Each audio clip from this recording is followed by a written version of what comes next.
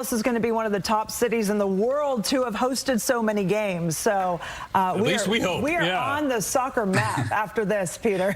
Yeah, 15 games in total between the two World Cups, and that is a tremendous honor for our region to hold. You can also hear from Peter Walton on his soccer show, The Kick Around, and that is on The Ticket today from 8 a.m. to 3 p.m. Hey, Peter, thanks for your time. Peter's going to be with us on the Post tomorrow at 11 a.m. on fox4news.com, too. Just to tease ahead to that. I got a lot of questions for Peter, especially after the game today. It's going to be fun. Thanks, Peter. Appreciate it. All right, over the next 6 weeks, North Texas will host several nations as they play inside Dallas Stadium. Okay, clearly the big impact is the orange, the sea of orange. And, boy, they just know how to celebrate, don't they? All right, Fox Sports Payton Day, live near Choctaw Stadium. And as you heard from Peter, Peter has been covering for decades soccer. He is a soccer guy through and through. And to know this is the one thing that he's most looking forward to, this World Cup, that's pretty powerful, Payton.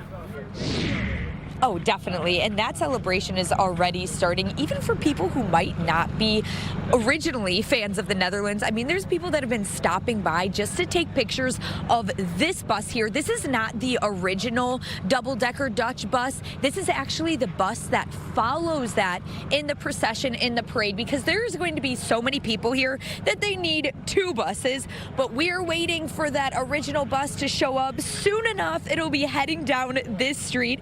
The double-decker Dutch bus has already gone the distance in Texas, starting the journey in Galveston, surrounded by crowds of fans. From there, it made a Buc-ee's pit stop in Madisonville, where fans were excited to take some pictures, and then the party kicked off at Hank's European Deli and Black Forest Bakery for a night of food and dancing. The celebrations will multiply today as fans hit the road and make the trek to Arlington for the big face-off.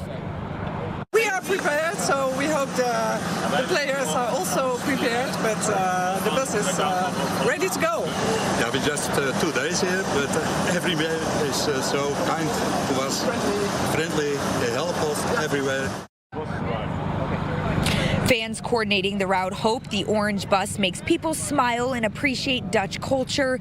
The internationally famous tradition started back in 2004 and has been a rolling party ever since. It's become a sign of support, unity, and a whole lot of fun. Now, we're on the road to Six Flags Street. That's where everything is going to kick off here. We're seeing organizers here kind of setting things up, getting things going right now. The speakers are being put on this bus, even a DJ booth. And then the lawn here is going to be filled with fans. The parade will start at 11:15. So that means this bus and the other bus who will be heading here shortly, all those fans be making their way down this street, heading around Choctaw Stadium, and then straight on Cowboys way to the stadium. So we are so excited to kick off all the fun here, guys. Back to you. I have a feeling people are going to have goosebumps with this. Like, this to me is the image we're going to remember when we think back to the World Cup being at Dallas Stadium. Like that sea of orange, going to the stadium with a stadium in the background. Picture perfect. I'm ready. Going to be good. Thanks, Peyton. A lot of fun. All right, it is 7:41. Coming up on Good Day as players finish their final drills. The match day uniforms have been finalized. We're going to show you the detailed kits both teams will be wearing inside Dallas Stadium. Watch party options. Oh, there are so many across North Texas. We're going to show you one spot where you can catch all the action late into the night.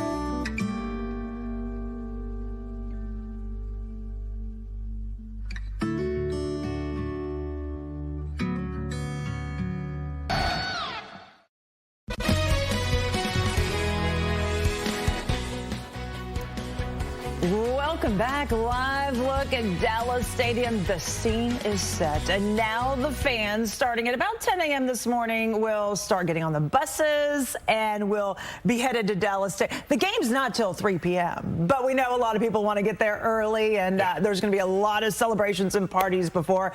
So what does everyone need to know as they head to the pitch this afternoon? Yeah, all right. TCU Mazinga continues our live team coverage outside Globe Life Field to show us, well, kind of what we can expect on the pitch. Hey there, TCU.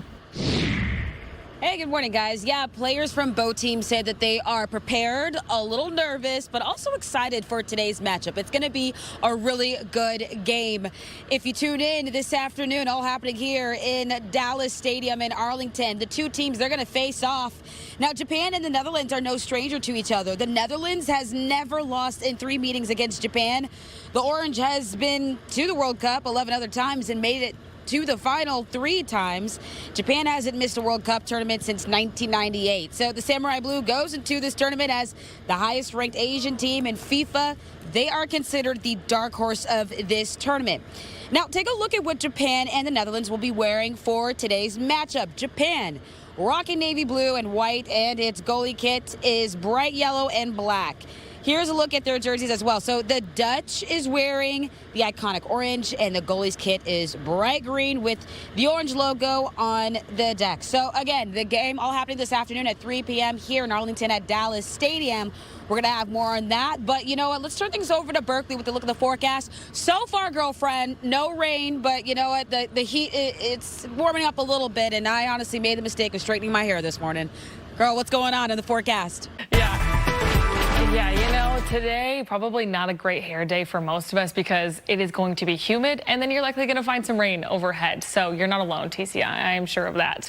As we head through the afternoon, I expect coverage to start to be more widely scattered across the area. But so far this morning, we've been watching one pretty large cluster of thunderstorms working down to the south and east relatively slowly, which is why we see already a flood advisory issued for parts of our Red River counties. We've got Grayson and Fannin County under this advisory until 9:15. They've already seen some spots pick up over 2 inches, and you can see more on the way. We're watching, of course, closely Tarrant County, where we see some backbuilding down toward the south and western part of this main line or cluster of storms as it continues to move toward the Metroplex. So I do think that we will see some rain overhead there at Dallas Stadium in Arlington over the next hour or 2.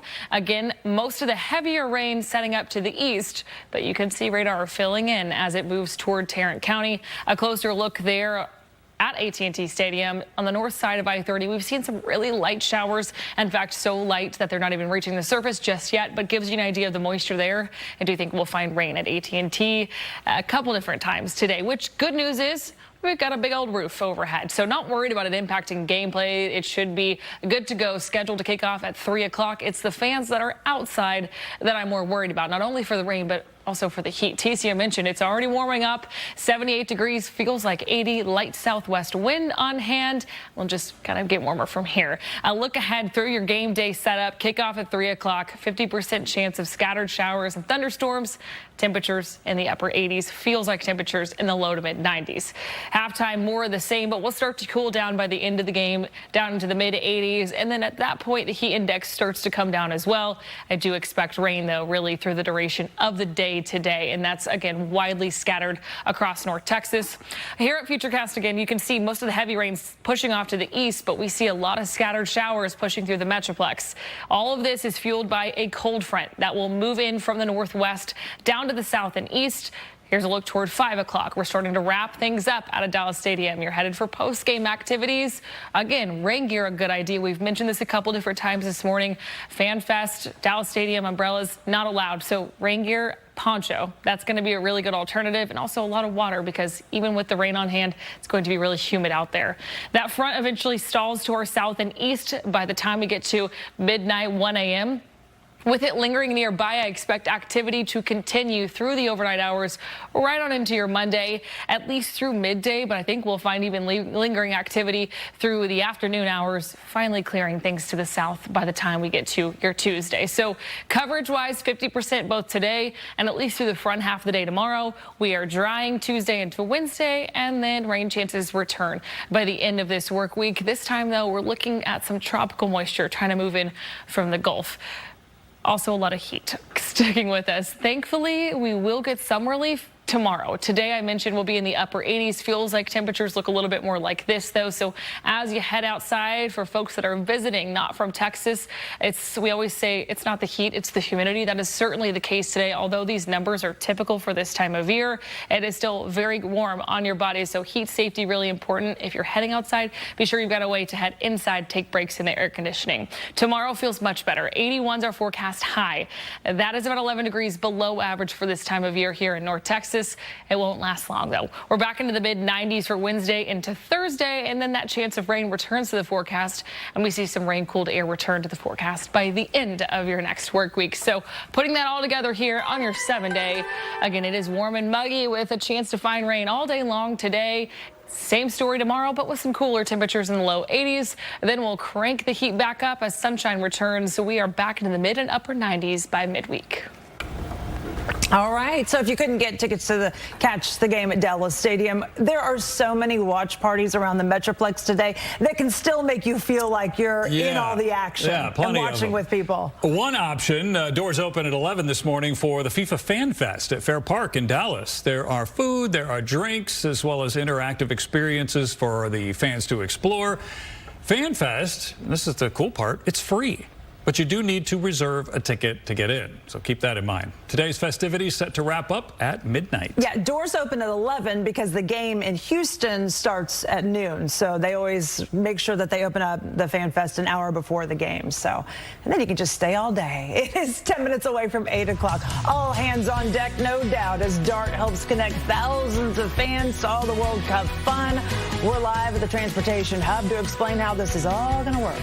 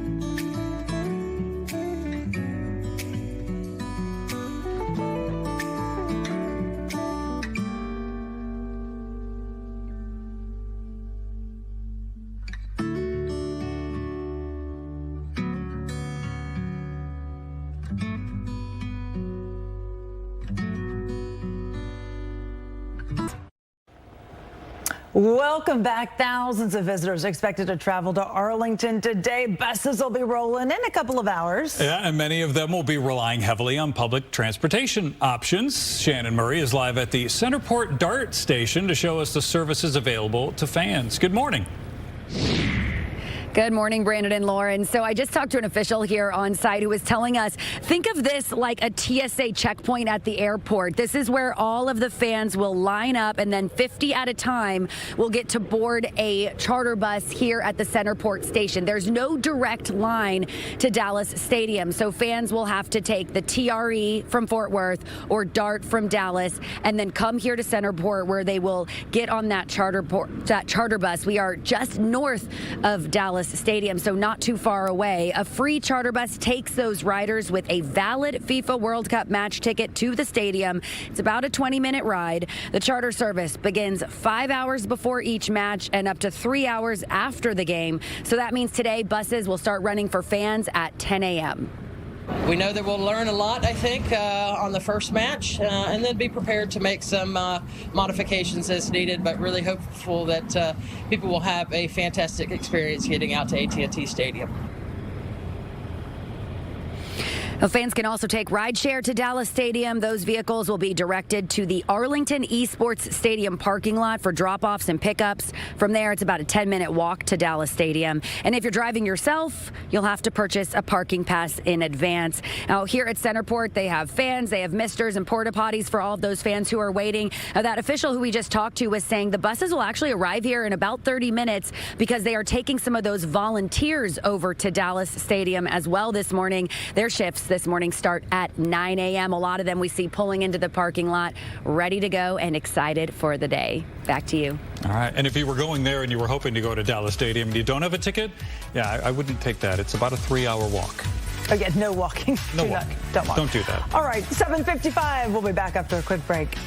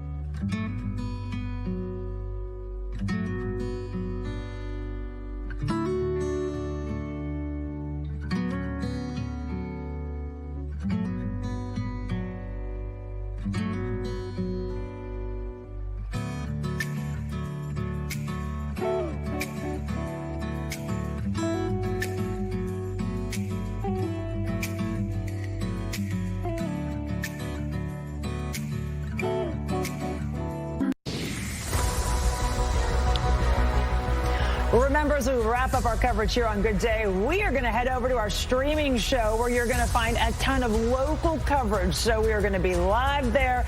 The Fox Local app, you can go there. We'll be there live till 3 this afternoon. We're going to bring you inside all the celebrations all across the Metroplex, inside Dallas Stadium. You can also watch at fox4news.com. We're streaming there live as well. We'll see you on streaming. Dallas Stadium. Here we go.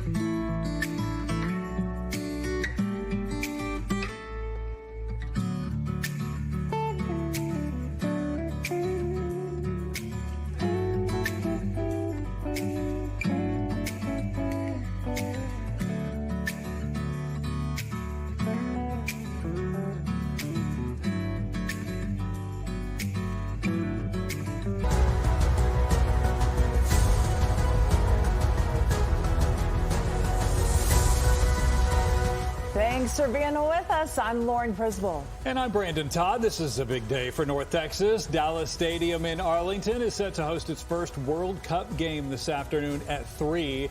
This will be the Netherlands taking on Japan. It all kicks off the Group F play. Okay, so we have crews all over our area this morning. We're going to give you all the local highlights, all the excitement. TCM Muzinga is live outside Globe Life Field with a preview of today's match between the Netherlands and Japan. We got Peyton May live near Choctaw Stadium following the Dutch Orange Army. And Shannon Murray covering transportation because, that was the one thing that organizers were most worried about. How are we going to get all of these fans where they need to go in Arlington today? We get to the team coverage in a moment. All right, so we want to give you a live look at Dallas Stadium. The stadium's set to host 9 matches for the tournament, and that includes a semifinal match. So that's the most of any host city. So we're fortunate in that respect. Teams from Group F, L, and J will all play here. Well, as you know, capacity a little over 70,000, and so they are hoping to pack Dallas Stadium, formerly known as AT&T Stadium. It opened in 2009. It has a retractable roof, $1.5 billion to build. Well, this is an iconic stadium when it comes to stadiums across the country. Dallas Cowboys, of course, their home turf. And I think the energy inside, we keep hearing about the energy. We heard about the energy in Mexico and in LA. The energy is going to be electric today with these two teams, Netherlands and Japan. They both have fans that show up, and they show up proud. Yeah, they do indeed. And if you're heading to the game, the Fan Fest, or maybe one of these watch parties that we've been talking about, you want to keep an eye on the weather for sure. Meteorologist Berkeley Taylor already looking at things. The radar's rocking. What do you got? Yeah, we are watching storms continue to tumble down from Oklahoma. Mostly this is affecting our Red River counties so far today, though we expect scattered showers and thunderstorms to be with us through the duration of your Sunday. A look at Doppler radar now shows you again most of this has been isolated to the north side of the Metroplex, but it is moving slowly but surely down to the south and southeast. We do have one flood advisory that's been issued for Fannin and Grayson County because some spots here have already picked up over 2 inches of rain. So very efficient rainfall makers that we'll be watching really again for the entirety of your Sunday. If we look back toward the Metroplex, though, of course, our focus today is on Tarrant County, specifically Arlington at Dallas Stadium. So far, rain-free, but you can see that broken line of thunderstorms inching closer and closer. And if we zoom all the way in there where you can see AT&T Stadium there along I-30 here on our map, if we crank up sensitivity, little green reflectivity is starting to pop up, indicating we've got some light rain trying to fall. This looks so light, in fact, though, that it's not quite making it to the surface just yet. So mostly right now, we're dealing with the heat and the humidity out of Arlington. Temperatures are now into the 80s. Feels like temperatures have us already seeing a heat index in the mid mid-80s. So while it's not raining, you're just feeling the heat and the humidity. That's definitely something we're going to be tracking all day today. So as you head out for whether it's, again, Fan Fest, you're headed to the game, or any outdoor watch party specifically, the rain gear, a poncho, sunscreen even with the cloud cover, and water. Those are going to be really, really good items to have on hand for any FIFA plans to take you outside. I'll get you a closer look at what we expect in terms of our rainfall, timing it out hour by hour here in just a bit. All right, Berkeley, thanks. It is important to remain weather aware, as she said. So download the WAP. It's a really easy way to get all of the watches and the warnings that you might need. Plus, it's got live radar. That's the most important thing. And it's right in your pocket. You'll also get alerts for anything serious happening. You can download the WAP for free. Japan, the first non-host nation to make it into the World Cup, taking on the Netherlands, a team some say is the greatest team to never win the World Cup. Yeah, TC Mazinga is at Globe Life Field with Dallas Stadium in the background with more on this big matchup. Hey there, TC. Hey, good morning, guys. Gosh, Lauren is such a comedian. But yeah, you know what? A lot of fans, we got a lot of them here that are so excited to see their favorite players hit the pitch this afternoon. And by the way, this is the first World Cup match in Texas in more than 30 years. A little fun fact there, 32 years to be exact. Now, Japan and the Netherlands, they face off this afternoon in Arlington at Dallas Stadium right behind me. Now, the Samurai Blue is the highest ranked Asian team in FIFA. They are considered the dark horse of this summer, and for good reason too. In the months leading up to the World Cup, Japan beat Brazil and England, so they could cause chaos for the Netherlands. But the Netherlands is widely regarded as a favorite, as the team is desperate for a first world title, as Lauren kind of mentioned there. So this is one of the group stage's most intriguing matchups. Players from both teams say they are ready to give fans a show they won't forget. Not nervous, but I'm so excited to play because first game is massive for us, and then you have to win against Netherlands. It's a very proud moment to represent your country, especially at a World Cup. So I'm looking forward to it. I feel prepared, and I can't wait. All right, well, the last time we watched a World Cup in Dallas, it was July 9th, 1994. The Netherlands played against Brazil at the Cotton Bowl and lost 3-2. The team is hoping to walk away with the win 32 years later, but this time against Japan. Now, game kicks off at 3 p.m. this afternoon. And by the way, this is also the first time a game at Dallas Stadium that they have had, or they're having, I should say, natural grass. So, fun fact there as well. I'll send it back to you. All right. That's the match to watch. Thanks, TC. If you're going to the game, don't forget Dallas Stadium is enforcing its clear bag policy. This is for all World Cup match. Very similar to when you go there for an NFL game. Bags have to be smaller than 12 by 6 by 12. Small clutches and wallets are allowed. A few more items you want to leave at home. No insulated water bottles. You can have a water bottle like from the store that has the cap still on it. Large cameras, no umbrellas, which is going to be tough with the rain we might see. No weapons obviously allowed inside. Masks and headwear also not allowed. There are some religious exemptions. Smoking and vaping also not allowed in the stadium. So let's talk about the task of just getting to where you need to be to get to these matches. That might be tough for some people, but FIFA says they are ready to transport thousands. I feel like Shannon Murray's joining us. And Shannon, I feel like this is the one thing that city leaders and FIFA leaders, they've all really been working on to make sure that the experience for the fans from the time that they decide they're headed to the stadium to the time they get there, it goes smoothly. Yeah, this is a well thought out plan. A lot of information. We're going to share it all with you. If you see right here over my shoulder in the distance, all those lime green T-shirts right there, those are volunteers who are here early. Their shifts start at 9 a.m. at Dallas Stadium. So they're going to be boarding these buses right here that are already lined up at about 8:30. So coming up here in about 20 minutes. Now, if you come around this way, you see this covered tented area here with the barricade set up. This is where fans will get on those buses. They're going to get off of the train, walk over here, and they'll walk through these railings right here and then come through about 50 at a time. And those free charter buses will take everyone over to Dallas Stadium. There is no direct line to Dallas Stadium, so fans will have to take either the TRE from Fort Worth or the DART line from Dallas, which is the Victory Station location. A free charter bus then takes everyone with a valid FIFA World Cup match ticket to the stadium. It's about a 20-minute ride. The charter service begins 5 hours before each match and up to 3 hours after the game. We're told the trip in all is about 1.5 hours, not including wait times. They need to know to start early. So if there are big crowds for transit, you don't want to miss the beginning of the game. So plan to come early and just make sure you're starting at Victory Station in Dallas, Fort Worth Central Station in Fort Worth, and get off at Centerport. This is your stop. This is the only one that'll have the charter buses. And then we think it'll be a seamless transportation trip. Fans can also take rideshare to Dallas Stadium. Those vehicles will be directed to the Arlington Esports Stadium parking lot for drop-off and pickup.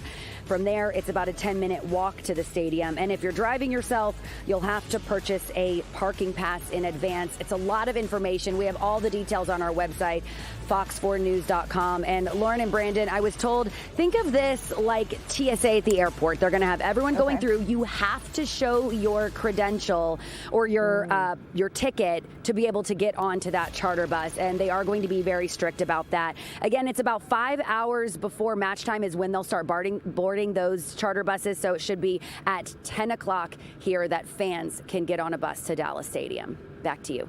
Okay, so 10 a.m. is when they'll start rolling things out. A lot of fans, as we've seen at some of the other stadiums, Shannon, they get there early.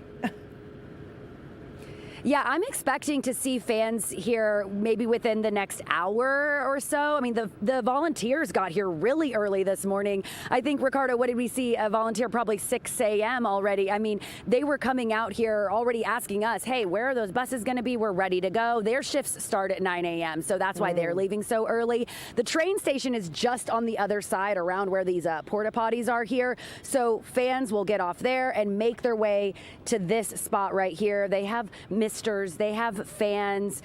They're trying to make it comfortable for people if they do have to wait in line. They will have free water that they're handing out. Also, Fort Worth will have some of the paramedics and first responders here in case anyone needs anything. So they are trying to have things as organized as possible to get people to and from the stadium seamlessly. Hopefully, it'll all work out as planned. Yeah, in like Los Angeles, fans arrived like 4 hours early, and there wasn't like all these crazy. I mean, there was some like partying and stuff before, or like celebrating.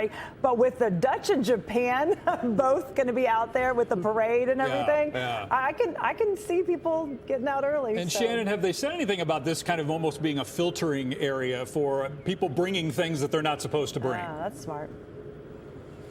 You know, I'm not sure about that. They didn't say anything to me about security or if they'd be looking through, bags or anything like that. So, yeah, it'll be interesting to see how it plays out once fans start arriving. I'll definitely let you guys know. I know we're going to be checking in here about every half hour or so as people start arriving. Like I said, right now, we're just seeing those volunteers starting to arrive and board those buses. Yeah, I just wondered how many people were going to be bringing an umbrella there when you're not supposed to bring umbrellas into the stadium. We'll probably see some They ditched. heard the rain reports. Yeah, we'll see some ditched and stuff. Yeah. There's always those few. I know, or they try to hide them like in the bushes and stuff. Like, maybe when I come back, it'll still be here. No, don't do that. All right, Shannon. Thanks, Shannon. Well, there are a lot of watch parties happening all around North Texas. The biggest, of course, likely in Dallas. Yeah, so doors don't open until 11 o'clock this morning for the FIFA Fan Fest at Fair Park in Dallas. That's because it's always an hour before whatever game is going to be played, and we got that game in Houston at noon. So 11 a.m. is when Fan Fest will open in Dallas. Food, drinks, there's interactive experiences, a whole lot of fun. It is free. Now, you do need to go online to reserve a ticket, though, because they only allow so many people in. But we have yet to reach capacity at the FIFA Fan Fest, I think because we have such a large area at Fair Park as opposed to some of the other cities who don't have such big venues. Today's festivities set to wrap up there at midnight, so they'll be going into the night. Woohoo! All right, Sundance Square will carry all of today's matches live in the plaza. The fun starts with a performance from the Edelweiss Band and the Germany versus Curaçao game at noon. That will be followed by Dondoko Taiko, a Japanese drum group, before the Netherlands-Japan game at 3. The night wraps up with the Sweden-Tunisia game at 9 p.m. tonight. Oh, that's a late night. Clyde Warren Park also hosting a watch party for the World Cup. They have some musical performances there. They'll show that game, the Germany-Curaçao game, on the park's giant LED screen, followed by the big match in Arlington. Now, here's the thing. Clyde Warren Park, because it's in the middle of the city and there's a lot of people that live nearby and stuff, they are not allowed to show any games after 8:30 or later, so those games won't be shown there. But the two early ones, go ahead. That's going to be a great place to watch because they've got the food trucks, they got the water park, they got more. So enjoy. And the big screens. Yeah, it is 8:14. Two of the most colorful fan bases set to face off at Dallas Stadium today. A sea of orange is going to kick things off first with their dance all the way to the pitch. And Japan in blue will try to match that energy. Stay with us. Our World Cup coverage continues.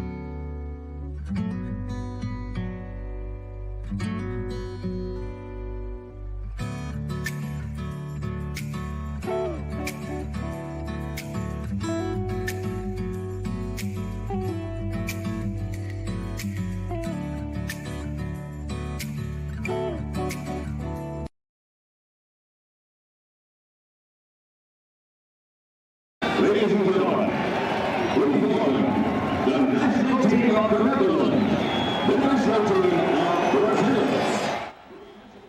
A Fox 4 flashback for you. This is footage from a 1994 World Cup match at the Cotton Bowl.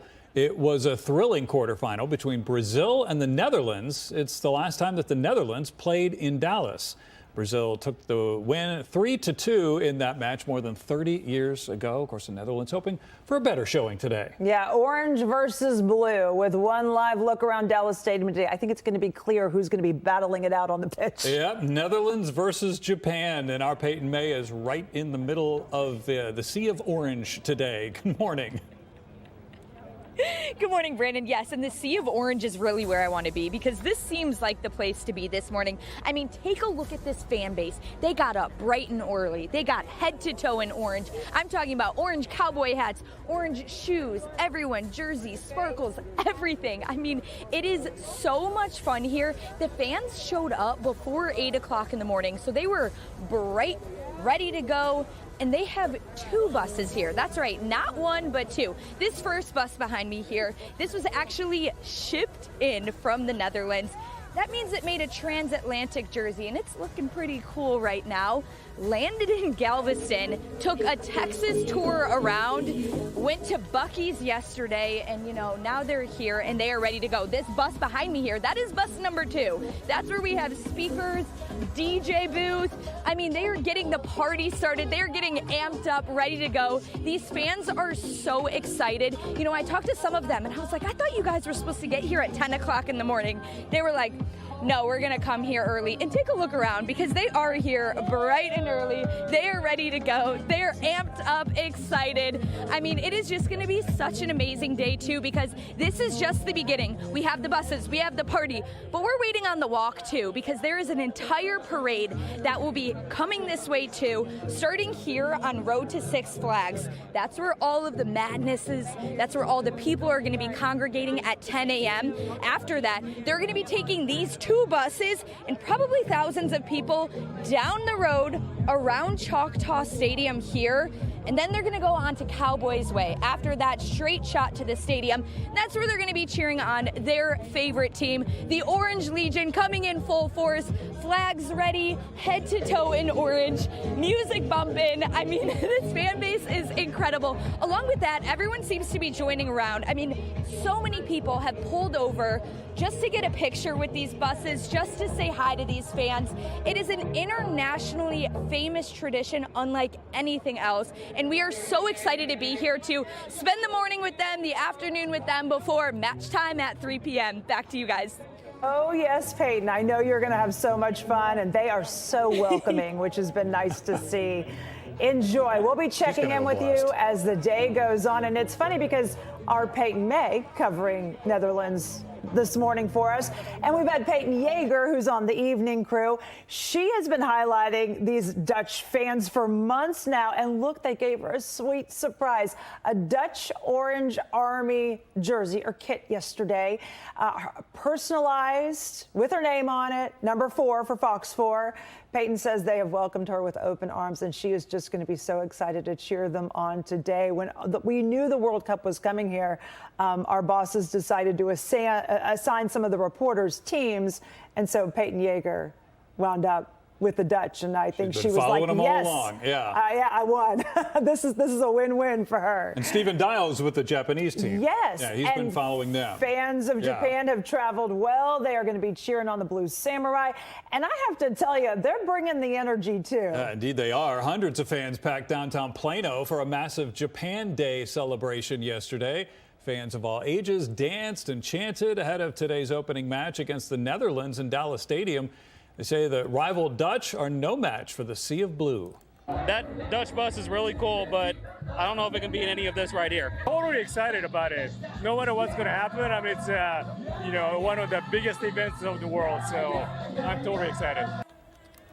Now, the celebration continued with live music from Japanese artists. The mayor of Plano says it's more than soccer. It's about culture and making new connections. Very cool. That's lots of fun.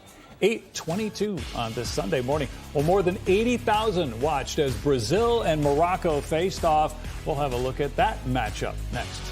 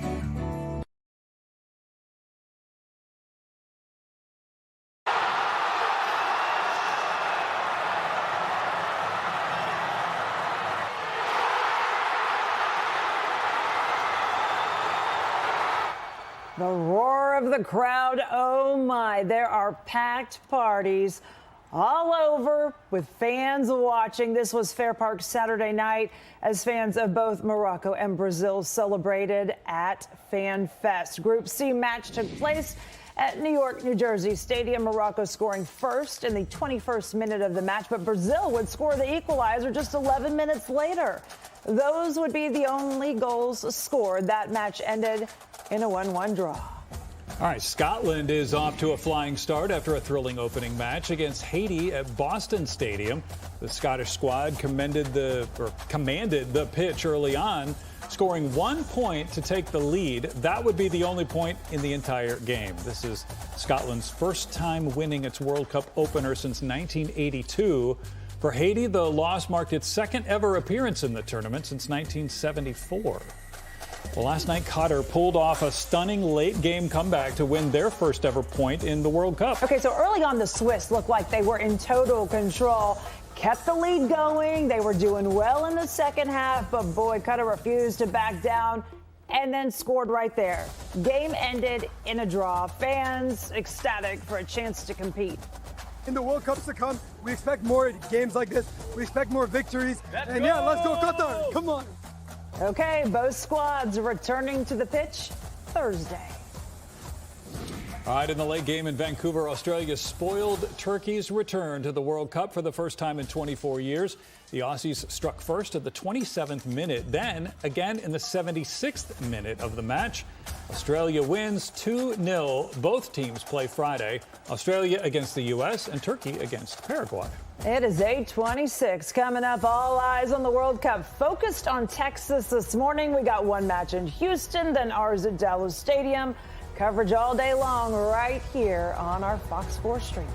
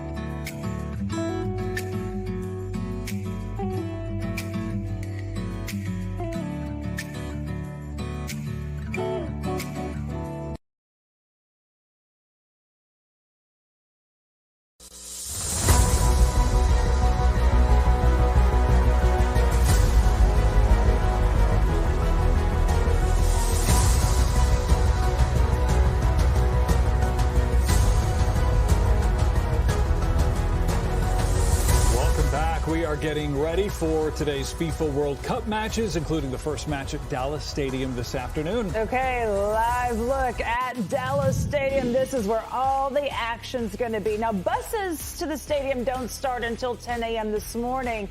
But outside, we're already seeing some fans starting to arrive, especially those in orange from the Netherlands. Their team will be taking on Japan at 3 today.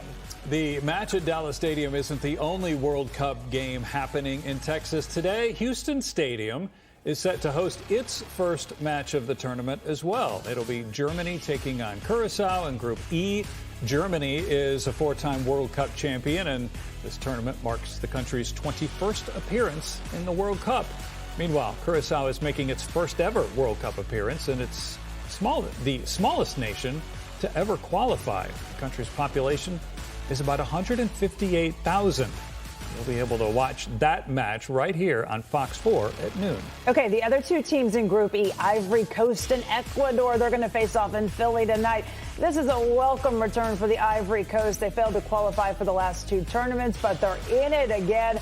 That match kicks off at 6 p.m. You're going to want to stay weather aware today if you're going to be going to any watch parties, or maybe you're going to the big game at Dallas Stadium. Watch the skies. Yeah, and definitely. And don't bring your umbrella because you can't bring that into the stadium. But Berkeley says maybe a poncho would be good. Yeah, poncho probably a good alternative to the umbrella because we do expect rain to be falling really throughout the day today. Now, it's scattered showers, different rounds rolling in. The first one already underway for parts of North Texas. We've been watching this cluster of thunderstorms move down through Oklahoma and into our Red River counties all morning long. Now it's dipping into the Metroplex, moving to the south and east. We've got one active flood advisory for parts of Grayson and Fannin County until 9:15. No other major concerns for us right now, but scattered showers are starting to move into Tarrant County. So for folks that are getting their FIFA festivities started early, a closer look here at AT&T Stadium. Some rain expected to move overhead here in the next half an hour or so. Again, the good news, scattered in nature and no lightning actively striking in this cluster of thunderstorms, all sub-severe, but some gusty winds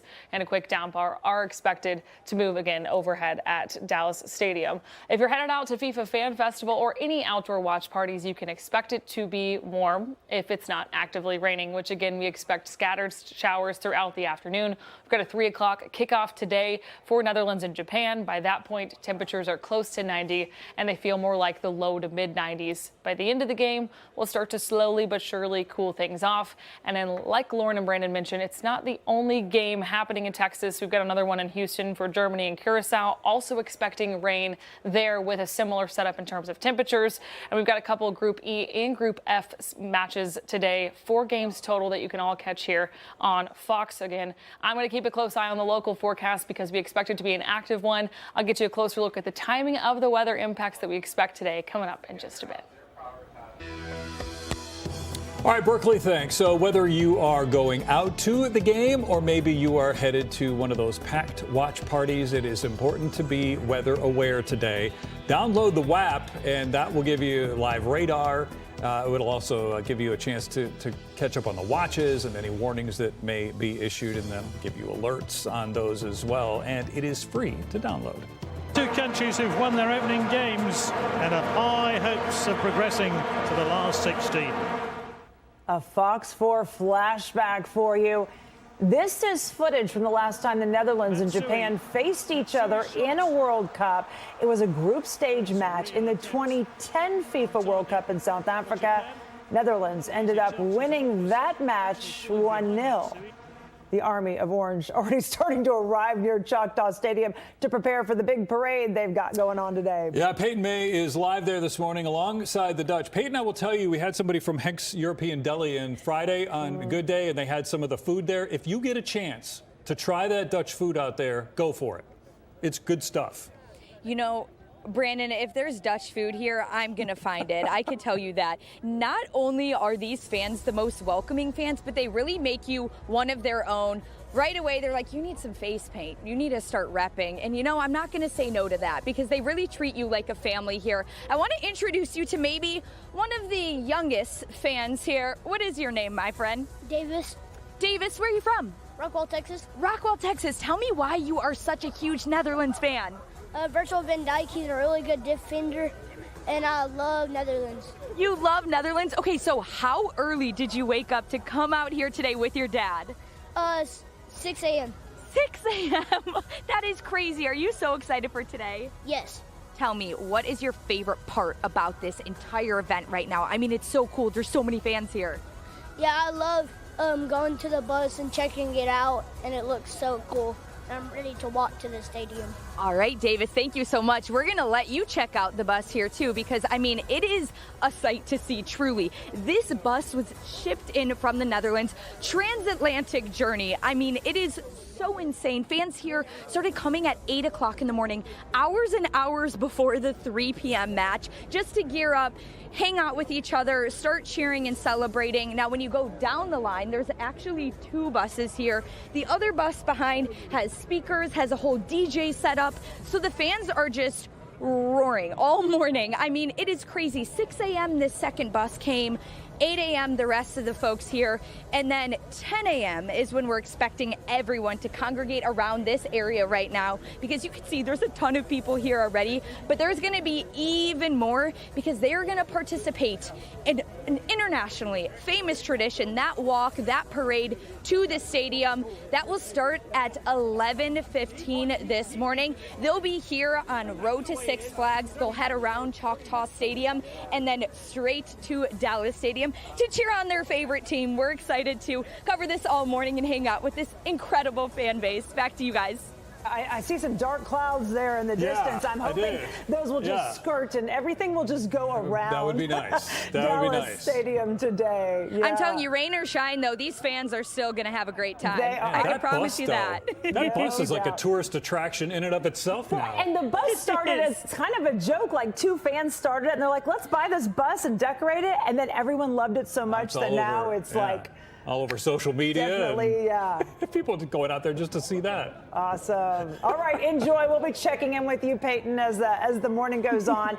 Fans of Japan packing downtown Plano, the Blue Samurai energy rocking as they celebrated Japan Day Saturday. Fans of all ages say Japan's ready to take on the Netherlands on world soccer's biggest stage. Well, Netherlands, of course, the favorite to win today. Fox 4's World Cup analyst Peter Welton joining us with a preview this morning. Now, Peter, you say Japan, though, could be the dark horse in this World Cup. I mean, I know they're on a crazy win streak right now. Is that why you say they're one to watch? Oh, looks like our audio is cut off. Is that something we can adjust quickly? Oh, he says, hold on. I've got it. Red card. I got it. That's my fault. We take the red I'm card. a professional broadcaster. I know what I'm doing. You know here. what you're doing. Okay, let's talk Japan because they have they do look good. I mean, Netherlands cannot count them out. No, the Japanese have been building a very good program for several years. They've got a lot of players playing for very good clubs. They're very fast, they're very technically gifted, and they work tremendously hard. I think what you should expect to see from the Japanese today is a really impressive effort. They always just go for 90 minutes through the entire game. They always put a lot of pressure on their opponents, and you're going to get to see that today against the Dutch. It will be an extremely exciting game, I anticipate, over in Arlington. Ooh. And I was reading they even have a player that is nicknamed the Japanese Messi. There. well, every country has its own Messi, we like to call it. Yes. Yeah. So, yeah, and Japanese has theirs. Look, the Japanese, to a player, always have really impressive ball skills. That's not something that, what tends to hurt the Japanese are just size. They tend to come against much physically larger and imposing opponents. And I think that's part of what the Dutch bring in this game today is just a size advantage over the Japanese, but the Japanese will be faster and quicker. I think I've predicted a 2-2 draw out of this. I think it's going to be incredibly exciting, and I would not be surprised to see the Japanese get over in the game and win it overall. But I think it'll be a really fun 2-2 draw. That's what I'm thinking will happen. Well, you're right on with the Athletic too. The Athletic prediction was split.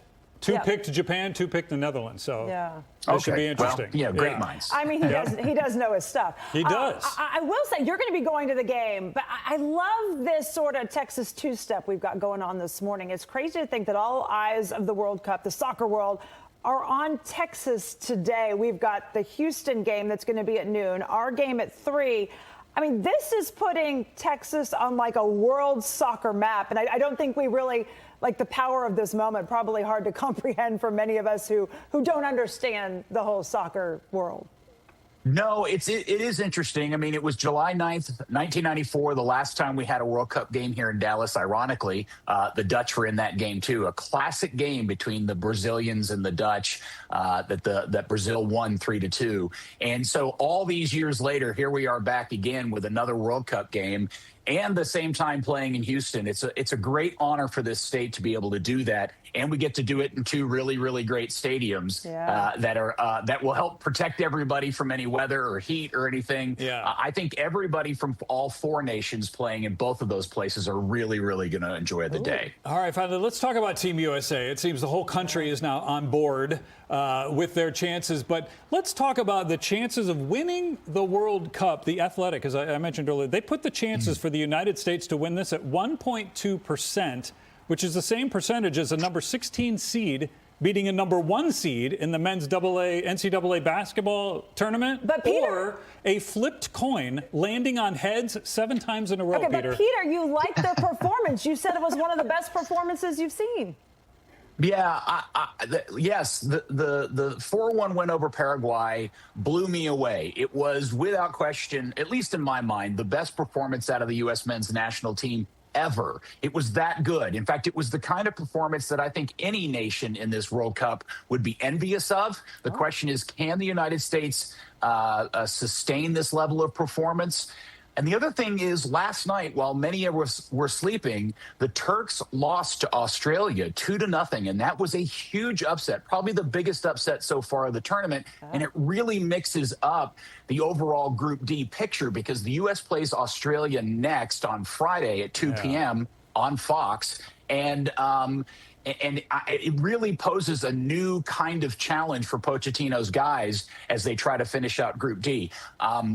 I would say this, the performance of the United States on Saturday was so good, I think it reframed a lot of people's thinking about, and myself included, about how far the U.S. could go in the tournament. Yeah, we need him to stay healthy. We need Christian Pulisic in. We need everyone to stay healthy, everything. So, all right, fingers crossed. Peter Welton, thank you so much for being with us. Appreciate it. Good talking to you guys. Thank you so much for having me.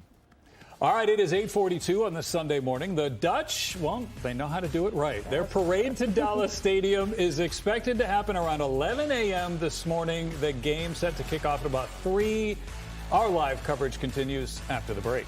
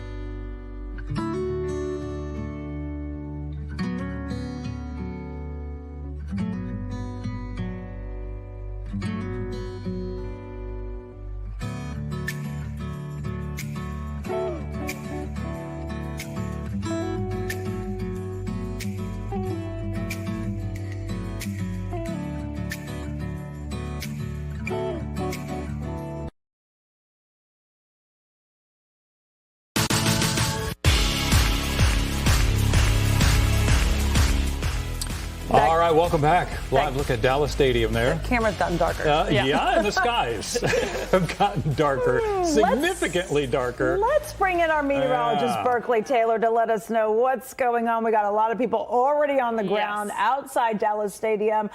Rain, fine. Okay. Right. Lightning is what we'd be worried about. If it's within 10 miles, you should technically be inside somewhere. So what are we seeing out there? Right now, like you mentioned, getting darker because the rain is getting closer and closer to Dallas Stadium. The good news is no lightning being detected in the cells that are moving toward AT&T right now. Now, we all know that can change like that. Yeah. So something that we'll be watching really closely, but folks that are already out there should prepare to get a little bit soggy. And this is a bigger threat as they're going into the game, into the match, or when they leave. Right. So it's kind of an all-day thing where we see different rounds of scattered showers. The first one moving in as we speak, and I think that we'll just see more of the same with lulls in between. So I think we'll get this first round to move through, a little bit of a break as we get closer to kickoff this afternoon. I expect a second round to be developing and then potentially even getting wet as you leave the game. So it's kind of an all-day thing, which is why we're saying the weather app's a great resource for you because that has live radar that you can check at any point in the day. Now, we've been mentioning that there are multiple games being played today, and 2 of those taking place in the state of Texas. The first one kicks off at noon in Houston. It's Germany and Curacao. And then obviously we've got our home match here in Arlington, Netherlands and Japan. Ivory Coast and Ecuador playing up in Philly. All 3 of these games I want to highlight because they've got the potential to see rain at all 3 of these stadiums. Now, again, not a concern for us here in terms of gameplay, but we'll be watching rain move overhead of the Metroplex throughout our game day today.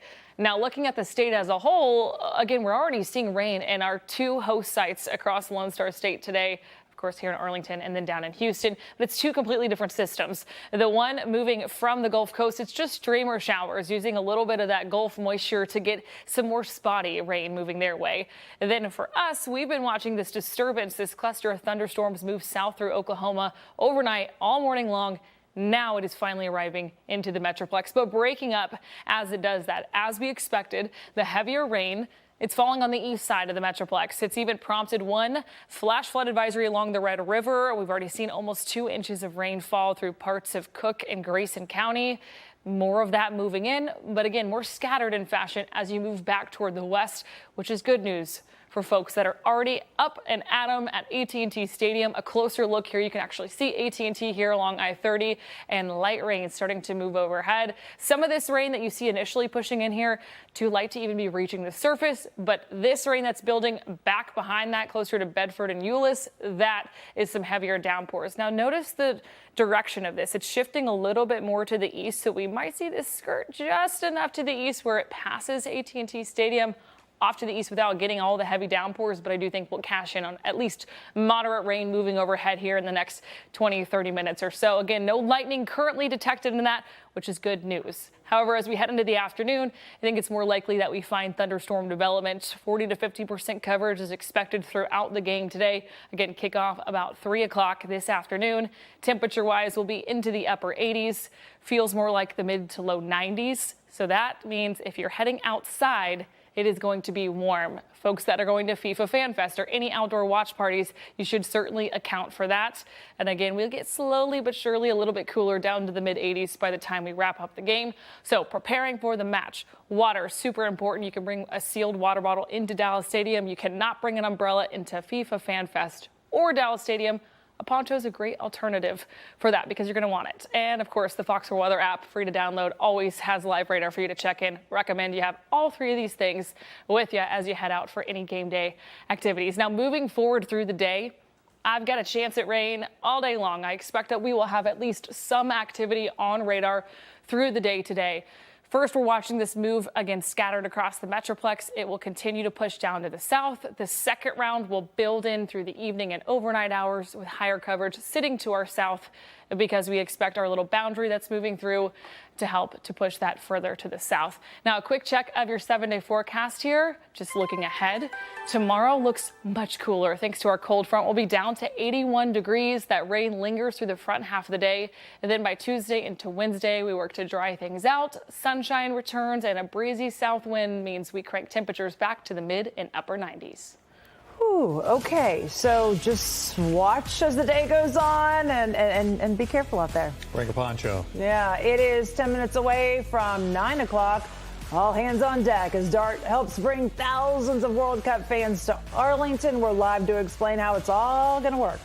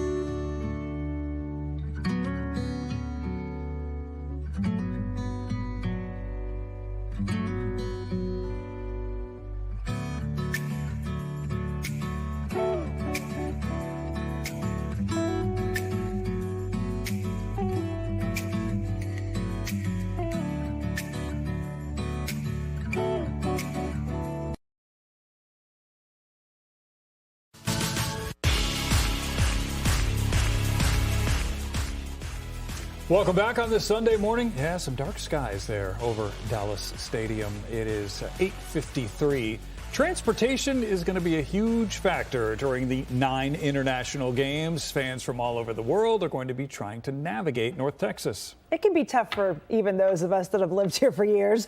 Buses and train routes, though, are definitely going to be key today. They've added more than we normally have. Fox 4's Shannon Murray live at Centerport Station in Fort Worth with what fans need to know. Hey there, Shannon. Hey, well, the first thing, Lauren, that fans need to know is there's a covered area here for them to wait for those free charter buses to Dallas Stadium. That's where we're standing right now. I've got my rain jacket on because pretty dark out here, and it just started coming down a little bit. We see that rain coming down. Some of the volunteers over here taking cover under tents as well while that rain moves through. So this is the area, though, where those fans will line up once they get off the train to board charter buses starting at 10 a.m., so about an hour away. About 20 minutes ago, we saw volunteers in the lime green kits boarding the charter buses for their shifts at Dallas Stadium, which start here in about 6 minutes. Fans will not be able to board buses until 10 a.m., again, 5 hours before match start, which is at 3 p.m. today. Now, there's no direct train line to Dallas Stadium, but there is a TRE route from Fort Worth at Fort Worth Central Station or a DART line from Dallas at Victory Station that will take fans here to the Centerport Station just north of the stadium. And this is where the shuttle buses pick up and drop off after the game.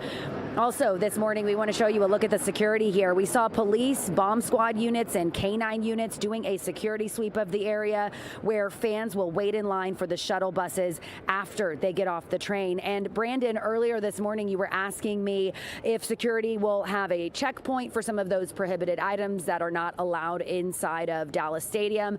I am told they will not have necessarily an official bag search or anything like that.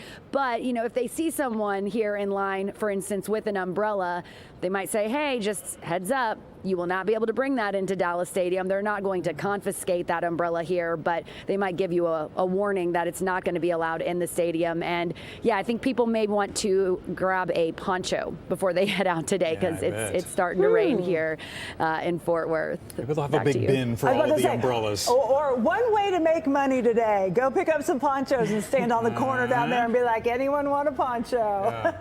A premium there you price. Go, free business idea. Yeah, there you go. Goodness. Okay, keep us updated. Thanks, Shannon.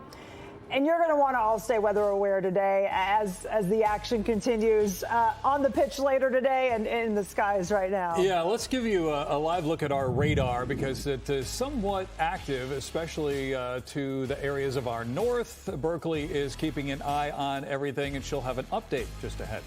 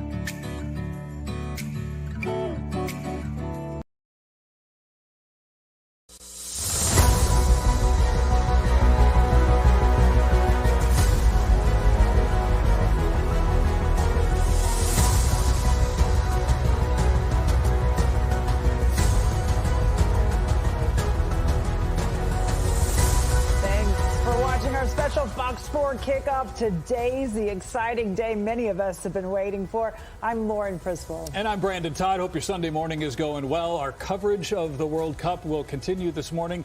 I want to give you a live look at Dallas Stadium in Arlington, the first of 9 World Cup matches to be played there. And that happens this afternoon. You can kind of see the dark clouds there forming over Dallas Stadium. Seen it bright and shiny early this morning, but not now. Berkeley's going to have more on that here coming up. Japan takes on the Netherlands. That happens at 3 p.m., and you can see it here on Fox 4. The capacity for the stadium during the World Cup, just over 70,000, and it is expected to be a full house. It will host more World Cup matches than any other stadium during the tournament. Okay, we've got live coverage, all local coverage, covering everything from several places. TCM Muzinga live outside Globe Life Field, a preview of today's match. The stadium there in the background. Peyton May right near Choctaw Stadium following the Dutch Orange Army, the big orange bus. Actually, 2 big orange buses behind her. And then we got Shannon Murray covering transportation. Boy, lots and lots of people are expected to make their way to Arlington today. Team coverage kicking off in just a bit.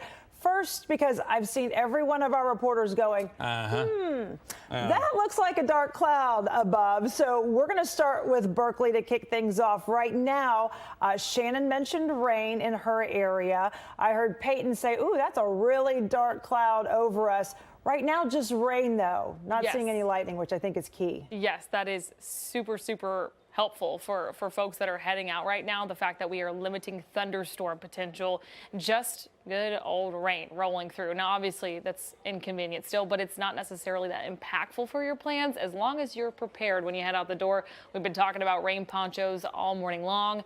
That is key to being successful today for any FIFA activities that take you outside. I get another look at a Dallas stadium there in Arlington. You can see the dark clouds starting to move in. Temperature-wise, 81 degrees out of Arlington right now, but it feels more like 86. It is very muggy. Again, we've got a lot of moisture on hand, but we're going to try to make that rain-making moisture today. Winds out of the southwest on the lighter side for the time being. A look at radar, though, across the state. We've been mentioning we've got not only a local match here, but a match down in Houston today at noon. Both host sites across the Lone Star State have some active weather ongoing. We've got sea breeze showers moving up from the Gulf Coast. And here we've got a disturbance rolling down from Oklahoma that has left a flood advisory for parts of our Red River counties. For the Metroplex, thankfully, you can see coverage has really lightened up as it's pushed into parts of Tarrant County. If we zoom all the way in here to Arlington, into AT&T Stadium, you can see why Peyton starting to see some dark clouds moving overhead because the rain is knocking on the doorstep there along I-30, expecting to see a quick downpour here. But the good news is some breaks in coverage should mean those showers move in and they move out and then they give us a little bit of lull. Now, temperature wise, I mentioned we're right around 80 in Arlington. Look off to the north. Rain cooled air has filtered in across parts of North Texas that have received a little bit more than others. Down south, we've got temperatures in the low 80s along the Red River. It's the upper 60s. So I do think that we will find some brief cooling. However, that lull in rain coverage means we get to heat things right back up. So by kickoff 3 o'clock this afternoon, I've got us in the upper 80s with about a 40 to 50% chance to find thunderstorms. By that point, I think we have a little bit better chance to find lightning embedded in some afternoon cells. That continues right on through halftime and toward the end of the game. We expect scattered activity to be widely scattered, rather, across North Texas through the duration of your Sunday. So all the more reason to make sure you've got your Fox 4 weather app on hand. Again, the rain poncho, really good idea because umbrella not allowed at most of those viewing fan watching parties today, and also not allowed in Dallas Stadium. So to be sure you're prepared today, poncho, good idea. I'll get you a closer look at the timeline through the rest of your Sunday coming up in just a bit. That is a good idea with the poncho there. So regardless of what you're doing today, whether it has anything to do with the World Cup, you should stay weather aware. You can download the Fox 4 weather app. The WAP will give you live radar, and it will also send you alerts if we have any watches or warnings that you need to know about. It is free to download.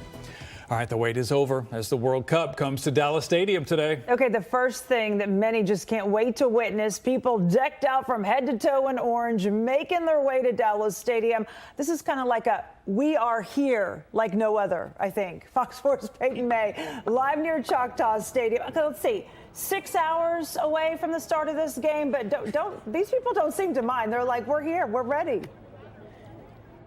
Oh, Lauren, the first bus got here actually at 6 o'clock in the morning, and the match isn't until 3 p.m. So people were ready, up, geared out as Berkeley just correctly forecasted, of course. The rain has been coming in. We're definitely getting a little bit of a sprinkling right now, but you know what? A little rain is not going to dampen the spirits of the Orange Legion right now, because they are here, amped up and ready. And you know, if you don't have Orange, just across the street from the buses here, they have their own stand set up, a little merchandise there. So they're really making everyone come join the fan base. They gave me face paint. I'm part of the family now too, and we are loving it here. Let me show you what's going on, because there's so many people here. I mean, they got here so early, 8 o'clock in the morning. This bus came through. Transatlantic journey. I mean, came through from the Netherlands via boat, was in Galveston, and then they, of course, had to take the Texas tour. I mean, what are you going to do? Not take a stop at Buc-ee's? But look at the fan base here. I mean, it is insane. As far as the eye can see, really a sea of orange here. Everyone is starting to congregate in front of the big event, which is, of course, the walk. It is an internationally famous tradition. All of these fans will gather around these two buses, the one from the Netherlands and the one that's actually from the U.S. But you know, what's better than one bus? Two double-decker buses. The best place to watch the parade as well, so I hear. So they're going to be here at 10 a.m., bringing all of the fan base together in one area on the road to Six Flags Street. Then from there, they're going to take both of these buses, make their way down the road, go around Choctaw Stadium, and then they're going to be on Cowboys Way, and that is where all of the fun will happen too. You're going to see chanting, cheers, a parade, sea of Orange Legion, just coming to hang out and have a great time together, inducting so many Texas fans too. All right. I love it. They're getting so active so early in the morning. They'll be going Cowboys Way, down that way with the whole parade, and then they'll be in front of Dallas Stadium, drop all the fans off, and then they'll be in there for the match at 3 p.m. So it's really such an active day for them. The rain doesn't seem to be impacting anyone. You know, some of these fans were like, how do you deal with this Texas heat, this Texas humidity? So maybe the breeze and the rain might help a little bit, but I got to tell you, it has been so much fun here, Lauren and Brandon. We've been having a time. I hope we can get Sky 4 up and watch all of this happen, because we'll be able to point out the one blue shirt. There's Peyton in all of the orange. You might need to go get some of that merch I might have over there. to put on orange. I do have some orange, and he's like, you want to switch? I'm telling you, they're so welcoming.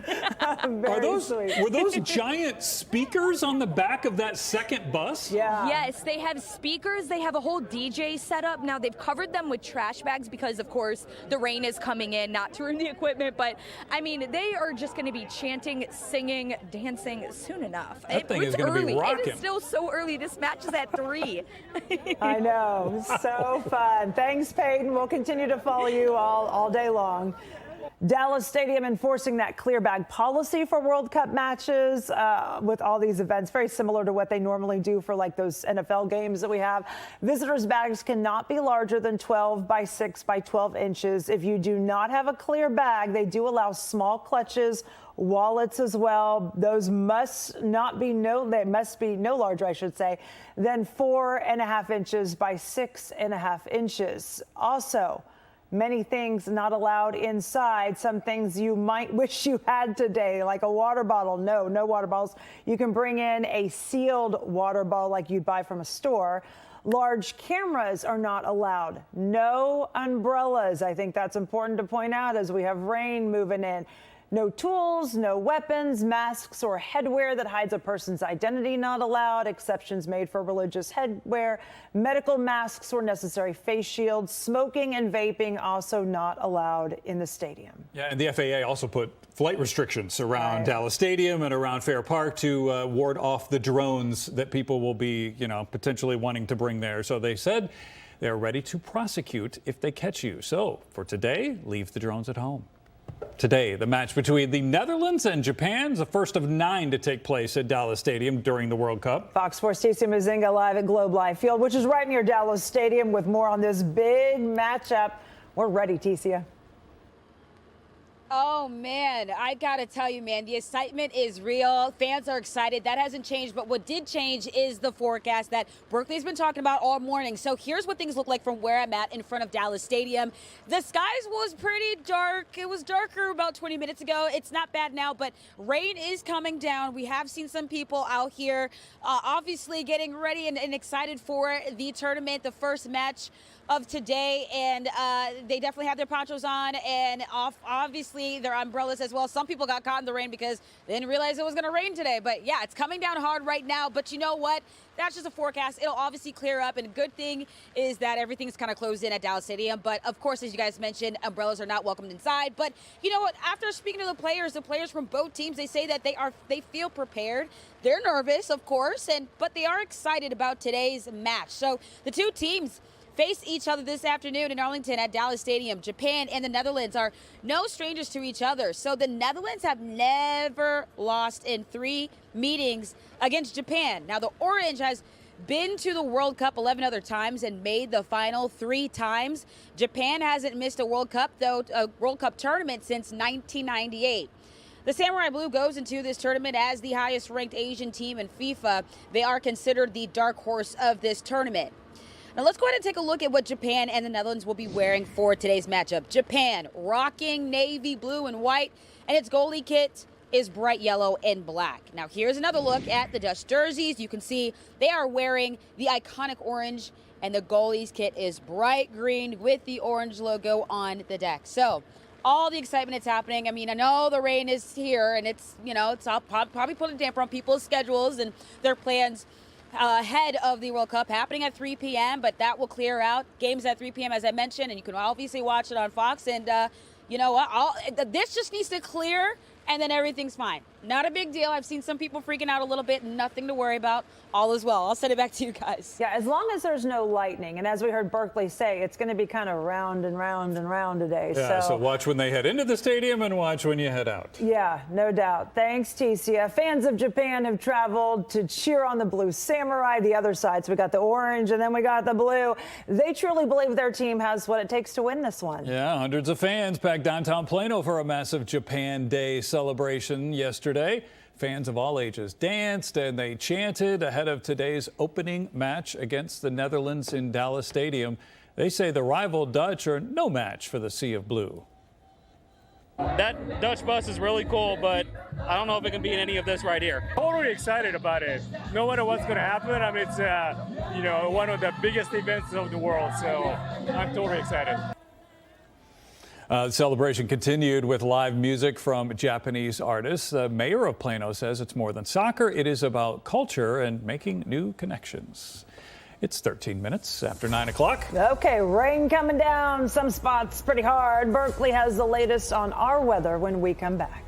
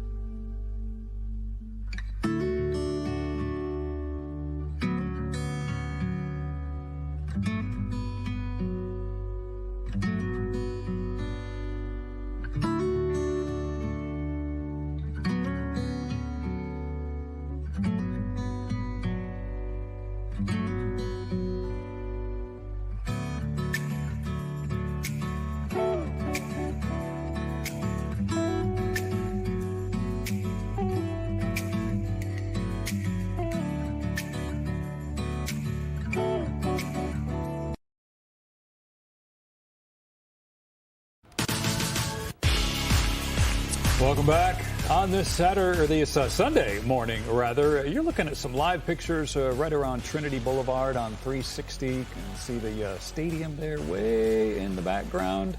And the folks at the stadium, or at least at Choctaw, in Peyton's live shot, are being moved inside Choctaw Stadium because of the rain.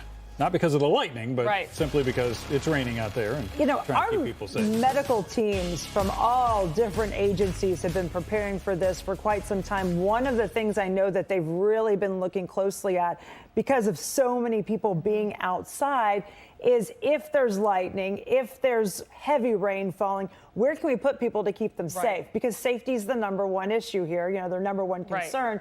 And thankfully, we've got Choctaw Stadium. So all those people that were out there for the Orange Bus that are there early, as this round comes through, they're thankfully moving them to safety. But no lightning. It's just the rain right now. It's just the rain for now, but I think better safe than sorry, because it doesn't take long for us to get a little electric charge, just enough to see, a stray lightning strike. So I think probably a good safe bet to be moving folks inside. And this should pass pretty quickly, at least this first round. So that's good. So hopefully we can get back out. Orange buses are rocking and rolling again. And I'm sure this will not put a damper on their spirits. I have no doubt about that. Look out at Dallas Stadium right now. You can see the rain coming down. The trees starting to rustle a little bit too. Some winds pushing in with this quick round of, again, just rain right now. Not seeing any thunderstorm development for the time being there in Arlington, but still inconvenient at the very least. 81 degrees right now, feels like 86. Hoping this rain will at least provide a little bit of temporary relief in terms of the heat and the humidity we've got on hand right now. Again, winds out of the southwest at 5 miles per hour, but as we get these storm relative winds to roll in, I think we'll see that gust a little bit higher. Look across the state right now. We're not the only ones dealing with active weather. Folks down across the Gulf Coast, Houston, getting ready to host a match at noon today. They've also got sea breeze showers moving in from the Gulf Coast, pushing north. I'm interested to see how these two systems try to interact as we head into the afternoon. I do think we'll see some heavy rainfall both here in North Texas and down across southeast Texas there in Houston. We've also got another batch of rain moving in from New Mexico across far west Texas. Pretty active day across the state as a whole.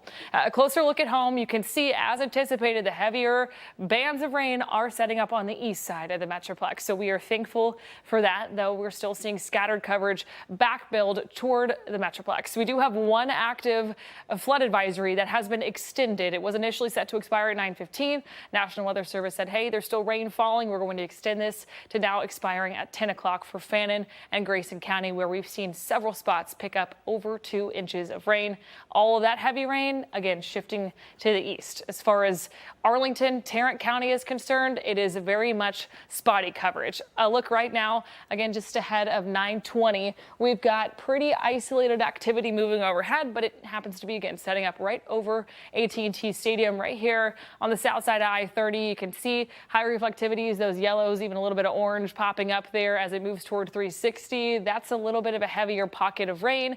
And again, that's the kind of thing we'll watch to potentially see some thunderstorm development. Doesn't take much for us to get a quick stray lightning strike. So I think probably a best bet to be moving folks inside until this passes. But you can see we'll see a lull in coverage behind this, and then we'll watch potentially for a few more isolated rounds to roll in. Switching over to the east there for Fair Park, we've watched Shannon move into cover because we had some light rain moving in. I get a little bit of a lull, but a lot more about to fill in for folks out of Dallas. So keep an eye on this, again, scattered system as it pushes down to the southeast through the Metroplex. Another reminder, if you are headed out, whether you're going to Dallas Stadium catching the match or you're going to FanFest or any outdoor activities, even if it's not FIFA related, good plan today is to have water on hand because it's going to be hot no matter where you are. Poncho, because we expect a couple different rounds of scattered showers. And the Fox 4 Weather app, always a good resource to have in your pocket because you have access to live radar 24/7. So check in on that before you head out the door because, again, today looking to be an active one. Closer look at the forecast for the match today. Kickoff is at 3 o'clock temperature-wise. Hoping we get some rain-cooled air, but I imagine there'll be a lull as we get into the early afternoon hours that allow us to heat back into the upper 80s. And then we'll slowly work back down to the mid, even low 80s by the end of the match. 40 to 50% coverage expected across North Texas at this point in the day. So again, poncho, good idea. Temperatures right now, you can see where we've got some more rain-cooled air along the Red River. Temperatures holding steady in the upper 60s there. Now we're seeing some cooling. We were seeing temperatures in the low 80s out of the Metroplex. Now that the rain has arrived, it's the low 70s, and folks down to the south and east, still nice and warm and muggy in the low 80s. But we are thankful for a little bit of relief, but I think we see rebounding temperatures back into the mid and upper 80s pretty quickly. Forecast high today is about 89 degrees. We'll stay shy of 90 with that scattered chance of rain. We head into tomorrow on a much cooler note. 81 is our forecast high, but that doesn't last long. We're right back to the 90s by midweek next week. All right, it is 9:21. All right, it is all hands on deck as local transit agencies work together to bring thousands of World Cup fans to Arlington. We're live with a look at the plans just ahead.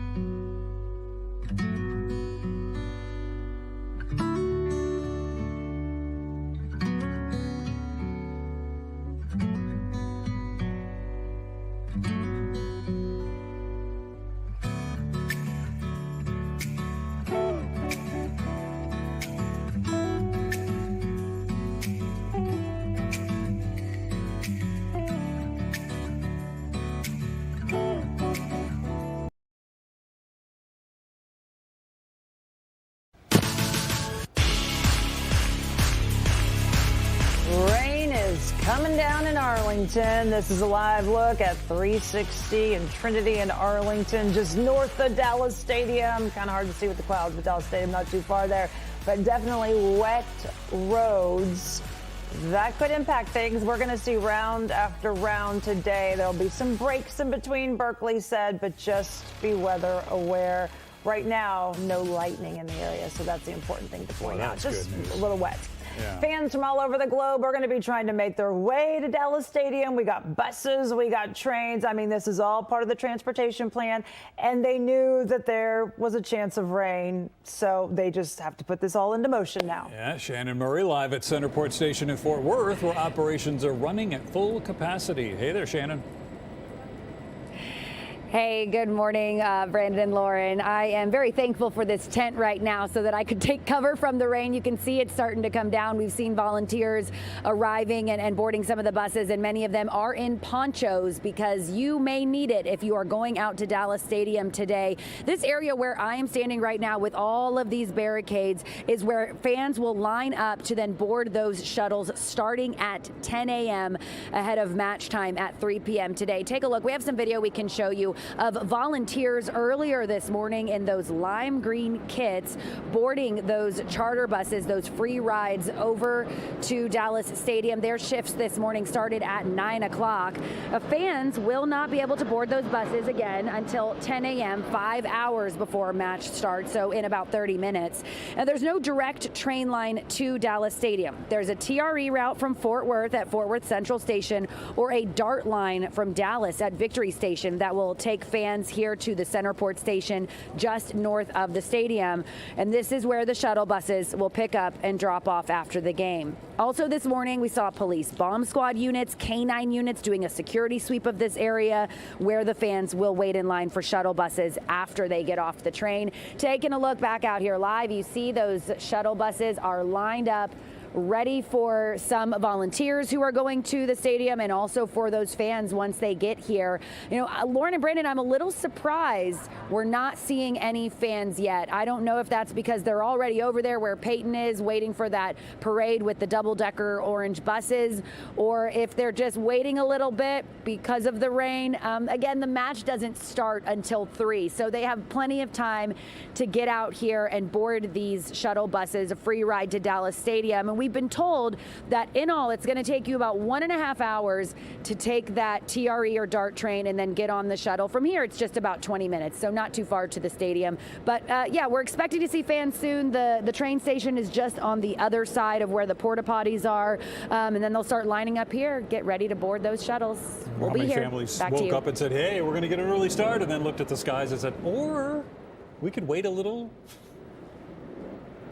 Maybe. Yeah, I think so. And, you know, another reminder, I want to remind people, too, you have to have an official ticket to the match to be able to get on these buses here. This is not just for anyone who wants to go to Arlington to be outside the stadium or anything. You have to have a ticket, and they will be checking that here on site. All right. Thank you, Shannon. It is 9:27 coming up. A big, loud, colorful display of support will take place in Arlington today. The Netherlands soccer team, one we've been following for a while as they made their way here. The Orange Army Parade. More on that when we come back. And their quick stop at Buc-ee's.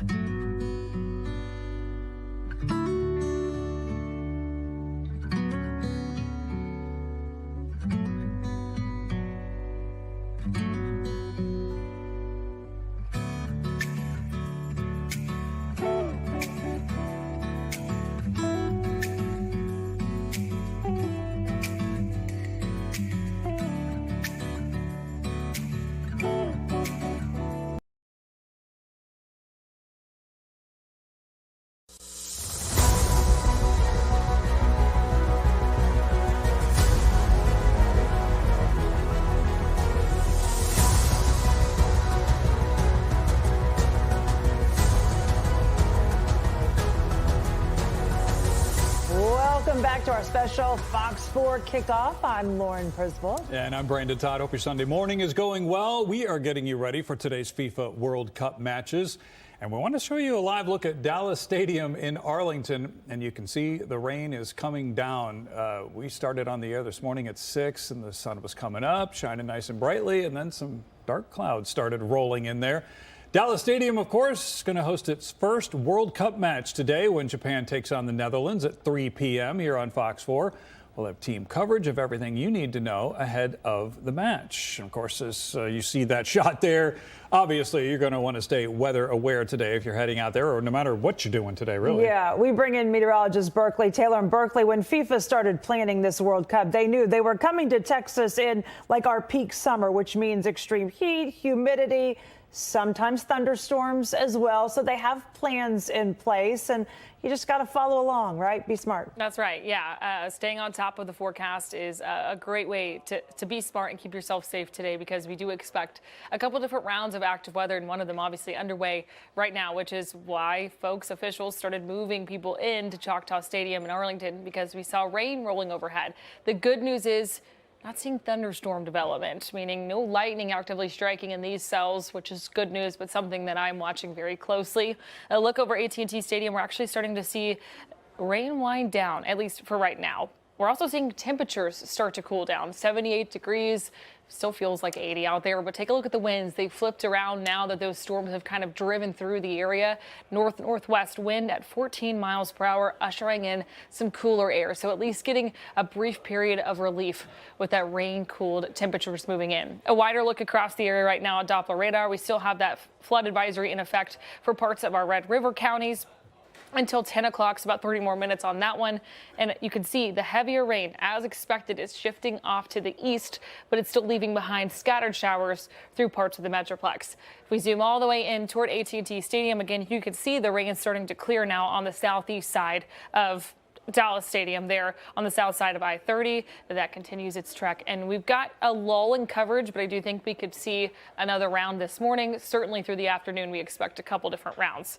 Shifting it off to the east, Fair Park, where we have Shannon set up. She is likely going to be spending the next 30 minutes or so under that tent because rain moving in through Dallas. More of the same is expected through the day today, which is why we're encouraging you to stay on top of the forecast, the Fox 4 weather app, and be sure that you've got a rain poncho on hand. You might want to swap the umbrella for a poncho today, because most spots are not allowing umbrellas inside. So something to be aware of as you head out the door. All right, good to know. This is the best thing for you today. Keep that WAP handy. This is free to download. It is the Fox 4 weather app. It's got live radar, so you can put exactly where you are, your location, and see what's overhead, what's coming. It also will send you watches or warnings in your area. Free to download, super easy. It's what a lot of us use around here. Well, all right. Here at home, we are going to see the Netherlands take on Japan. The show before the game hopefully will be even more or meet the same level of expectation as we see on the pitch. I would hope. Peyton May joining us now with a look at what's to come. And I know you were outside earlier, but you've moved inside Choctaw Stadium now because of the rain? Yes, Brandon, there's been a whole transition here. The party is still going, don't worry. As you can hear. Look at this. I mean, this is incredible. These are fans from all over that decided to migrate indoors because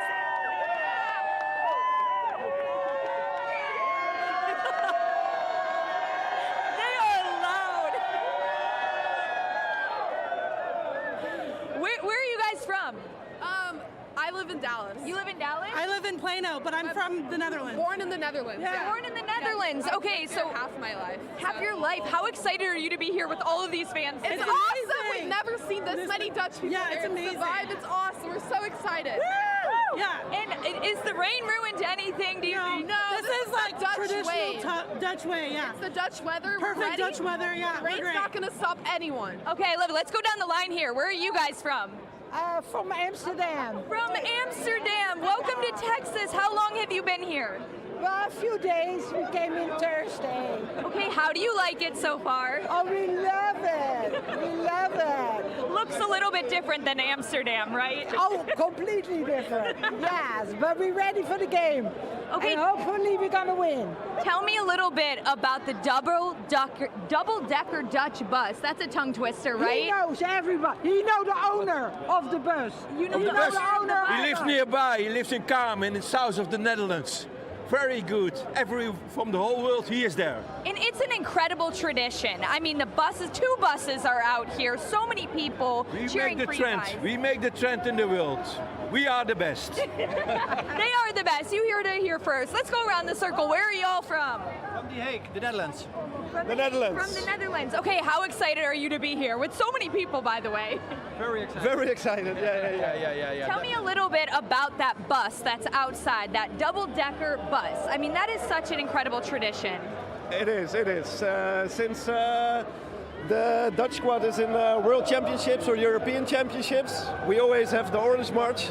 And today we'll show Dallas how to throw a Dutch party. And they are definitely throwing a Dutch party. I mean, look at behind me here. As far as the eye can see, a sea of orange, and we are loving it. I mean, there are people from all over. Of course, the Netherlands. I met some people from Canada, too. Oh, yes, having a good time, chanting, cheering. So the rain has not stopped any of the party here. I think it's even elevated it. Let me tell you, after this whole celebration, they're going to do the walk. They're going to do the parade, which is what we've all been waiting for. It's something that we've seen all over the place, too. 11:15, the 2 buses that are outside right now that, you know, they're not as congregated at the moment because everyone has moved in here. Yes! Are you guys from the Netherlands, anyone? Here's the chant. We got to learn this one too, guys. By the end of this game, are you guys from the Netherlands? How do you like Texas? I love it. Very good. Very good. All right, what are we predicting for today? It's a big game. 3-1. 3-2-1. 3-1? 2-1. 2-1 for them. I mean, it's absolutely incredible. They are so welcoming. They are so much fun. That parade is going to kick off at 11:15. They're going to take those buses right outside of us, down road to Six Flags, circle around Choctaw Stadium, which they're already getting a good look at, and then down to Dallas Stadium. So, Brandon and Lauren, can't hear you well, I have to say, but we are having a time. Cheers, the chants. Goodness. Oh, it's one big party. I love that our Texas weather has made the Dutch feel right at home. There you go. Isn't it's that perfect. nice? There you go. Thank you, Peyton. Oh, the sea. The Wow. party is already going. All right, from Peyton May to our Peyton Yeager, who has been highlighting the passionate Dutch soccer fans for months. She got a sweet surprise from the Dutch Orange Army yesterday. They gifted her a personalized Netherlands jersey with her name on the back and a number 4 for Fox 4. Peyton says they have welcomed her with open arms, is beyond excited to cheer them on today. Oh, fantastic. We might have them saying y'all before they leave here. I believe they probably already are out at Choctaw Stadium. Oh my goodness, they're having so much fun. Very cool. The international media gathered at SMU's soccer stadium Saturday as Japan's men's national team held practice before today's game with the Netherlands. It was closed to the public, but a lot of faithful showed up to get a glimpse of the players. It's one of several local training sites being used during the World Cup. Fans for both countries got an early start on the celebrations for today's game. Yeah, so Team Japan also took over summer soccer kickoff in downtown Plano last night. Lots of blue, lots of dancing, international, local fans all joining together. They all talked about the fact that they are ready to win it. They think they can pull off a win against the Netherlands. The match at Dallas Stadium, not the only World Cup action happening in the Lone Star State today. So first up, we've got Houston. They're seeing rain, too. That's going to be the first match of the tournament today. Curacao, one of the lowest-ranking nations competing in North America, will take on 4-time champion Germany in Group E. A soccer-themed Houston pub has become a go-to spot for supporters of both teams. The Pitch 25 in Houston opened in 2016. It's a soccer-themed beer garden. The owner wanted soccer to rally different cultures together inside his pub. And boy, that is happening as all these countries are showing up there. Nobody's left to Curacao. We're all here. No, Curacao, we only have 150,000 people, so I think there's about 10,000 here, and the rest is going crazy in Curacao. We call it the blue waves. We're in yellow today, but our home jersey's blue, and the whole island's covered in blue. I'm here for enjoy the time, for see the football match, to enjoy the time with all the countries. Yeah, that's it. I think the people don't need to think about a lot of the politics. Maybe think about the football and they're enjoying it. Jeremy, Curacao, noon today on Fox 4. And the other two teams in Group E, Ivory Coast and Ecuador, will face off in Philly tonight. This is a welcome return for the Ivory Coast, who failed to qualify for the last two tournaments. That match kicks off at 6 p.m. Oh, we are ready. It is 9:41. All right, a lot of planning had to go into finding a way to get people to Dallas Stadium for the World Cup. We're going to take you live to a transit hub to see how it all is working out.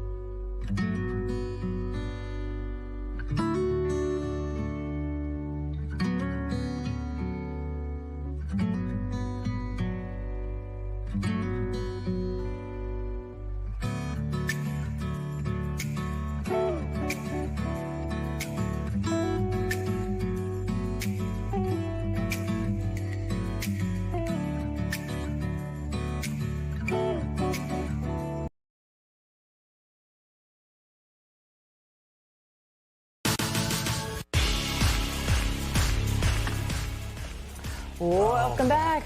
Dallas, the World Cup is here, and so are thunderstorms. Yeah, thunderstorms. And thunder means that there is lightning. That's one of the things that you had said earlier was not present yet. It's just rain, but now you're kind of seeing now a change. Now we're seeing some lightning start to pop up, which, we were saying it doesn't take much. It can change like that. And we're seeing not directly in Arlington yet, but it is moving into Tarrant County. So folks that are moved inside will probably have to stay there for a little bit longer. It's a game changer. Yeah, definitely something that we'll be watching really closely. We're still seeing widespread rain across North Texas as a whole. So for folks that are not directly in the metro Metroplex. We are still very much watching that flood advisory along Fannin and Grayson counties. That is set to expire in the next 15 minutes, and I think that this time it will be allowed to expire because the heaviest rain is now moving off to the south and east. And again, that's generally where the heavier rain has set up today as this storm system continues to be pushed down to the south and east by a cold front, and that cold front will eventually help us out. For now, though, if you're not seeing rain, it is warm and it is muggy. If we take a closer look again at AT&T Stadium or Dallas Stadium, we've got clearing now. Briefly, anyway, you can see what's to come. Isolated redevelopment building back behind that, moving down to the south and east. And if we zoom out a little bit further, this is where I've been tracking some lightning. It's in these two separate cells. Just a few isolated strikes here and there, but enough, obviously. It just takes one for us to be on high alert for thunderstorm activity to be moving in. We take a closer look as this pushes into the northwestern part of Tarrant County. Look near Hazlet, you can see one little strike there. This is what we're talking about. Watching very closely as thunderstorms start to develop, and even these high reflectivity is a good indication we've got some more intense cell development as, again, this pushes down into parts of Tarrant County. Moving back to the west just a little bit further, this is the other cell I was watching move out of Mineral Wells and start to pulse up a little bit. Doesn't look like we've got any active lightning right now, but I was watching a few strikes as this pushed in along 180. So I do expect that we will see potentially some folks kept inside there at Choctaw Stadium just as an abundance of precaution as these thunderstorms start to move in. So this is kind of the second round we'll watch push through Tarrant and Dallas County, and then we should see a more significant break in coverage once we get into that clearing off to the north and west. Again, we're watching for active rain for most of the day. We'll see breaks in coverage, so it's not a washout all day. It's just different scattered rounds like what we're seeing so far this morning. So as you step outside to prepare for your day, again, whether that's you're catching the match, you're going out to Dallas Stadium, you're going to Fan Fest, or you just generally have plans outside today, know that when it's not actively raining, it's likely going to be pretty warm and sticky. So water is super important. We're talking heat safety again today. Poncho, also really important. We've said this all morning long, but if you're just joining us, umbrellas not allowed at most venues today, whether you are catching the match at Dallas Stadium or not. So poncho is a great alternative. And then, of course, the Fox 4 weather app. You can check live radar there all day long because, again, I expect it to be a pretty active day. Closer look at your game day forecast. Kickoff is at 3 o'clock this afternoon. 40% chance that we see redevelopment by this point in the afternoon. A few rumbles of thunder possible and temperatures rebounding back into the upper 80s. Then we'll slowly cool things back down to the mid and even low 80s by the time we wrap up the game today, as again the Netherlands take on Japan. Rain or shine, though, we've heard from Peyton that folks, this is not stopping them. It's not dulling their spirits. So I think we're going to have a good match no matter what. The good news is Dallas Stadium has a roof on it. So the match will be played as scheduled. It's just your fan experience if you were staying outside. Here's the silver lining with the rain moving in. It is cooling us down at least temporarily. Temperatures along the Red River sitting in the upper 60s, and they've been that way for the past several hours. Moving down in the Metroplex, we have been able to cool down into the low 70s at a DFW and Fort Worth. You look down toward Love Field, 77. So it's just a matter of a little bit of distance, and you see just how warm it gets as you push down to the south and east. Folks that haven't been able to cash in on the rain cooled air quite yet, we will see some relief moving down to the south and east over the next couple of hours. But on the flip side, we'll see temperatures rebound back across the Metroplex as we see a break in the rainfall coverage this afternoon. So I've got a forecast high in the upper 80s with a heat index in the low to mid 90s. For the reason to be sure you've got a lot of water on hand today. Good news is we will cool down significantly tomorrow. 81's our high. But by midweek, we're back to our regularly scheduled summer heat. Temperatures will rebound right back into the mid and upper 90s. All right, thank you so much. We are going to head to Shannon Murray. She is at the Centerpoint Station. This is near DFW Airport, where we are starting to see some fans arrive. Hey there, Shannon. Hey, good morning. The rain is taking a break and the fans are here. We're seeing a lot of orange, a lot of blue, of course, for the Netherlands-Japan game this afternoon. They are boarding these shuttle buses here, the free ride over to Dallas Stadium. Everyone just got off of the TRE, that ride from either Fort Worth or Dallas here, coming to town, headed over to Dallas Stadium. These shuttle buses are lined up here. The first of them supposed to take off here in about 10 minutes or so. Then they will run throughout the day. The game, of course, is not until until 3 p.m. But a lot of those fans want to get out there early, especially we know the Netherlands fans want to join in on that fun double-decker bus experience as well. Now, Lauren and Brandon, we want to make sure people know that when you come out here, you have to have a match ticket to be able to take these buses over to Dallas Stadium. You will have to show that when you get here. They will not let you board one of these buses unless you have that ticket. So where are you guys from? Japan. Japan. Welcome to America. Have fun. Yeah, you see all of these fans coming in. They are making their way up to these shuttles, boarding those buses and headed that way. They will be running throughout the day again, Lauren and Brandon. And we do have security here on site, a lot of volunteers here on site as well. The volunteers working over at Dallas Stadium have already made their way over on those shuttles. But yeah, I'm pretty excited to start seeing some fans here, of course, because we've been talking to you guys for several hours here this morning. And finally, we're seeing all these fans. And they are excited and ready to go for match day. We'll send it back to you guys. We've been mentioning the blue and orange. You got a pretty good mix there of blue and orange, and Japan fans, Netherlands fans behind you. Yeah, good mix of people here today. We're seeing some USA jerseys as well. I think people just want to go experience the World Cup. Hey, good morning, guys. Where are you guys from? Sorry, I'm from Paris. From Paris. Okay, we're having fans from all over the world. Japan and Paris. Wow, all right, awesome. okay. Where are you guys from? Pennsylvania. Pennsylvania. There we go. Awesome. You know, fans from all over the world here today coming to Texas, maybe for the first time. And thankfully, they got a free ride to the stadium. Yeah, you know, Shannon, I've been looking online at some of the different posts that the teams have made this morning. And Netherlands just did one and said, this is where it all begins. I just think about the buildup that we've had to this, and now to finally see the fans starting to make their way that way has got to be pretty cool, huh? Yes, exactly. How are you guys feeling about these here two? Today? We're feeling very confident. Yeah. We will beat the Japanese. Okay. We'll see. 3 o'clock is match time. I love all the outfits here. I mean, these people came prepared. Was that a mixture of the Statue of Liberty? Maybe they're like, we live in the U.S., but we are from the Netherlands. But here's a shout out to the U.S. Yeah, I know. People are kind of like walking and talking because they're trying to board these buses right now, or else I would have had a lot more questions. But yeah, looks great. I think so, too. It is creative to see the different ways that people are wanting to celebrate it and really, you know, take this moment in. Let's ask these gentlemen, how are you feeling about the match today? I feel like we're going to win 2-1 against the Netherlands. 2-1. Okay, We'll see how it goes. Good luck. Hey, you never know. We got some predictions here. Well, the confidence is pretty high for the Japanese fans there. Yeah, on both sides, I think the confidence is pretty high. You have to have confidence. If you're coming all this way to support your team here in Dallas, then I think you've got to have some hope and some confidence for your team. Yeah, I'm trying to look in those shots and see if anyone's carrying an umbrella or anything else, but it looks like they've all got the clear bags. They're all set up the way they're supposed to. I think everyone's prepared. Yeah, They've got their plastic water bottles in hand, clear bags here. So, yeah, they know the rules. Everyone's following the rules here. Where are you guys from? Holland. Austin, Idaho, but I was born in Holland, so. Awesome. What do you guys think of Texas? Oh, we love Texas, so. Awesome. You guys been having fun so far? The transportation was okay? The ride over was okay? Fantastic. Never been better. Yeah, that was a real good organized by Fort Worth for sure. Awesome. Yeah. All right. Well, good luck today. You guys have fun.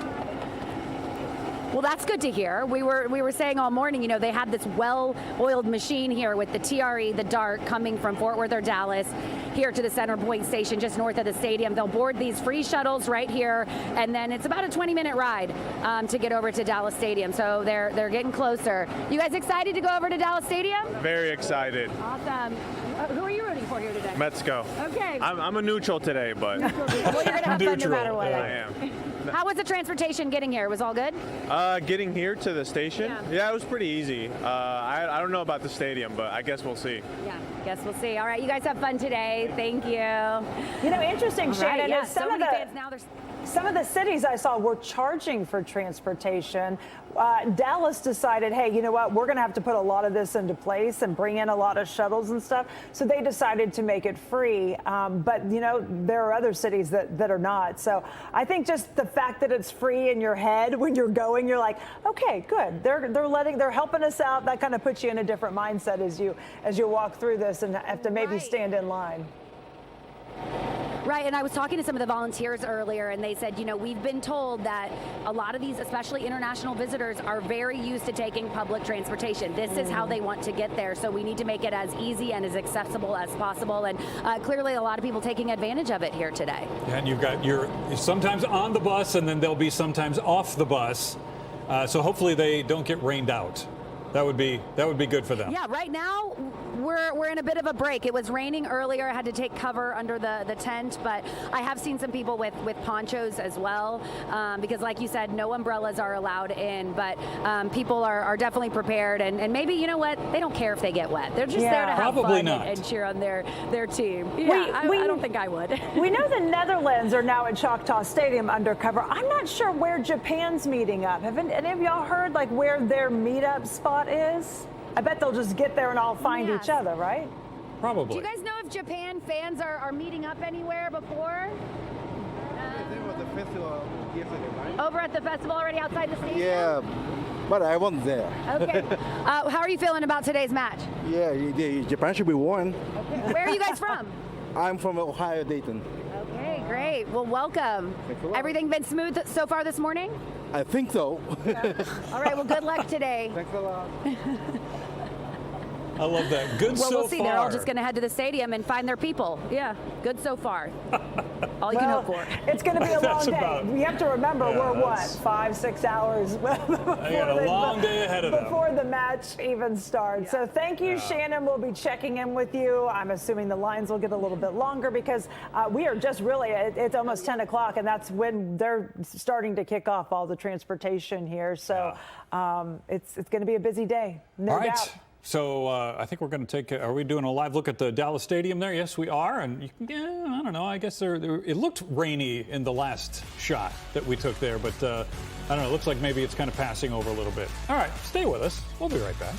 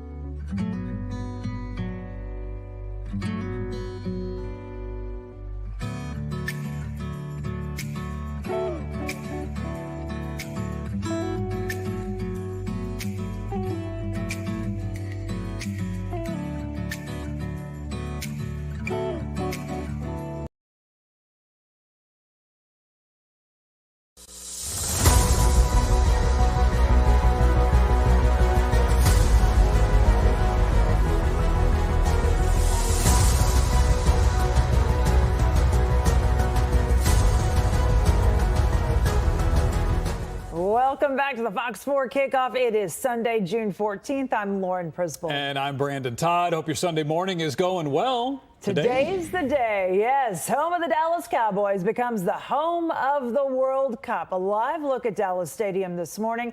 We know fans are already outside gathering, starting to gather around, some having to take shelter as we saw the rain move through.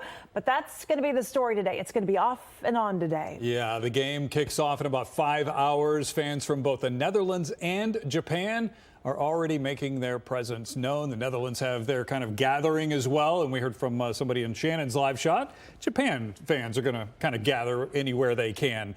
You can count on Fox 4 to bring you the sights and the sounds of all the action as we count down to kickoff. We are bringing you team coverage all morning long. You can see there's quite the crowd already. The big thing is going to be the Orange fan walk near the stadium. We'll check in with our team across the area in just a bit.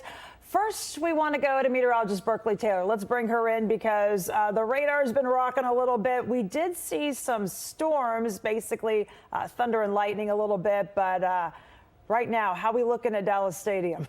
Right now, things are looking good. We're seeing improvements. The first kind of batch of rain starting to move out, a little bit of clearing. But I do see redevelopment that will bring a second push before we get more significant clearing, a much longer break between rounds of rain.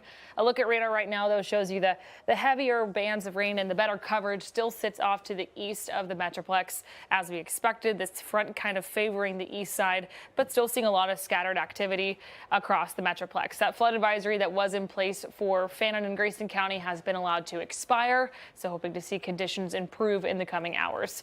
We take a closer look specifically at AT&T or Dallas Stadium there. You can see one little cell starting to move up, this time from the south side. So another batch of rain rolling in. No lightning actively in this cell, but we've seen a few isolated strikes over the past 20, 30 minutes or so. So keeping a very close eye on that. And then we zoom out. This is the second round that I'm talking about. This one is the one that I've seen a lot more lightning production than really anywhere else. Temperatures heating up a little bit. We've got a little bit more energy to tap into.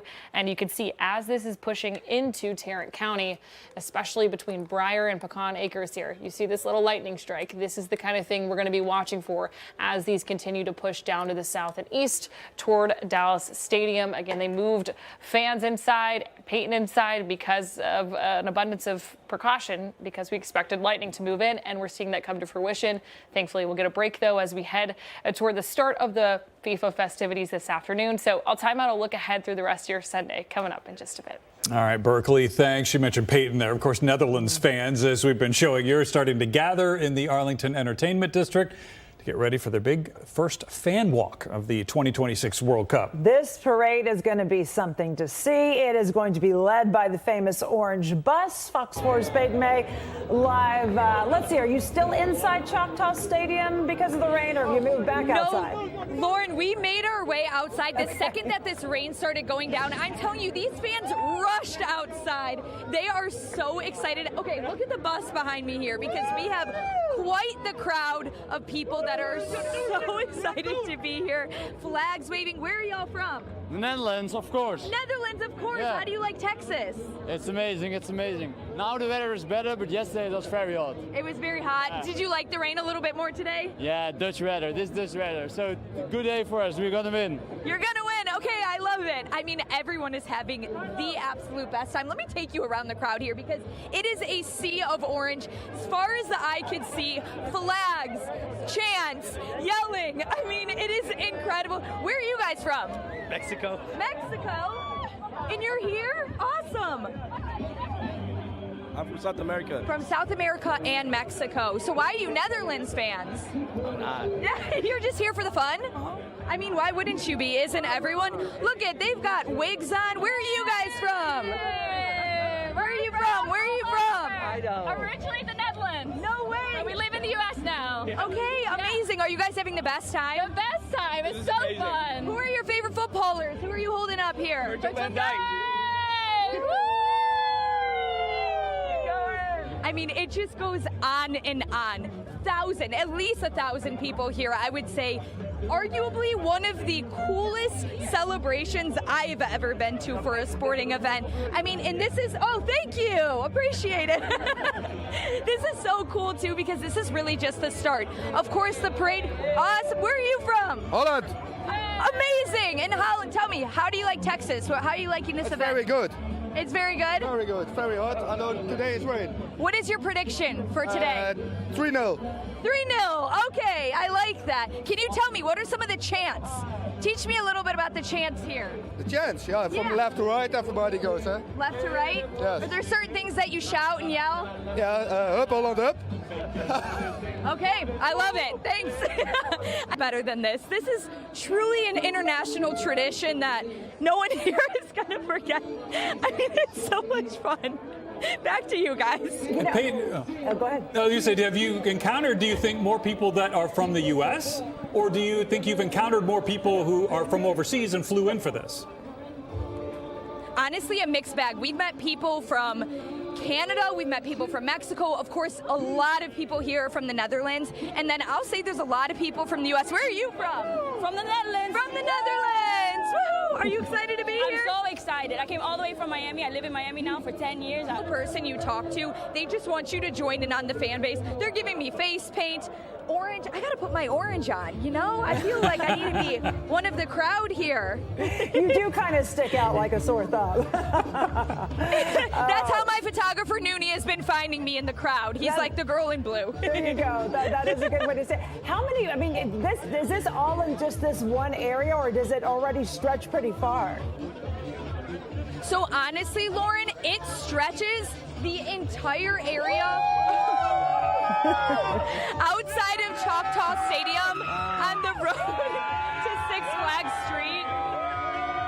It's crowds and crowds. I mean, I cannot see over the crowd of Orange at all. When they were inside of Choctaw Stadium, packed the entire place.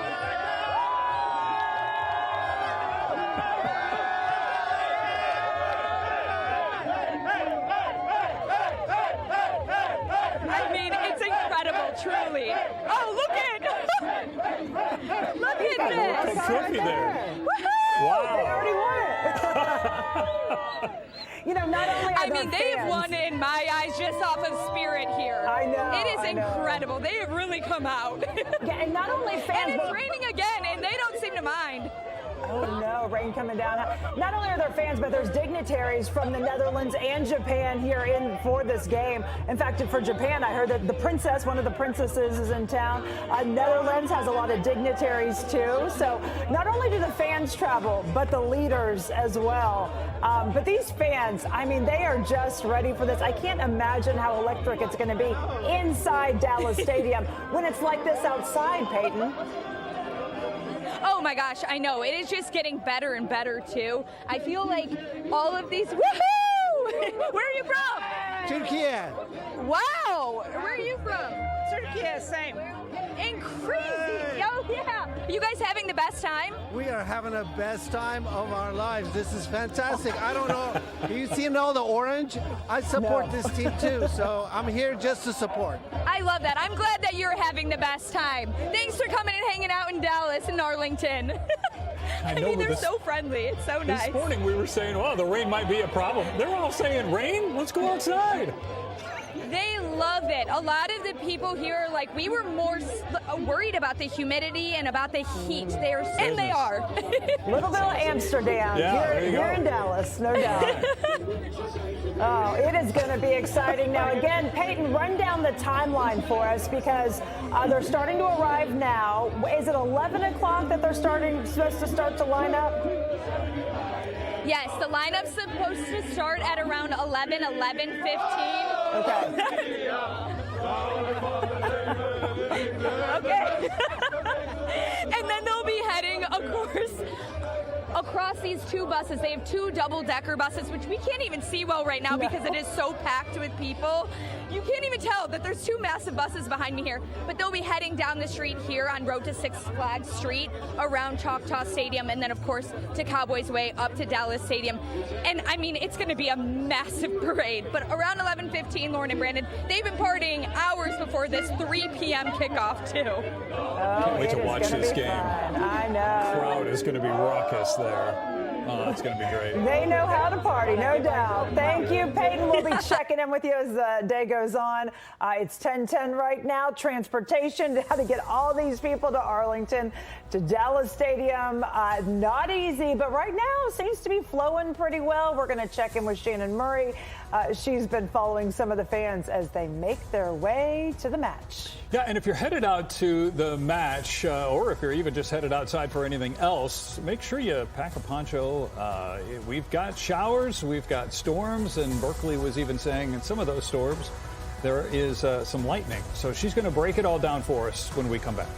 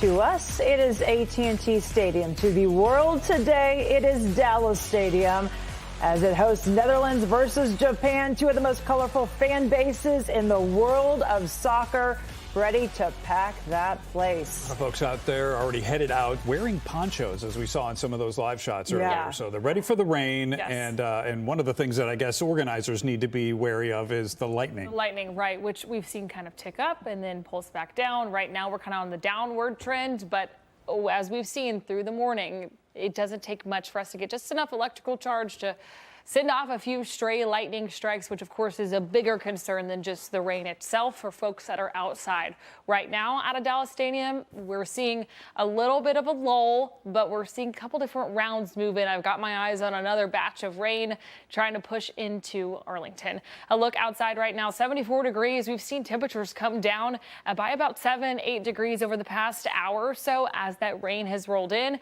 big part of the reason is the winds. They're now moving in out of the northeast at 18 miles per hour, so a little bit breezy as these storm systems push into Tarrant County here, but enough to cool things down, which you heard from a lot of the Netherlands fans. They are grateful for a little bit of relief brought to them by this rain.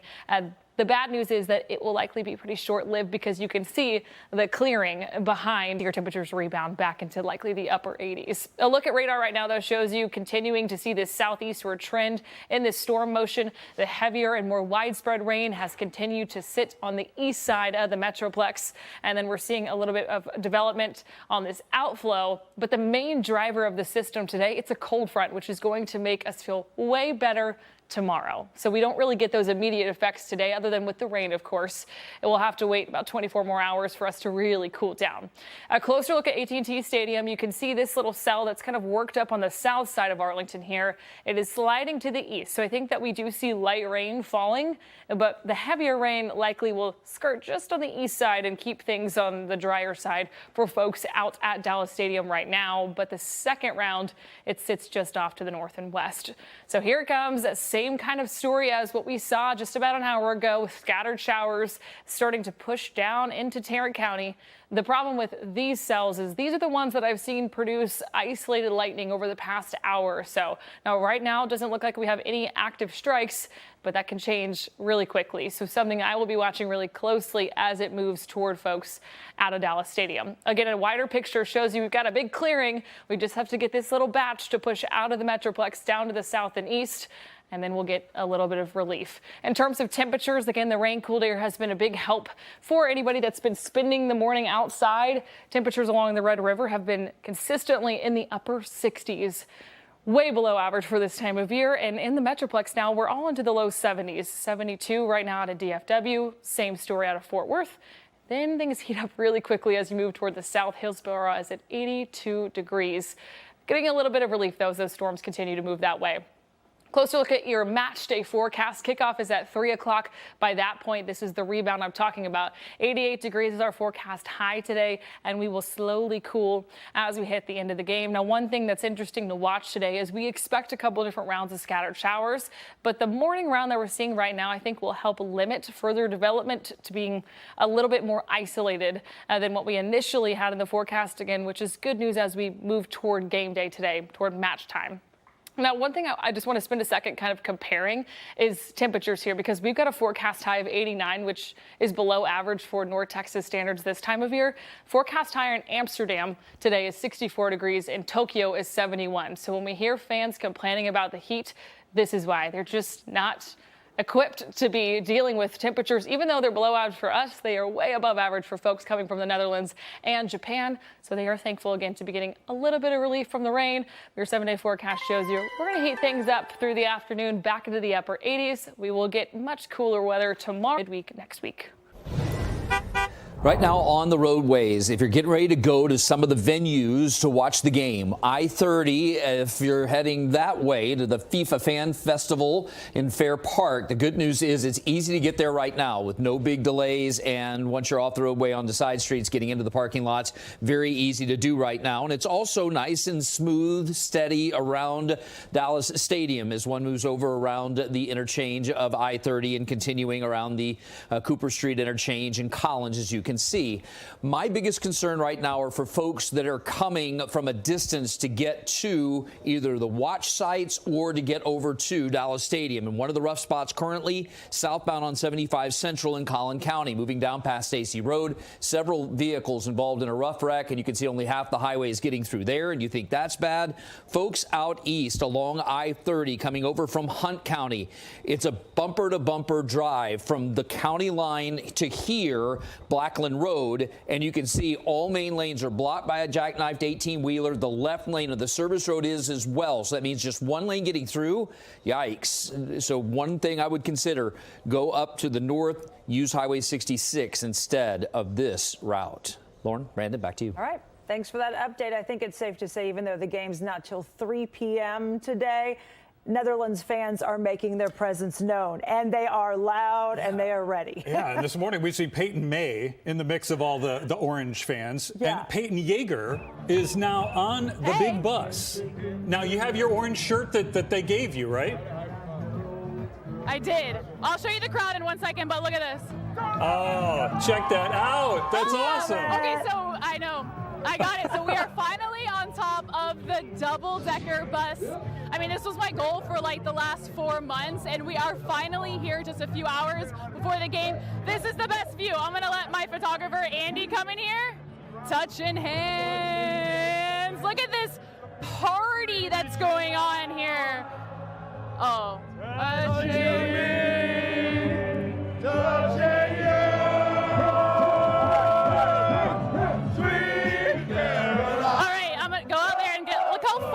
This goes. Look at this.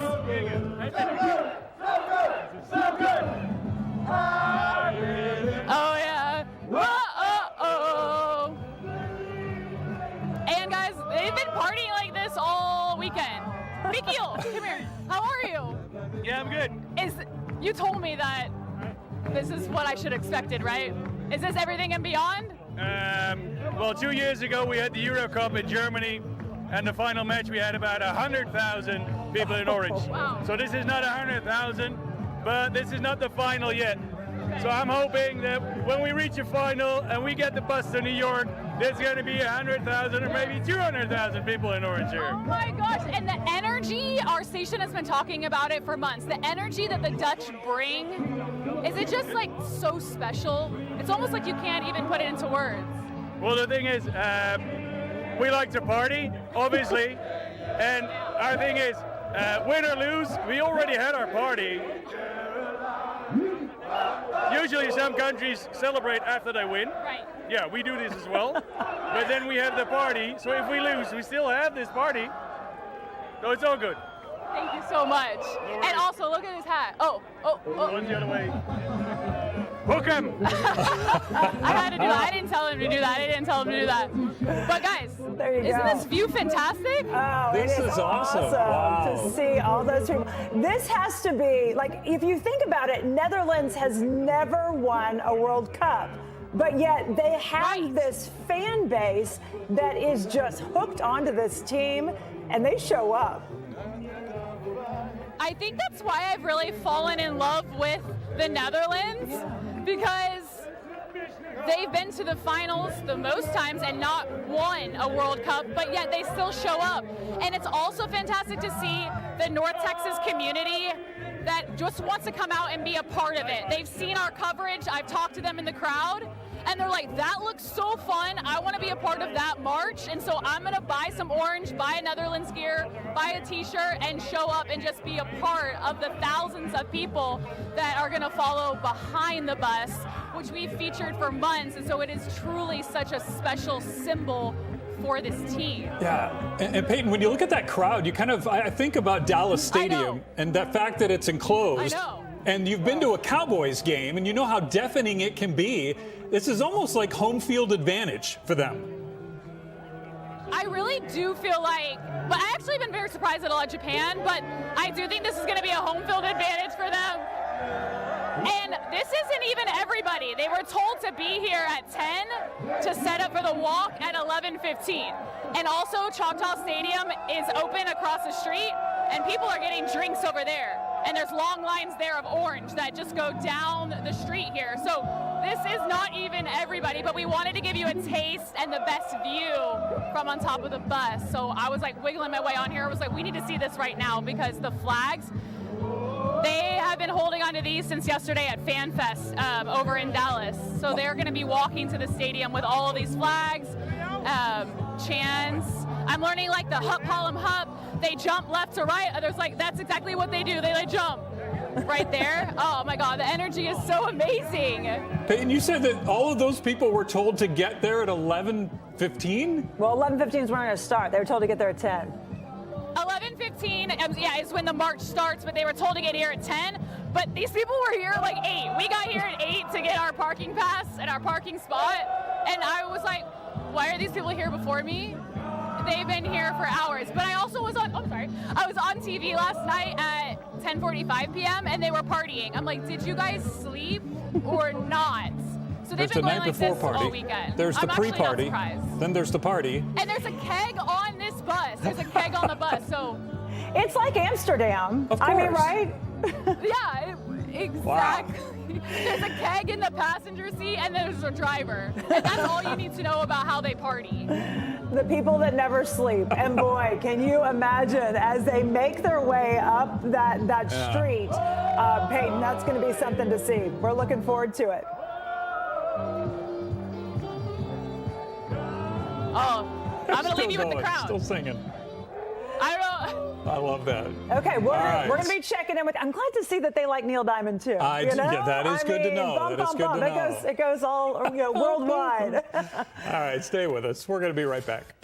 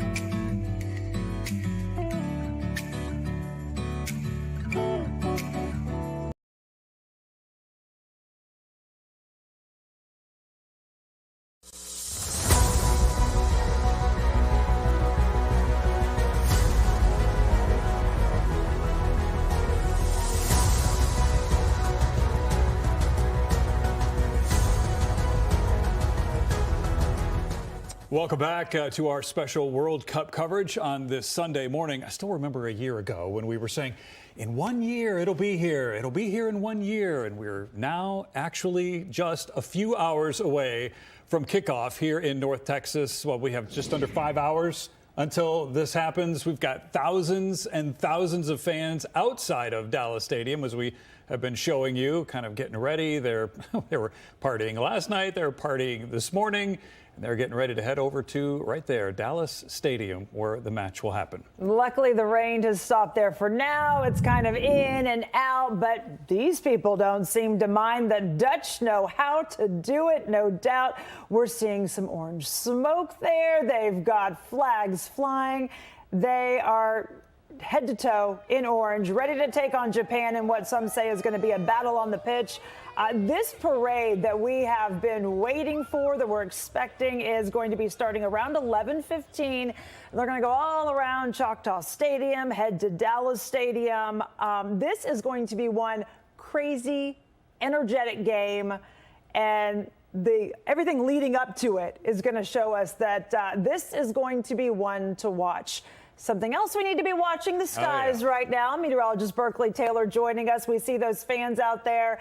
They know that there's storms out there. There's possible showers. It's just we're going to just have to watch and wait and kind of try to get what you can in between those storms coming down. Yeah, that's right. And it sounds like most of the fans out there are pretty excited that the rain is falling because it's providing a little bit of relief from the relentless Texas heat.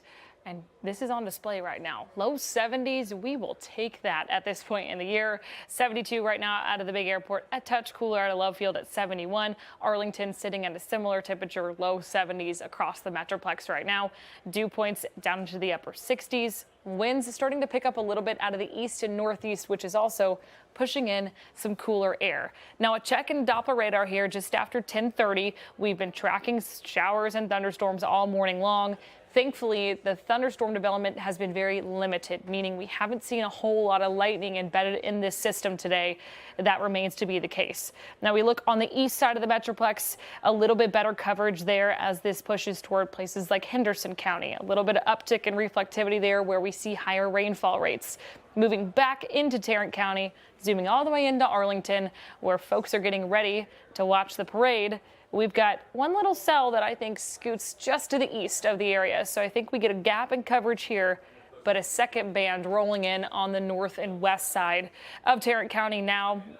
Watching this push down to the south and east slowly but surely, and a lot of this actually looks like it's going to fizzle out before it pushes in, though I do think we'll find at least a quick push of rain before we get a bigger break. So a wider look shows you a bigger gap in coverage builds in, and I actually think afternoon coverage comes down pretty significantly because of how widespread morning rain has been, which is good news as we head for kickoff. Quick check of temperatures area-wide. As I mentioned, rain cooled air has worked in favor for parts of North Texas. Upper 60s and low 70s for spots that have seen rain.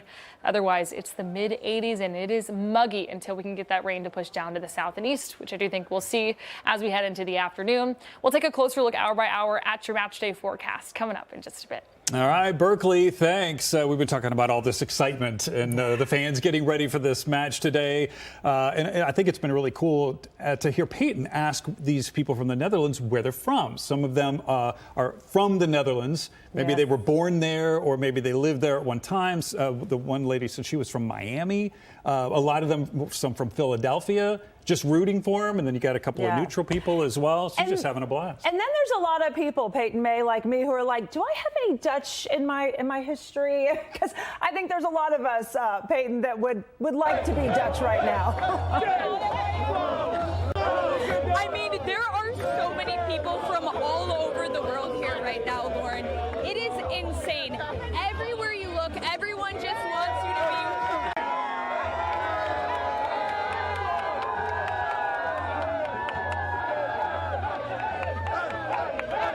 I mean, look at this fan base. They are bringing everyone in. You can't even hear.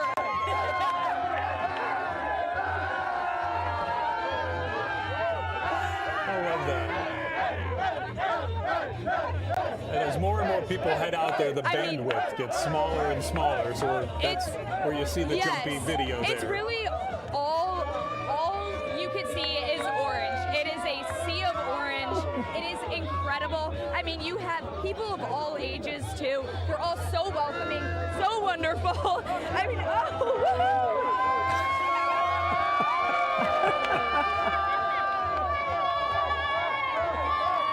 Okay, we have Netherlands cowboy hat. Love that. I mean, it is so crazy. They have been here all morning. The first bus got here at 6 o'clock in the morning. The second one, 8 a.m. Oh, thank you. And honestly, it's been a party ever since. The rain started coming down. Did the rain stop you guys or no? No, of course not. Right? Is it even better now? Way better, way better. Where are you guys from? The Netherlands. The Netherlands. Netherlands. How are you liking it here? Very great here, very warm, good temperature. Amazing. Okay, so is this how it usually is in the Netherlands? I mean, this is a huge better. party. More people, even better. Always a party. So everything's bigger in Texas, is what you're telling me. Everything. I mean, really? This is a party unlike anything I've ever seen.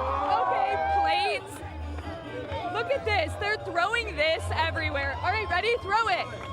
You got it. You got it. Woo!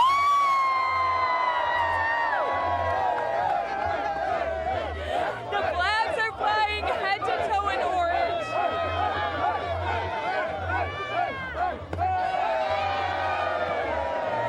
And just above us is the double-decker Dutch bus. That's more good people too.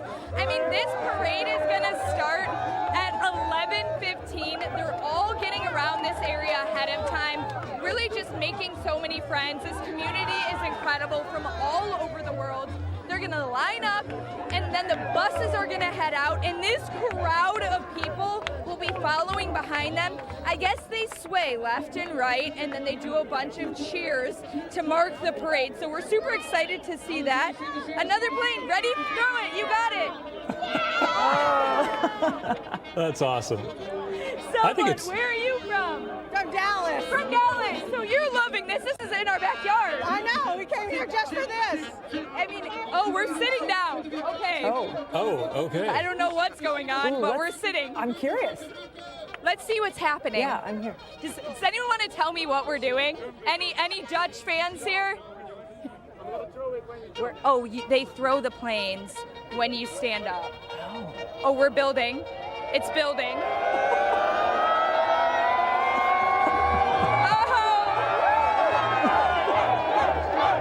I mean, this is quite a party. So many We're gonna do traditions. as high of a view as we can. I mean, there's so many traditions. You're right, Lauren. There's things that we have been learning all throughout the day, different chants, different little dances that they're doing. So it's just been so fun to be a part of this. They want everyone to feel as welcome as possible in these traditions. Thanks for watching. We have some Good Day fans. Oh, we have to sit down again. Here we go. Get down. I love it. We're getting down, guys. Peyton, We're they getting have down. welcomed you almost like their best friend over there. I know. I feel like part of the family. They're putting She looks like the flags oddball. It's like, Peyton, sit down. Sit I down, love Peyton. it. I got to tell you, Lauren and Brandon, I went to Syracuse, so I'm familiar with the orange. But this orange is a lot bigger than my fan base. Oh, my goodness. Oh, here we go.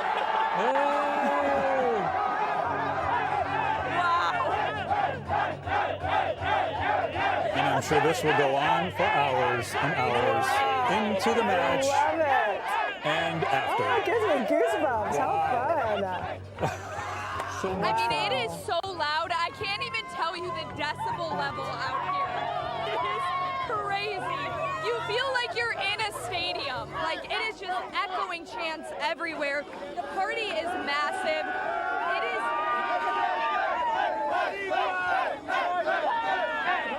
That's not a Netherlands flag.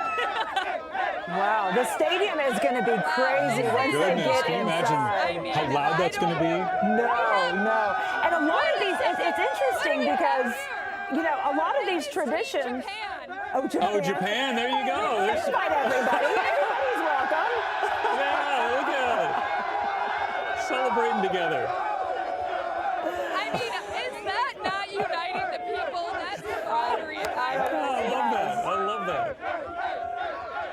Thank you, Peyton. That is so much fun. Something cool. my That bus, goodness. that double-decker bus, that didn't start until 2004 Yeah. because a couple of fans were like, let's go ahead and make this bus and do it. And then it became such a hit that it kept going. And to think that wasn't that long ago. And they have all these traditions that have now just totally surrounded the team and the fans. We're going to leave you with a look here at Dallas Stadium because I cannot wait for the Netherlands to at least score one goal so I could just hear that. You hear that crowd But cheer. Japan is going to bring it too. Oh, They've got it'll a go big both fan ways, base as I'm well. sure, in this So match. This is going to be a match to watch for sure. Again, it starts at 3 p.m. We'll be right back.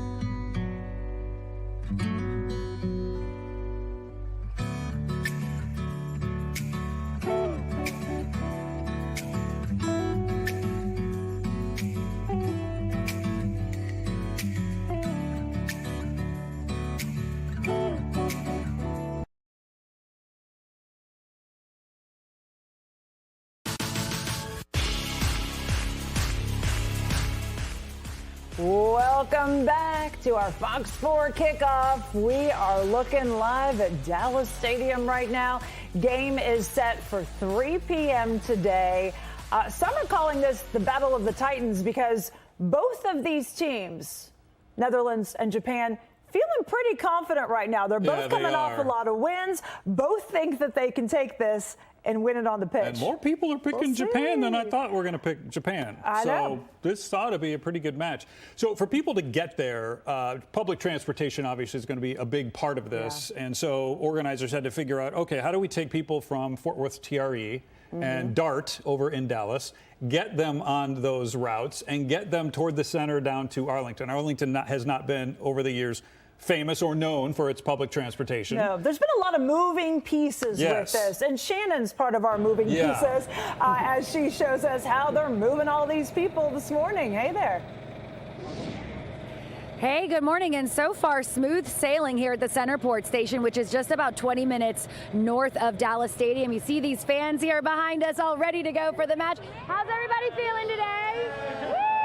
Yeah, we have a lot of the Japan fans here today. They're boarding these free shuttles here, which will take everybody to Dallas Stadium. Again, about a 20-minute ride. Most of them took the TRE or the DART directly here. How was the ride over? The train was good? Everything's been good so far? Awesome. What are your predictions for the game today? Today. All right, yes. Okay, everyone have fun. So the way this works is you will either need to take the TRE from the Fort Worth Central Station, or you will ride the DART from Victory Station directly here to Dallas Stadium. These buses will start taking fans over to Dallas Stadium about 5 hours before the match, so they started at about 10 a.m. today. The match isn't until 3 p.m., but of course a lot of fans want to get there early to experience the stadium, get in there early, find their seats. Anyone who's in this line right now has a ticket to the match today. Where are you guys from? Where's everyone from? Japan! What do you think of America, of Texas? Texas is good. Everything is big.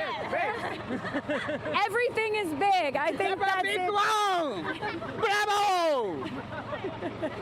Thanks, guys. Have fun. They've been moving people really quickly here today, too. There really hasn't been much of a line. It's been moving really fast as fans board these buses and they take them right over. I thought we might have a long line of people having to wait to board the buses, but no, they are moving people really quickly. So the plan so far seems to be working out well, and I've asked some of these fans how their experience was on the train. They said it was clean, it went really great, and so far so good. So we saw more Netherlands fans earlier, but I think a lot of them are already over there, as you saw with Peyton May and Peyton Yeager. So they're already at the stadium, so we have a lot more Japan fans here boarding these buses. I love and that. remember, Japan has that great reputation of tidying up after the stadium. Yes, they do. Yeah. So maybe they're like, okay, we'll get there when we get there. We'll watch the game at 3, and then we'll stay, and we'll leave the stadium better than we found it. So we will see. So nice, really. I know, yeah. They just have a great reputation of being very respectful. So that's my favorite comment of the day. Texas is good. Everything is big. We knew Everything is big. Yeah, I love that. I'm glad they're enjoying awesome. it. Thanks, Shannon. All right, so there were a lot of Japan fans there. We've been showing a lot of Netherlands fans this morning with Peyton May, and then we got a better eagle eye look at all those fans. Yeah, from Peyton Yeager. She was on the bus earlier. Yeah, she's on the ground now. She's joined the party. Hey there, Peyton. Hey guys, just some random man just came and put this bucket hat on me. So we are on TV, we're on Fox 4. We're at the front of the crowd, but it goes all the way back. Yes. So I learned there's 2 different buses. There's the original double-decker bus, and then there's a VIP bus. So we're in front of the VIP bus. But I met this lovely woman. Hi. Tell me your name.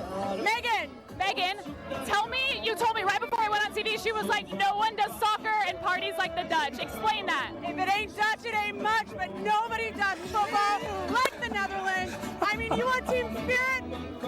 Look at how many orange, like it's a sea of orange. Just look at how many people are here just to support the Netherlands. Have you been waiting for this day? I have been waiting for so long for the Netherlands to come to Texas because I live here now, and this is just great. And so many Dutchies are here, which is fantastic. Are you you going to the game? I'm going to the Fan Fest. Oh, so she's here, she's there, she's everywhere. You're going to the game? And there's a man oh, wait, I got to get Daniel. Can we stay on the air a little bit? 1 second. Yes. What? 1 second. This man is the people. He's the people. Daniel, we're on TV. We're on TV. Okay. How are you feeling? Guys, if y'all don't know who this is, introduce yourself. Sorry? Introduce yourself for people who don't know who you are. I'm Daniel Orts. I'm the orange suit man. I have not missed a single match in 11 years of the Dutch national team. Oh, wow. And so we featured it a few months ago, and now we see it in person, and now you're at the front of this. How does this feel? Unbelievable. We've been working for this for years. We spoke a couple months ago, building up with the anticipation. We talk about it, and here we are. It's here, and I'm so incredibly grateful we get to start this here in Dallas. I love it. I love your outfit. Ah! Y'all look so amazing. How are you feeling? Yeah, I'm feeling very fine. It's very nice to be here. Yeah, it's amazing. All right. This party is only getting started. They love just talking about their soccer traditions. Oh, I am caught on this woman. But the party is only getting started here, guys. I don't know if my bucket hat looks good or not, but here we are. Yeah, Peyton, we just saw the Statue of Liberty couple in Shannon Murray's live shot earlier. A while back, yeah. Oh, you saw them? Yeah. Yes. We're following I feel him. like We're Shannon is like a stalking. mom. She's like, have fun, have a great time. And I'm like, let's party. If it ain't Dutch, it ain't much. That's got to be on a bumper sticker. I Oh, love that. Sure, shirts or something. Yeah, I love that. We apologize for You'll have that. to watch. I don't know. You'll got to get them singing. These songs are amazing, and they know every single word. Okay, can we listen in for a second? Let's listen. What did you say? We're going to listen in. Okay.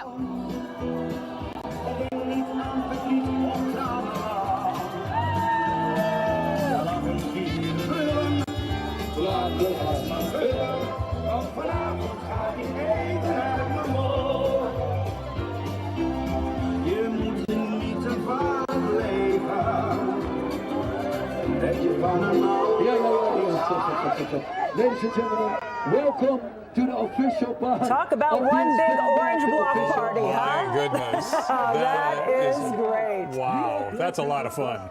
Oh, love it. Thank you so much for giving us that peek, Peyton. We'll be checking in with you as the day goes on. Thanks, Peyton. What fun. That was everything I needed this morning. I'm starting to think that I need to be doing weather live out there because I want to be in the middle of the parade because that's so much fun. I can't wait to check in with Peyton again in a little bit. As you saw, no rain actively falling there, so that is good news. One other thing I want to just spend a second on is the fact that we've got a handful of matches here on Fox today, and quite a few of them actually potentially going to be impacted by some active weather. Another one here in the Lone Star State kicks off at noon in Houston, and we are already seeing showers underway across Southeast Texas. Same story as we get toward 3 o'clock here, and then we've got a handful of Group E and F matches taking place throughout the day today. Whole lot of soccer to watch, and if the Netherlands don't get you excited about that, I don't know what will. Look across the state right now, active radar for sure. We've got rain filling in from the Gulf Coast. We've got scattered showers tumbling down from the center state, and we've got another cluster of thunderstorms moving in from New Mexico. We've got an active flood watch in effect for a good part of the central reaches of the state because a lot of these systems going to clash together and be really efficient rainfall makers as we head through the day. North Texas, not overly concerned about that. It's more of an isolated flood threat for us. Now, I want to take you down to Southeast Texas first again. This is the first game of the day. Kicks off at noon out of Houston at Energy Stadium. The good news is they've got a roof, so gameplay should not be impacted. And we've been watching a cluster of thunderstorms push off to the north, now nearing I-10 there. Keep an eye on that as it continues to drift through the Brazos Valley. Back at home, we've watched pretty messy start to the day, but now coverage really coming down. So scattered showers all across the area. Off to the east, this is where we've seen more thunderstorm development, meaning more strikes of lightning, a little bit more impressive rainfall rates, more of the same underway. But again, it's very much scattered in nature. as it continues to drift off to the south and east. Back at Arlington, rain finally settling down. The one cell we saw isolated near Dallas Stadium has fizzled out, pushed off to the east. Do have a chance to see one more round, but as you watch this loop over the past hour, you can see even the coverage just alone in this little cluster coming down, fizzling as it pushes down to the south and east. So I anticipate really all we have to worry about is a quick light sprinkle rolling through, and then it should push off or completely dry out by the time it moves out of Arlington, which is good news for the parade that again starts in about 20 minutes. One more wide view of the area, most of this clearing, and we're looking to see all of this clean air, clear air, rain-free space fill in across the Metroplex as we head through the next couple hours. Current look, still have a lot of cloudy skies, but the good news is we're holding on to the cooler temperatures for now. Temperatures have been really brought down by the rain and the winds out of the north and east. So far this morning, it's dropped temperatures from where they started around 9 o'clock at 80 degrees. Now we're down into the low 70s, 72 right now out of the big airport in Fort Worth. Love Field sitting at 71. As we head through the day, I've left spotty coverage, 30-40%, but I really think through the afternoon, the Metroplex will struggle to find efficient rainfall makers because of how widespread the morning activity was. Of course, that is good news as we get toward the 3 o'clock kickoff, but I have, again, left a chance because we've got a whole lot of moisture on hand and our cold front is still marching into the area. The atmosphere just pretty worked over for the time being. One thing that will start to move up and rebound, it's the temperatures. So while we sit in the 70s, enjoy it, we're going to climb into the upper 80s. By about 3, 4 o'clock, we will slowly cool through the match. And by the time we wrap up the game, we should be in the mid to low 80s. So a little bit cooler. Today's afternoon's highs are actually below average thanks to the extra cloud cover on hand, but still certainly warm for fans coming in from the Netherlands, from Japan, or from any states that really sit north of Texas. You're in for a treat today because we've got below average temperatures. How about that? Sitting in the 80s, not too bad, but it will be humid. So be sure you're taking good care of yourself, taking breaks inside, and lots of water. That is the key to success today. For any plans that take you outside, a quick check ahead for your local 7-day forecast. Tomorrow, best day, 81 degrees, some scattered showers and thunderstorms to start the day.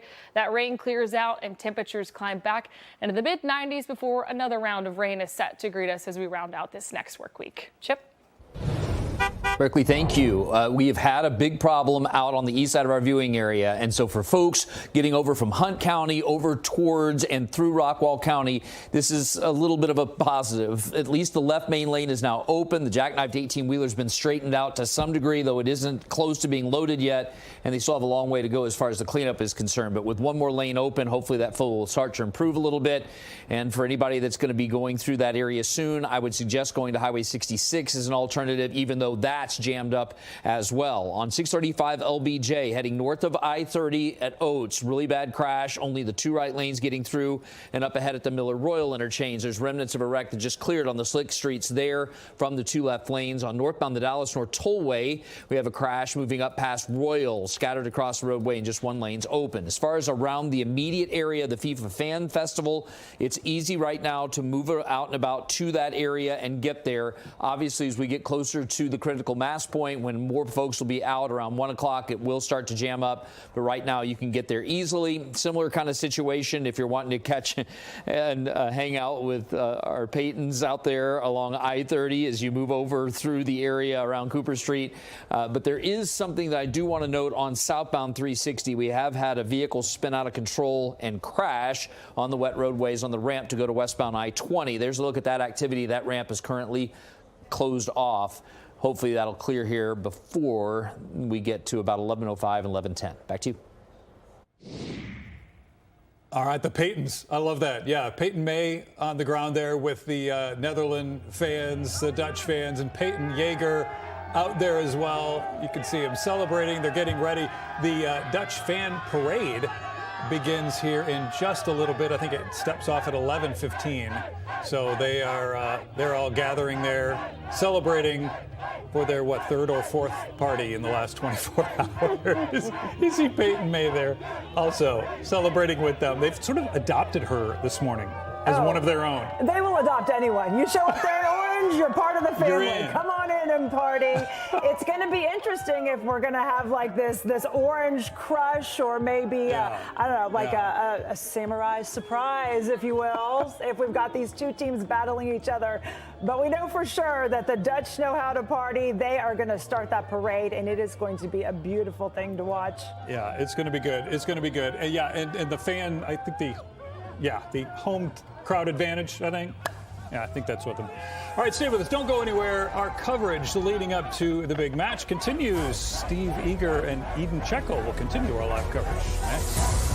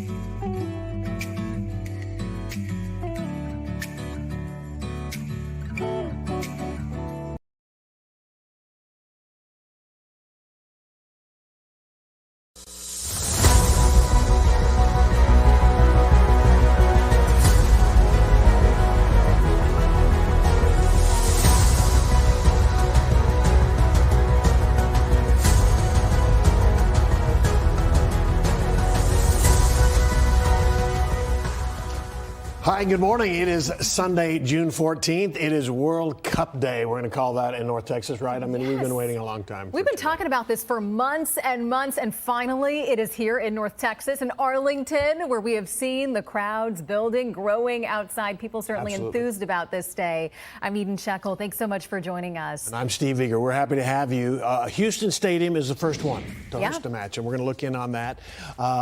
The game today begins at noon, I believe, in Houston, and it should be a good game. Curacao is one of the lowest ranked teams competing, and what I like about these two teams is that one has the oldest coach and one has the youngest coach, which is pretty neat. I mean, but look at these live pictures out of Houston. It is so foggy, you can't even really make out. I mean, we're taking a look at the stadium there where that match is going to take place.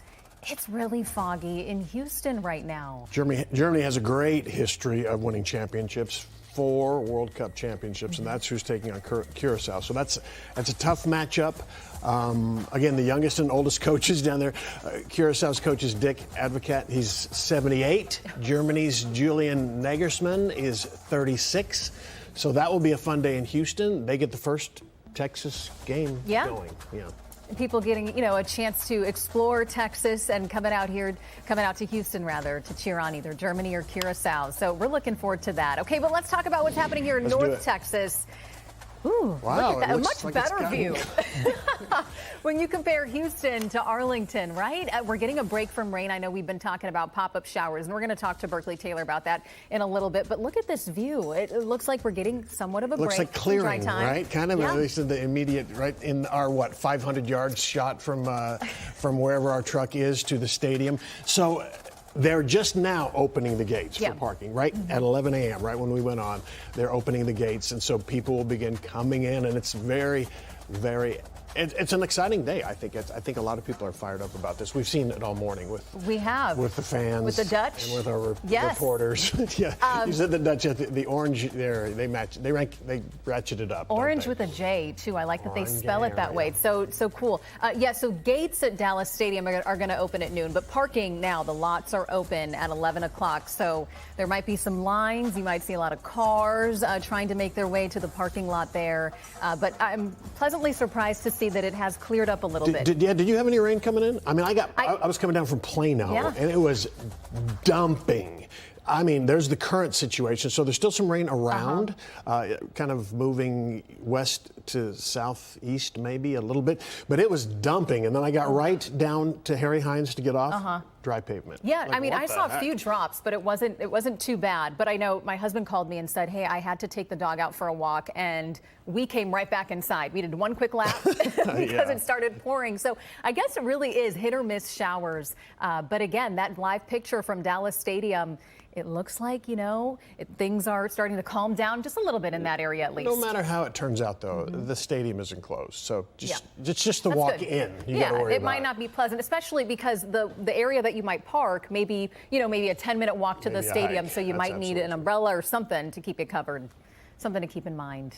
Well, there are 9 matches scheduled for Dallas Stadium. That is the most, by the way, of any host city. 5 group stage matches, 2 rounds of 32 matches at the end of June and early July, and a round of 16 and a semifinal game on July 14th. So this is really just the start of all of this excitement for us here in North Texas. And the semifinal game will be whoever is in it. That'll be the big one that we get to host here. That's really lucky. It'll be fun. All right, Ticia Muzinga is at Globe Life Field right by Dallas Stadium. She's been covering this for us this morning, or she is joining us to cover this morning. Ticia, how are you doing? Hey, Steve. Oh, my gosh. Usually it's you out here on a Sunday, and I'm over on the desk, so it's nice to hear your voice, and Eden as well. But you know what? Okay, so we've been talking about it all morning. The excitement is real. Fans are excited. We even talked to some of the players out there, and they said that they are prepared. They're nervous, but they're also excited. You know who's also excited? Come over here. Come on. Come on over here. Don't be shy. Yes, absolutely. Don't be shy, baby. It's the first day of the World Cup. Let's go. How you feeling? Yeah. Nice to meet you. Okay, how you feeling? My name is... Okay. Yeah, my name is Hirochika Nakakuki. Oh, wow. It's live? Okay. It's live? Yes, it's live, baby. Yeah. How excited are you? Yeah. You were so excited, right? Japan, right? Excuse me. Okay. I cannot speak English, but I'm excited! I love it! Yeah, baby! Let's go! Japan, baby! Look, it's lit. It's lit. Look. Okay, what are we looking at? Oh my gosh, can you tell me what this is? We're looking at his back. Japanese. Toyama. Okay? Toyama's message. いっぱい集めてる. Yes, collection. Amen. Message collections. Okay. Toyama's message collections. I love it. Okay? I love the energy. Yes, Thank you so much for talking to us. Yeah. You got any predictions? You got a score? Yeah. What do you think? Yeah. Japan? Yeah. What is the score? The score. What do you think? 1-0? 1-0? 2-0. Win Japan! Yeah! I love your energy, buddy. Yeah! Okay, hey, let's Vamos! Thank you so much for talking to me, you guys. Yes, thank you. Can you teach me something? Can you teach me a word? Yeah. Can you teach me good luck? Good luck? Yes. Good luck? Yeah. In Japanese. Yeah, Japanese? How do you say it? Yeah. Good luck. Or how? Good luck. Okay, Japanese, okay. 頑張れ、日本 and いつもいっちゃん I love it. Yeah. Thank you so much, sir. Once again. It's me. Okay. Every time, one channel or number one. I love Every it. time number one. いつもいっちゃん頑張れ日本 Listen, there you have it. I love it. Love the energy. Yes, thank yes. you again. Thank you You very have much. a thank you. Yes, thank you very Oh much. yes, I love hugs. It was so Yes. nice meeting you. Thank Yes. you guys. We what time for what USA? USA. At USA, baby. Yes, Hello, yes, I love yes. it. Okay. I love One it. time for USA. culture. Yes. Okay. Okay. USA. USA. Amen. Japan. Okay. And USA. I love it. Okay, we love you too. Yeah, Hey, thank you for yeah. hanging out. Be safe. Make sure you hydrate because it gets hot in Texas, okay? We're going to talk soon. All right. Yes, All right. Thank you, guys. All right. Yeah, guys. So that, it's been pretty quiet where I'm at, but this is, now that we're getting closer to the game, this is kind of what I've been seeing. You got fans from, obviously, Japan. You got fans from Netherlands that are here. Again, the excitement is amazing. I will say, when I was on air a couple hours ago, it was raining. I mean, I can't even lie. But if you take a look behind me, you can see the sun is out. Things are looking way better before, and nothing is stopping anyone from coming here. So that's what things are looking like outside of Dallas Stadium where I'm at. But let's turn things over to Peyton because I can't see her, but I know the energy is insane. Just what you kind of saw here. Peyton, I know you're having fun out there, not too far from me. What is it looking like over there, girlfriend? I don't think we're ready to do that yet, Tisa, because we're still caught up. We're still caught up in how did you find that guy? He's oh the my best. gosh, that is the best interview I've seen on TV in forever, and I didn't understand hardly a word of it. Great job. You know what it is? Go ahead, I love TCM. it. Thank you, guys. I was going to say, I love that I love his energy. I love it too. Oh my gosh, it was amazing. And I love that he said, listen, I'm not too great at English, but you can feel his excitement, his energy, his passion for the team. Yes. And he knew the most important word, which is, I'm excited. Excited. Key word there for his team. Thanks, Stacia. Yeah. Thank you. Yes. All right, next up, Peyton Yeager. She's been following the Netherlands for months now, made a lot of friends. It's so fun. Hi, Peyton, what's going on? Hey guys, we're at Ballpark and Six Flags, the intersection. The bus is in place and the whole crowd is behind us. But before we get a shot of that, Kim, what is your first impression of all this? Crazy. I never expected so many people here. Really? Yeah. I spoke to Kim a few months ago for background. She's in charge of the bus. She gave me all the background, and it's finally here. Should we walk and get a look so we can show some people on TV? All right, let's show. So the bus is going to lead this march, and then all the fans are behind it. So guys, take a look at this. I'm going to let my photographer go. So we have cutouts of the players' faces, right? Okay. And the other bus that people saw, that's a VIP bus that will be at the end, right? Yeah, that's true. These are the invitations of the Official Soccer Association. And there's Zico. So yeah, the bus is in place, guys, and the march will be right behind it. And we're gonna go around Choctaw, around Gold Life to Dallas Stadium. And some people want to know what is the bus gonna do during the game? So during the game, it will be parked somewhere. Okay. Yeah. So no official jump. Once they get to the stadium, it's all ball. And we're focused on the match. Okay, so what are these signs like? Is it normal? The big ones, so the white big ones. Yeah, there was like a soccer team who won a prize to get here. Oh wait, it says Dallas has Cowboys. Oh, that's your coach. Yeah. With the cowboy hats. And then the right one. Koeman. So Koeman is our coach. Is his name. Oh, Dallas has Cowboys. We have Koeman. That's genius, guys. Are you picking up what I'm putting down back there? Can y'all see those signs? We can kind of pick up. There's so much cell phone traffic out there, Peyton, competing with you, but we can see the Dutch crowd down there. It's a sea of they orange. have a much better view than me. That's not even fair. Yeah, we got Sky 4. That's not even fair. Look at that. I'm tall, but not that tall. I mean, amazing. Everything is bigger in Texas, and certainly the celebrations, the FIFA World Cup celebrations are also bigger here. I mean, holy cow, I'm trying to wow. figure out a crowd estimate. Like if that was, they were all in a concert venue or so. Is that like 8,000 people or 6? It's They're all gotta around be. the bus. That's just That is awesome. And what's so cool about this team too, or these fans, I should say, my goodness, that's so much orange, is that they were supposed to, I believe, arrive there at 10 o'clock for this parade to start at 11. People started showing up at 9, 8 o'clock. That's how excited and enthused they were about, you know what, celebrating their team, getting them fired up for this game. And I don't know how they're going to pace themselves because the game isn't until 3 o'clock. It is fun to watch this group and how they travel and how they get involved in it. And it's just fun. Yeah. I mean, I wish we had something around here. We got Team USA for this next several weeks, but Cowboys, you know. That's a touchy Rangers, subject, Steve. Maverick. It's fun to have a team, and this is what it looks like when the fans are excited about a team. It's amazing. And it looks like. And then they shipped the bus from the Netherlands. Yeah. They put it on a boat and shipped it. And it made its way from Galveston to Houston to here now. This is a moment that, I mean, first of all, I should say Peyton Yeager has done such an incredible job of introducing us to the Dutch, just to their fandom, how excited they are about their team. And so we've been excited to just welcome the bus here to North Texas. And hopefully, I mean, as you can see, the top of the bus is open. So I hope that the weather is going to be fine. Yeah, no pressure, and Berkeley. you know, one thing about the Dutch is it doesn't matter, actually, at all how the weather looks. A lot of them earlier in the interviews when Peyton May was talking to them this morning were so thankful for the rain because it cooled it down. So thankfully, we've gotten temperatures. Right now it's 72 degrees. Normally at this point in the day, in June, we'd be 82, 85 degrees. So getting a little bit of relief. I am a huge soccer fan. So this is very exciting to me. And I want some crowd person who knows, who estimates crowds, to call Fox 4 and give us. And let us know. I want to know because I think I'm wrong when I said 8,000. As we sweep over that, I don't know. It just keeps Could be going. 20,000. Yeah. It just keeps going, which I hope that there are a lot of people that maybe, hey, this is the first time they've kind of tuned into soccer and they're looking at this and saying this is something worth being excited for because I played soccer my whole life. I've been trying to get my family they love American football, and I do too.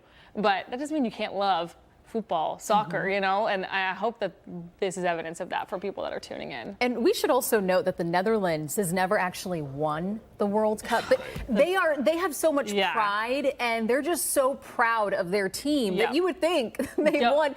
But I feel they've lost. They've been to the finals, though. They lost in the finals They say they're the 3 best times, team so they're to have very never good. won the World Cup. But I think, you know, if you're a team going into the World Cup like this, and you have this kind of support, these kinds of fans who are able to, you know, come from different countries. I think there were some people coming even here locally from, when I say locally, from the U.S., coming from Miami, coming from other parts of the country to support them. You got to feel really good going into that game when you see just this sea of orange out here to support you. And the coordination is very impressive. You were mentioning some of them when we started Good Day this morning at 6 o'clock.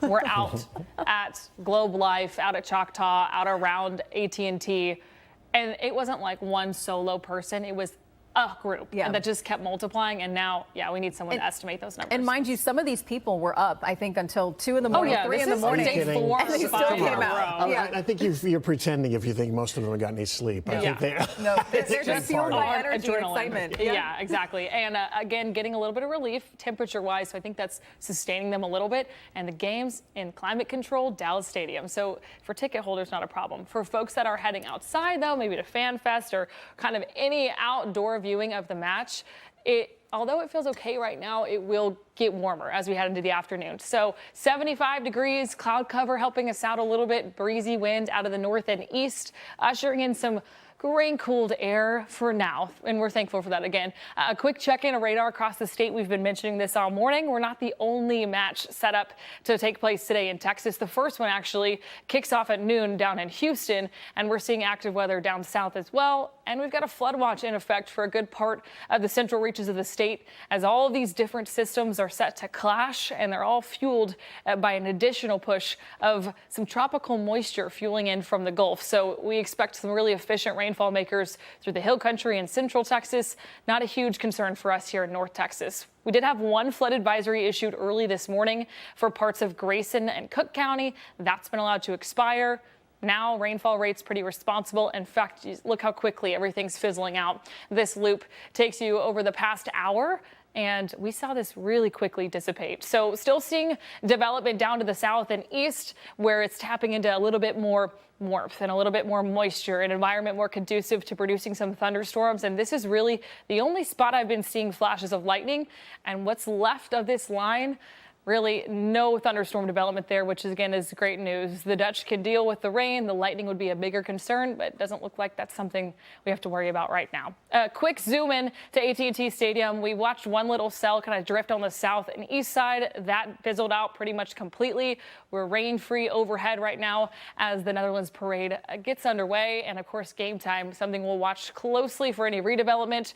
Right now, we have some back building on the northwest side of Tarrant County. It's trying to drift in, even that falling apart. So really my only concern is some light rain moving overhead in the next hour or so, and a whole lot of dry space going to filter in as we head for the afternoon. So again, current conditions out there sitting in the mid to low 70s, dew points okay, mid 60s for the time being. But as we head into the afternoon, kickoff set for 3 o'clock here locally, our first of 9 North Texas matches. Temperatures at kickoff, upper 80s, feels like low to mid 90s. So if you're watching the game outside, water super important. We will slowly cool things by the end of the game down to the low to mid 80s. This is actually below average for this time of year, but with a lot of folks coming in from cooler climates, this could be a little bit of a shock to the system. So be sure you're taking good care of yourself, taking breaks inside and drinking a whole lot of water. A quick check now of your 7-day forecast just here locally. Again, this for North Texas. We expect that cold front to roll in and cool temperatures down starting tomorrow. We will top out in the low 80s, and we've got a little bit of that rain lingering through the front half of the day. And then sunshine and breezy south winds return, and that helps to crank temperatures back up. And then by the end of the week, we'll watch another round of scattered showers enter the forecast. The showers that Berkeley's been talking about definitely having a bigger impact on folks on the east side of our viewing area versus the west side of our viewing area. So if you're getting ready to head to any of the venues out there to watch the game, here's what I want you to know. And we'll start with our outlying areas and work our way over towards things like the FIFA Fan Fest area and also Dallas Stadium. So driving on I-30 right now, there's remnants of a wreck involving an 18-wheeler and still only the left lane getting through there. And then some other issues in Mesquite to note. One, crash just happened recently on Highway 80, moving in the westbound direction, approaching LBJ, and then on northbound LBJ as one passes Oates. The earlier crash there just cleared. There's a lot of important stuff to note around the FIFA Fan Festival. First of all, the good news for drivers that utilize I-30.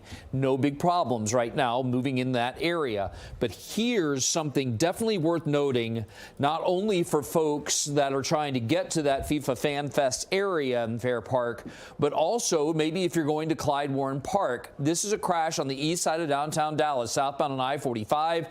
Vehicles facing the wrong direction, and you can see the cone line set up blocking the 2 left lanes. So that in turn is causing a bleed over backup that's growing back past the City Place interchange, and also having an impact on folks that are trying to move southbound on 75, obviously now, to go to westbound Woodall and on towards the area around Pearl Street and Field Street. So be aware that it's going to take you longer than you thought to head through those areas. Obviously, you still have a lot of time before game time. And then for drivers on southbound I-35E coming down from Carrollton and Farmers Branch, really bad crash here involving a half dozen vehicles, only the 2 right lanes getting through. Fortunately, no serious injuries. You can see wreckers are in the area, while northbound on the tollway at Royal, you do have some trouble there. For folks in and around Dallas Stadium, it's been pretty easy to move on the major roadways so far, and that's a big positive.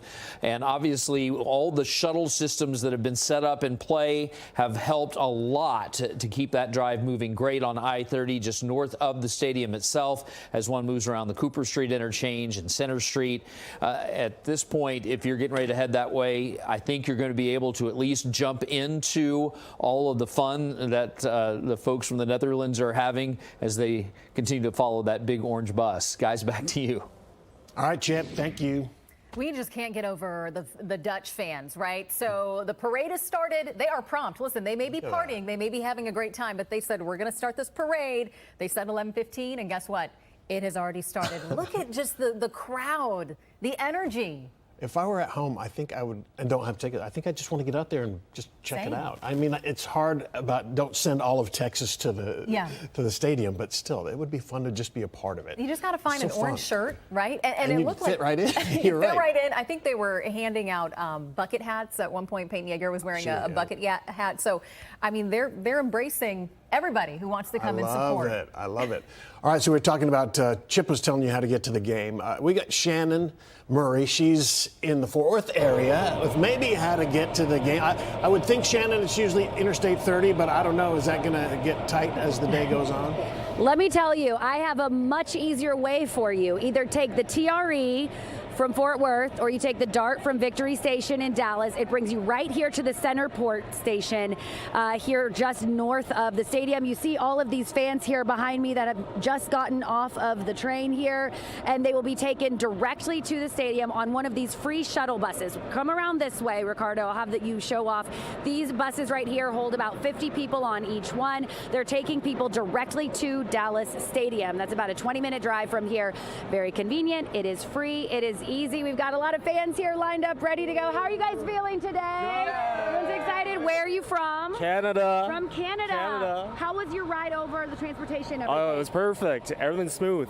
Okay. How are you feeling about the match today? Oh, so excited. Japan's going to win today. Tell me about this team and what you love about them so much. Everyone's playing Europe. They're superstars. They're going to win against Holland. Okay. All right. Well, good luck today. You guys have fun. I know Eden and Steve, you guys have had a lot of Netherlands Orange on the show this morning. We've got a lot of the Japanese fans here today who have been taking transportation over here. And, you know, one thing I know that the organizers here have said, they know these international fans are accustomed to public transportation. They're used to taking the train.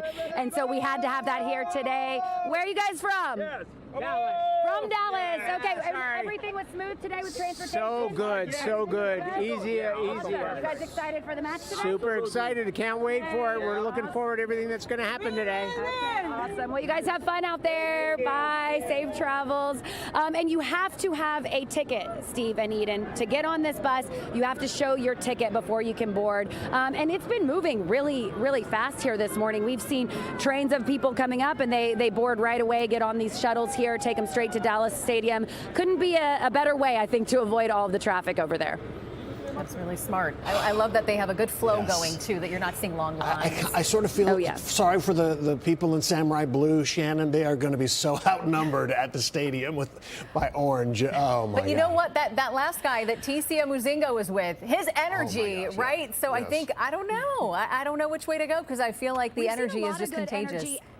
And we've seen a lot of confidence, too, when I talk to these fans from Japan, and they're like all saying 2-1 for whatever reason as their prediction for the score today. So we'll see. I think everyone's really confident. And you know what? I heard you guys talking to Berkeley earlier. We couldn't ask for better weather right now. We've got blue skies, sunshine, a cool breeze. At one point, we've been here since 5 this morning. I was taking cover under this tented area behind us because it started raining. There were dark clouds, but it's beautiful out right now. So I think it's a perfect day for some soccer, football. Back to yes. you. All right, Shannon, good talking to you. And it deserves to be said that this is a good match. Yes, I mean, this Japan is ranked 18th worldwide. The Netherlands 8. Japan's been to many of the World Cup round of 16, Yes. so they know how. I mean, it's going to be a great game. Dutch fan march has started. You saw the buses depart and get on with it. Our Peyton Yeager is there. Peyton, she's not on the bus yet. Okay, Peyton, where exactly She are might you be in on the the crowd? second duck. She's on the double ducker, I think, Our right? camera guy was, my photojournalist Andy was allowed on. They're like one on, one off. But so I'm down in the crowd, but Andy, can you pan over here? I'm gonna go jump in the middle of the crowd. This is like they jump left to right. Okay, I'm just gonna get right here in the middle.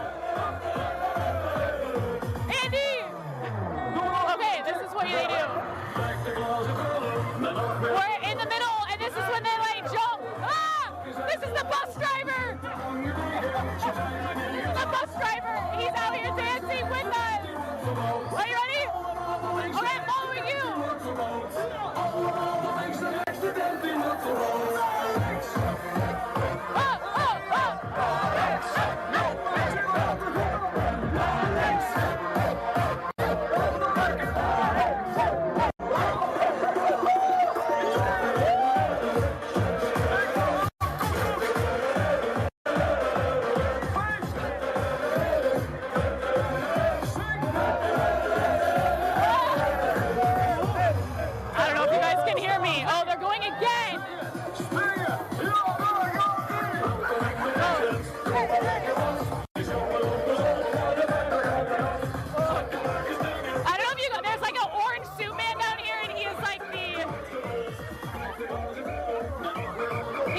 hear me? Yeah, we can hear you. We're just taking it all in with you, Peyton. Yeah, we want to be there. That looks so fun. I'm just down here rocking. I'm down here rocking. Left to right, right? You said they jump left to right, a little bit of coordination there. I swear, I would love to be out there. That looks so fun. Oh my goodness. I am amazed at how energetic they are. They do the chant like left to right jump that we just did. That is what they are widely popular for. The bus driver was next to me. I look over, I'm like, oh, okay, the bus driver is next to me. So we're not moving anymore, but, ooh, I'm out of breath. Oh, we're moving now. And Andy's on the bus. But he has the best view, right?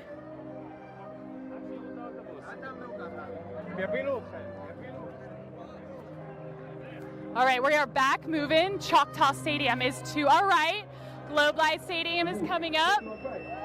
I even see some Japan fans in here. They just want to be a part of it. So we have music playing on this one. We have a DJ playing on the second bus that's following behind it. But this is what we've been waiting for months. Talking about that march behind the double-decker bus that they shipped here from the Netherlands. So this is really special for them. All right, here they go. Oh, here's Andy. How was it up there? We're back. We're back and we're moving. This is truly incredible. Yeah? Are you there? I'm sorry. It's so loud. It's so loud. It is so loud. Louder than a Cowboys game, I'll say it. I can't hear anything out of my right ear. Let's see. But this high energy is what the Dutch are known for. I mean, I was hanging out with them all day yesterday and now hanging with them all day today. They party before and after the game and during the game. It never stops. Oh.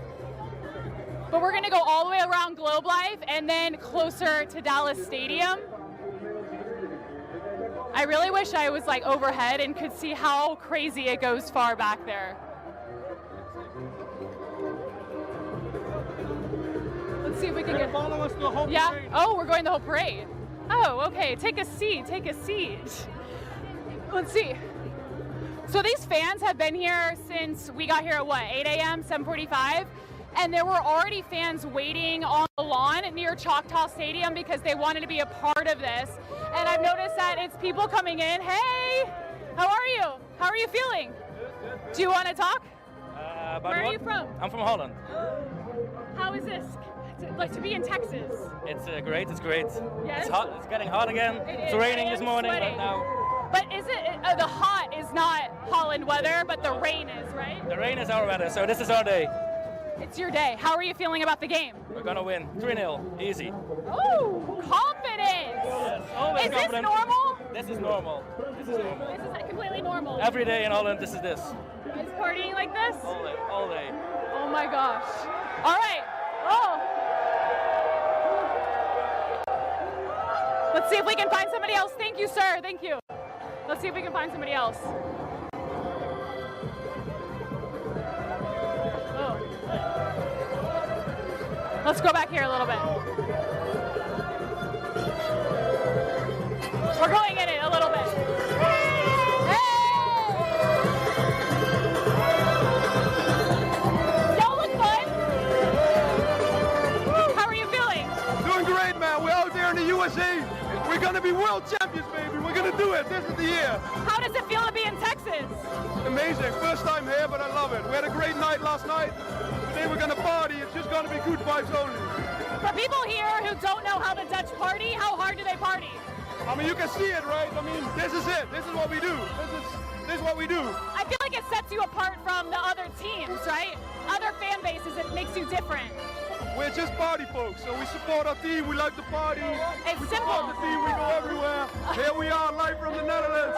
We're gonna do it, baby. We're live in the Netherlands, guys. Woo! And also, live weather report is rainy, and now it's very humid, and I am in a sea of thousands of people. Oh, let's see. Oh, wait, we got some smoke over here, Andy. That's kind of what I was waiting for. They were talking about this smoke.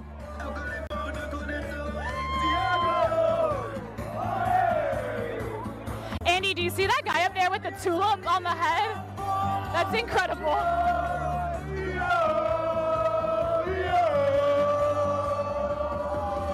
We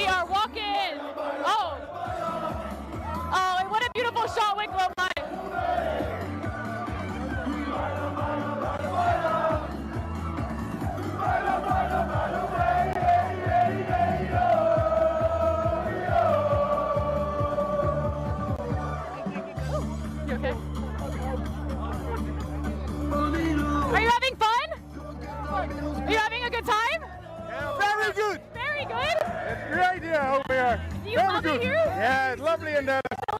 But I love Texas. yes, I love to hear that.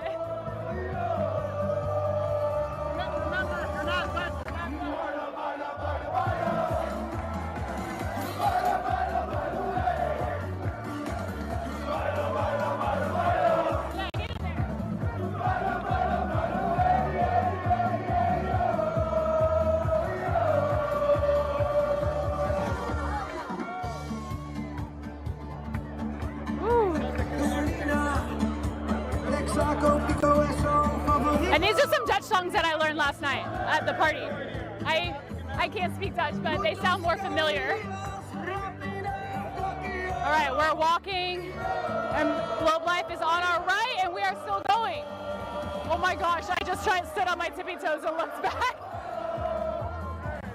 Oh my gosh! I know you guys! How are you?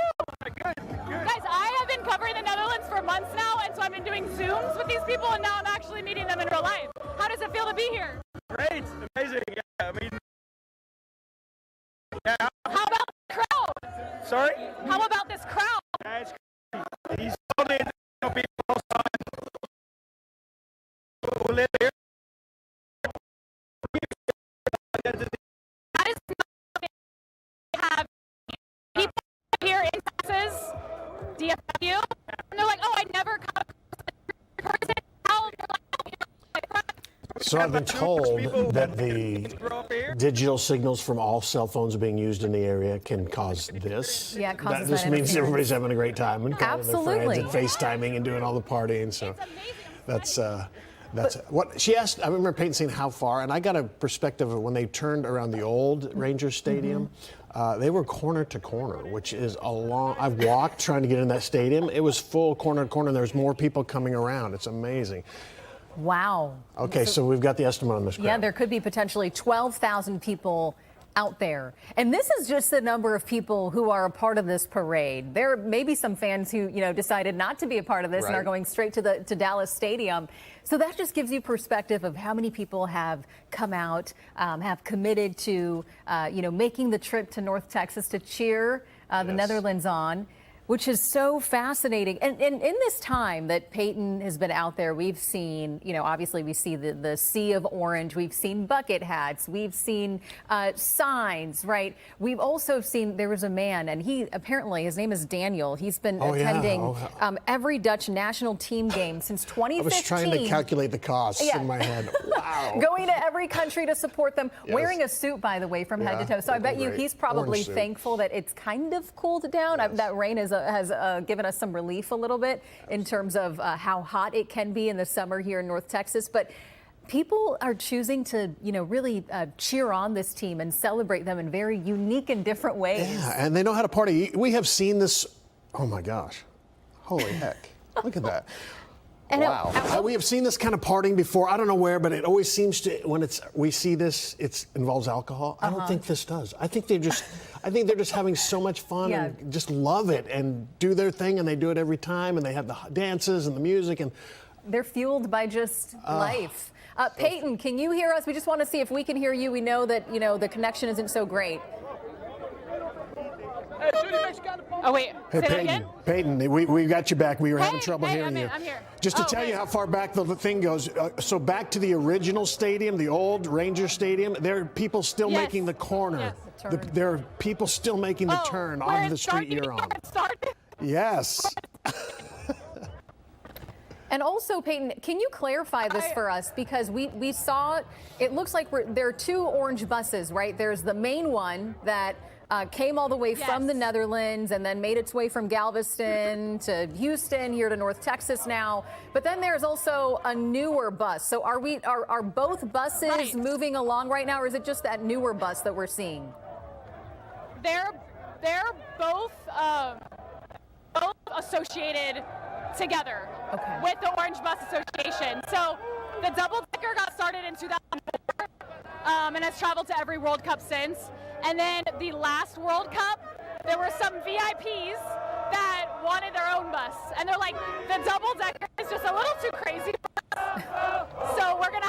boost in the back. So around they wanted to have another viewpoint from people who just maybe didn't want to be in the craziness up here. You know what I mean? We got every other word, but it sounds like there's the VIP bus and the double-decker bus. Statue of Liberty. And the Statue of Liberty, like they've done their version of it, but orange. Yeah, they made it to carry on the bus. Wow. Yes, I'm following you. Oh my gosh, you're so nice. My makeup is sweating off and yours is sweating off. We're sweating it all. This is a husband and wife team. What made you want to dress like this today? Well, we always feel that we are looking for a costume that combines both the host country, like the States, and our own country, of course. So the Statue of Liberty stands for freedom, for international friendship, and that's also what we hope to find in the World Cup. Are you going inside the game like this? Yeah, we do. I love you guys. To 8 games. 8 games? 8. Yeah. Also to the final. Oh yeah, is that all the way to the very And you're end? also there. Oh, I guess I'm going now. Have you been to one of these marches before? I'm assuming, right? Yeah. It's the 9th one. 9th one? Yeah. Well, 9th? Yeah. Wow. For him. How is this one? Compare. We have just arrived 1 hour or something. But It's too early. very nice. You like it? Yeah, I really like it. It's a good. Has it been good Texas hospitality? Yeah. It's a good start. This. It's a very good start. Good, because you go to Houston after this, right? Yeah. Okay, you'll have to let me know how that goes. A little rivalry there. Yeah. But thank you guys so much. You won Best Dress at our TV station. Best Dress. You're welcome. You say so, that's very important. Oh my gosh, they're giving me so much credit that I do not deserve. Thank you guys. All right. I think they said they just got here like an hour and a half ago. That's amazing, Peyton. Wow. That what? That they got here an hour and a half ago, that's what they said? Landed. Crazy. Oh, yes, they got here hey, this morning. This morning. Okay, so we are making our way by Globe Live. I just cannot believe how far back it goes, guys. Yeah, they have made the turn. Now everybody's on that surface road that you're on, but all the way back to the old stadium and then Globe Life. And you're past with Globe Life probably by now. It's what a crowd. I do think it's like the first game out of the gate. I knew they were going to show up, but I was questioning a little bit because we're so spread out, you know, and the World Cup is over 3 different countries, so I just didn't know how this would work compared to the other World Cups. I'm going to migrate this way. And so I was like, oh, are they going to show up or are they not? Andy, will you follow me really quick? Sorry, I'm coming my way through here because I recognize somebody, and that's crazy that I recognize somebody right now. Hey, how are you? How are you doing? How are y'all? I interviewed this man on Thursday. Oh my God, their whole family. How are you feeling? How is this? The Vandervins family. Yeah, no, we're very excited. It's great to have all the people here, and including Japanese people. It's just a great party altogether. Okay, so we're doing the left to right thing, right? That we're doing right now? Okay, guys, this is the left to right jump thing, so we're in the middle of it all, so here we go. Okay, I'm following you guys. Here we go. Oh. Right.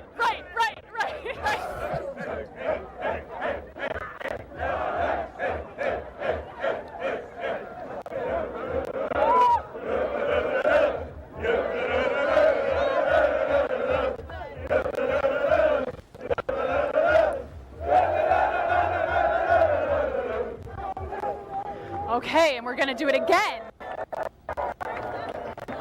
It is hot out here for me, and I'm a Texan. I can't even imagine for these Amsterdam people. It's hot out here. It's hot out. It was good. The rain is. We've seen all weather today. How are we feeling for the game? Guys, he was so nervous. I spoke to you Wednesday, Thursday? I'm still a little bit nervous. Japan is just a great team, but I think the step up today, they will put a good performance in there. Our station is wondering, is it a home field advantage? Is this a lot? Do you think it's going to be 50? How do you think the stadium is going to see this crowd? I think it's going to be like 64. A lot of Japanese DFW area. Dutch should be loud. And, the Dutch team should feel the support for us. Yvonne, he's my expert. He's been to this a few times. All right, let's do this dance again. I'm ready. Okay, I'm ready. Are we ready?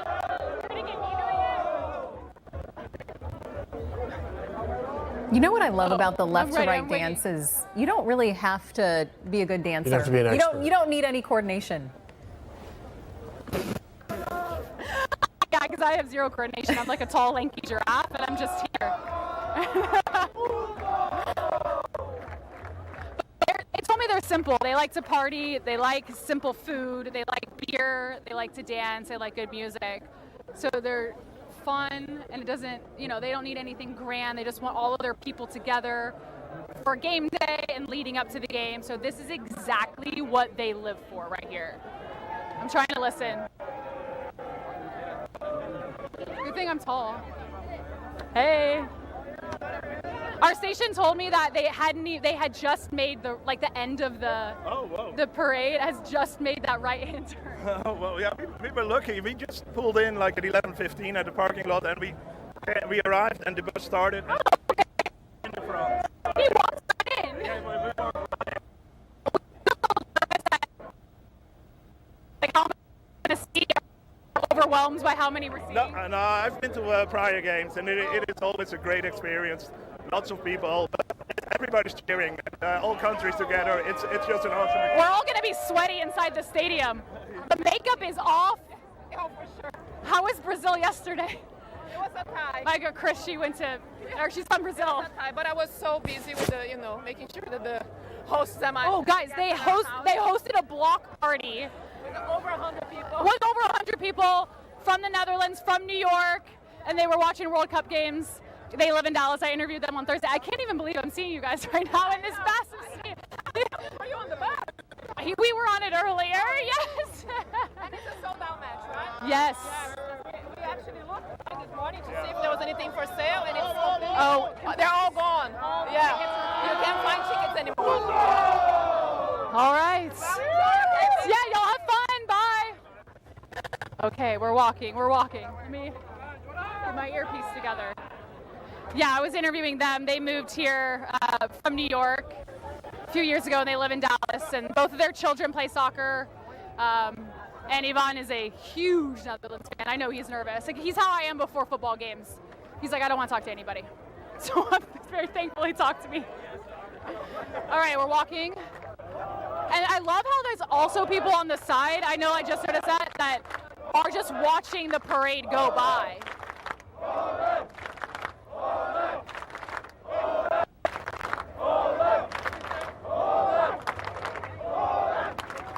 We've got some chants going, and we're about to make this right-hand turn to go to Dallas Stadium here. Okay, now I can hear you guys. My earpiece is falling in and out. Peyton, earlier you were talking about how, you've covered, Dallas Cowboys games. Let me tell you, it is hot. Let's see if we can find somebody else. I'm searching. But it sounds like this really doesn't even compare to that. And I know she's been warned for a while. People have told her, hey, the Dutch, they go all out. They really get excited about this. But I don't think they oversold how enthusiastic fans are. I mean, they have, I think, exceeded our expectations of what we thought we were going to see. They really did.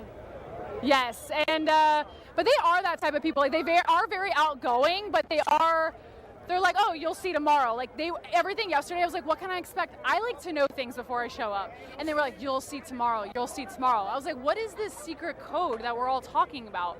But they all know. And then I think North Texas learned today.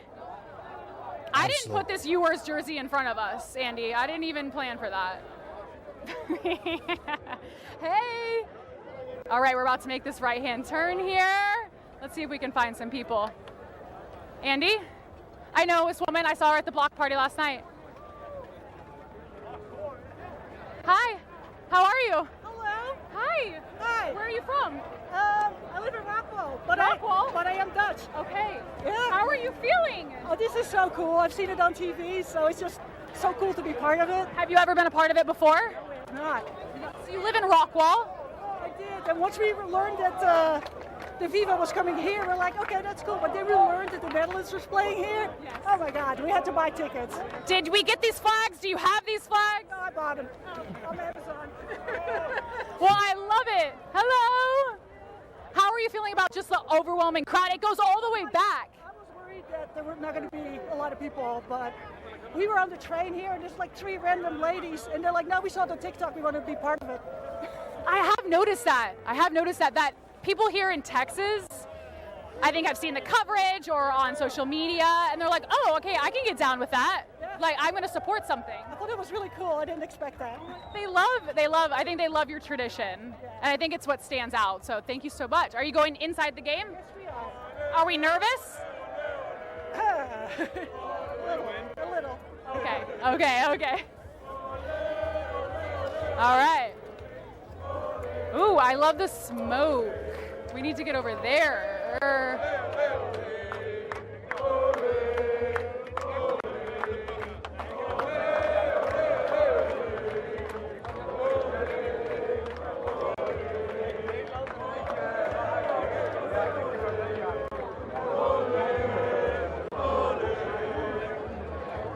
I mean, the view right now of all of the people and the smoke and the flags to Dallas Stadium, I mean, that's what it's all about.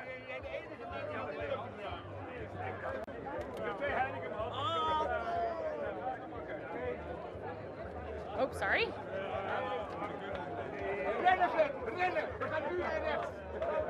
Hi. Hey. How are you? Not bad, and you? How are you feeling? I'm feeling very confident. Very confident. Super confident. Yes. Tell us about this outfit. Oh, my mother made it. Your mom? Yeah? Aw, that's awesome. No, she didn't. Oh, you made it? You bought it? No, you can just buy it, yeah. How does it feel to be surrounded by all of these Dutch fans? It's like I'm in Holland. Yes? It's the same as if I walk in Rotterdam, it's the same. You're all here in one place. Exactly. So this is not Dallas anymore. Are you or live there? Arlington. You live there? Rotterdam, yeah. Oh. How has Texas treated you? Super nice. Yeah, no. Love the barbecue. Do we have beers in here? Beers in there? No, we stole them. Oh, okay. How do you think it's going to match up inside the stadium? Fans, like more Netherlands fans than Japan fans? I don't know because were you surprised by how many Japan fans? No, I was surprised by the ticket price. So I don't think a lot of Dutch people were willing to pay that amount of money. Okay, well, I mean, there's a lot of people here. Yeah, but nobody has tickets. Ah, well, we'll see when we get inside. And I think most of the people here are American anyway, dressed up in orange. Everyone's catching on. Thank you. All right. Oh, I'm sorry. All right, let's see if we can make our way. Hi. Let's see if we can, I don't know, walk a little bit. Why are my... Hi, Cheeseheads. Hello. Hi. How are you? Good. I'm gonna have our camera guy. We're gonna walk still. I'm gonna have him get in front of us. Okay. So tell me about why we chose this outfit. Well, we want to be loud for the Netherlands this World Cup, so we chose as much orange as we can get to support them. So. And we got the cheese heads on Amazon. Some of the culture. So we got, where do we get the cheese heads? Dutch are very big on cheese. So you get the cheese head, you represent. Yeah, that's right. Where do you guys live? So I live in Tennessee. He lives in... I live in North Carolina right now. But all of our Dutch family is here with us. They flew from the Netherlands. They flew in for this. Yeah, they flew in for this one. How does it feel to be surrounded by all of these Dutch fans? Yeah, it's amazing. The atmosphere here is great. That's why we like supporting the Netherlands. The culture in there is very nice. So it's good to come out and support them. Let's talk a little soccer. Yeah.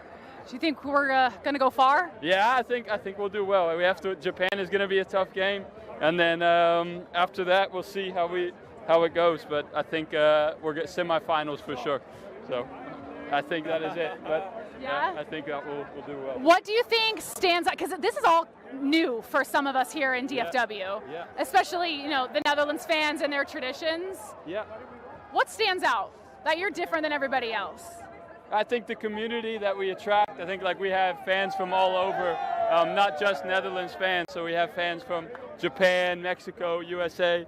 So I think just the environment and obviously the atmosphere is like no other, in my opinion. So we were introduced to the bus, a few months ago. Okay. We just learned of it, but y'all know about it. Yes. How important is it to you guys? Like the march and, like the pregame festivities. Yep. You want to get this one? Yeah, it's good.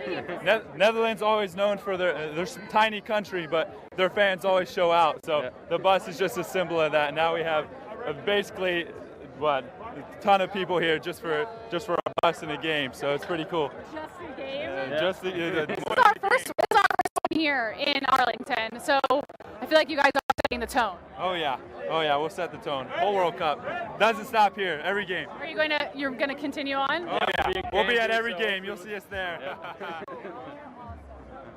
Have you been to a game in Europe? I was just trying to see how this compares, like a march. More people obviously in Europe, but I feel like this is a lot of people. Yeah, good amount. This is my family, and then we'll kind of walk around. Hey, how are you? Good. All right. Let's go a little up to the party. Should we do that? Did you get to ride on the bus? I did. Oh my God. And they were like, media. Let's see if we can migrate a little bit. Hey guys. I know, I am.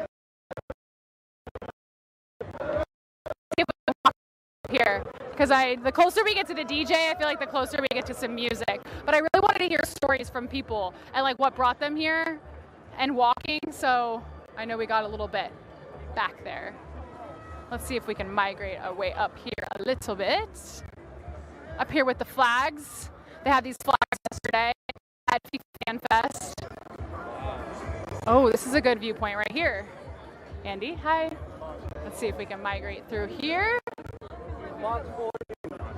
Let's migrate here.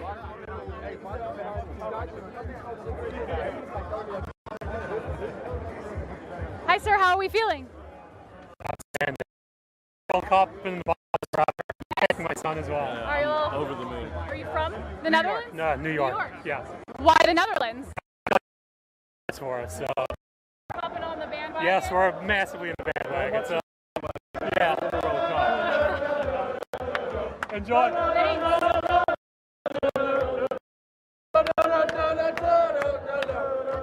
Let's see if we can get a little bit closer. I do even see some Japan people in here. Sorry, ma'am. It's a bit closer.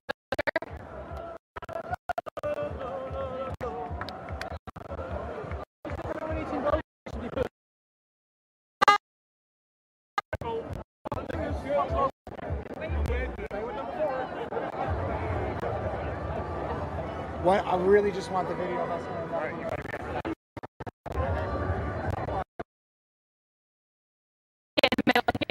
I just can't get over the energy of this crowd, and it makes you wonder if they are this enthused before the game, how are they going to be if the Netherlands wins just this match, or if they end up winning the FIFA World Cup? Oh my gosh, that right? would be fun. It'd be fun to be able to be a part of that and watch that. And I'm getting the impression there's so many fans locally, or like it's kind of like everybody's from the Netherlands today kind of a feel. And I wonder, clearly all those people probably are not going to the game. They're just there to be a part of this, and whether they do have a connection, familial to the Netherlands, or just want to go get in that. It's what a great rally, right? It's so cool, and I think even we've gotten shots of people who are rooting for Japan to win joining this crowd because they want to be a part of the excitement. Yeah. Which is just amazing to see. And you know what, like we just said earlier, orange, that's not a hard color to find in your closet. So you could just put on, an orange shirt and show up to this parade and you know what, be a part of the Dutch for today. Well, they started so early too. I don't know what time the teams arrive, but it'd be cool to be a team member and roll by and see all these people, and knowing that they're there to see you. That would be really uplifting. That'd be so cool. I think that's what's amazing about this is that I think it really doesn't even matter what the outcome of today's match is. When you have this kind of backing and support behind you, that's really cool. They are chanting. So let's just take a moment to listen in.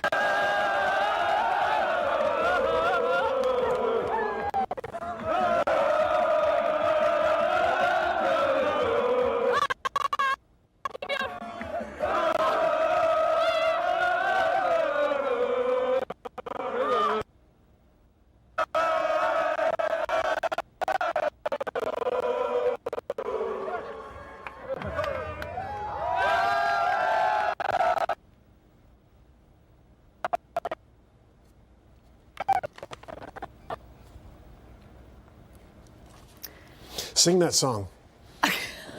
No pressure. Pop quiz. I don't think that's a Dutch chant. I think that is a party chant. We're gonna have a good time, regardless. Awesome. Chant. Yeah. And I think there's an estimate of what, at least about 12,000 fans out there. Wild to think about. That whole thing is tightened up, as you can see. Yeah, but they're moving along. The weather, thankfully, has held up, so we're not having to deal with any rain at the moment in this area, so that's really good.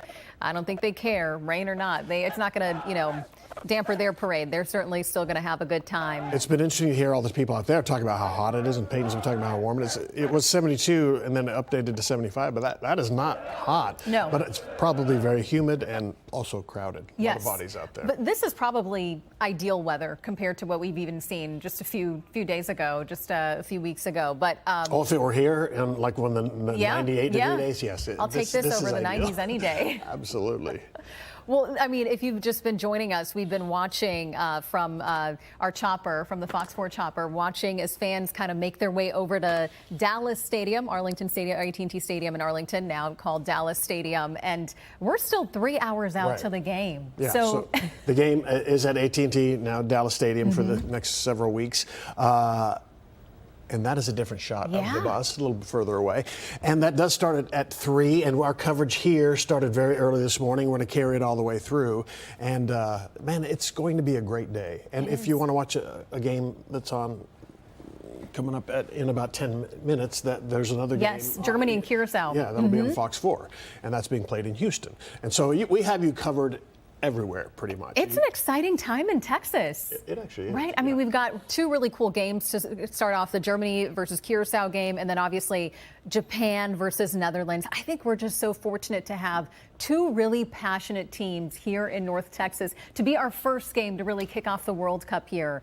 We've been talking about it for quite some time, but my goodness, that's kind of the beauty too about the World Cup, is that you may not know much about a country or about the teams, but this gives you an opportunity to learn about just how much pride people have in their teams and their cultures, and it's a learning opportunity for us and a learning opportunity for them to realize how amazing Texas is, North Texas specifically. We're going to go to break. We'll be right back with more coverage.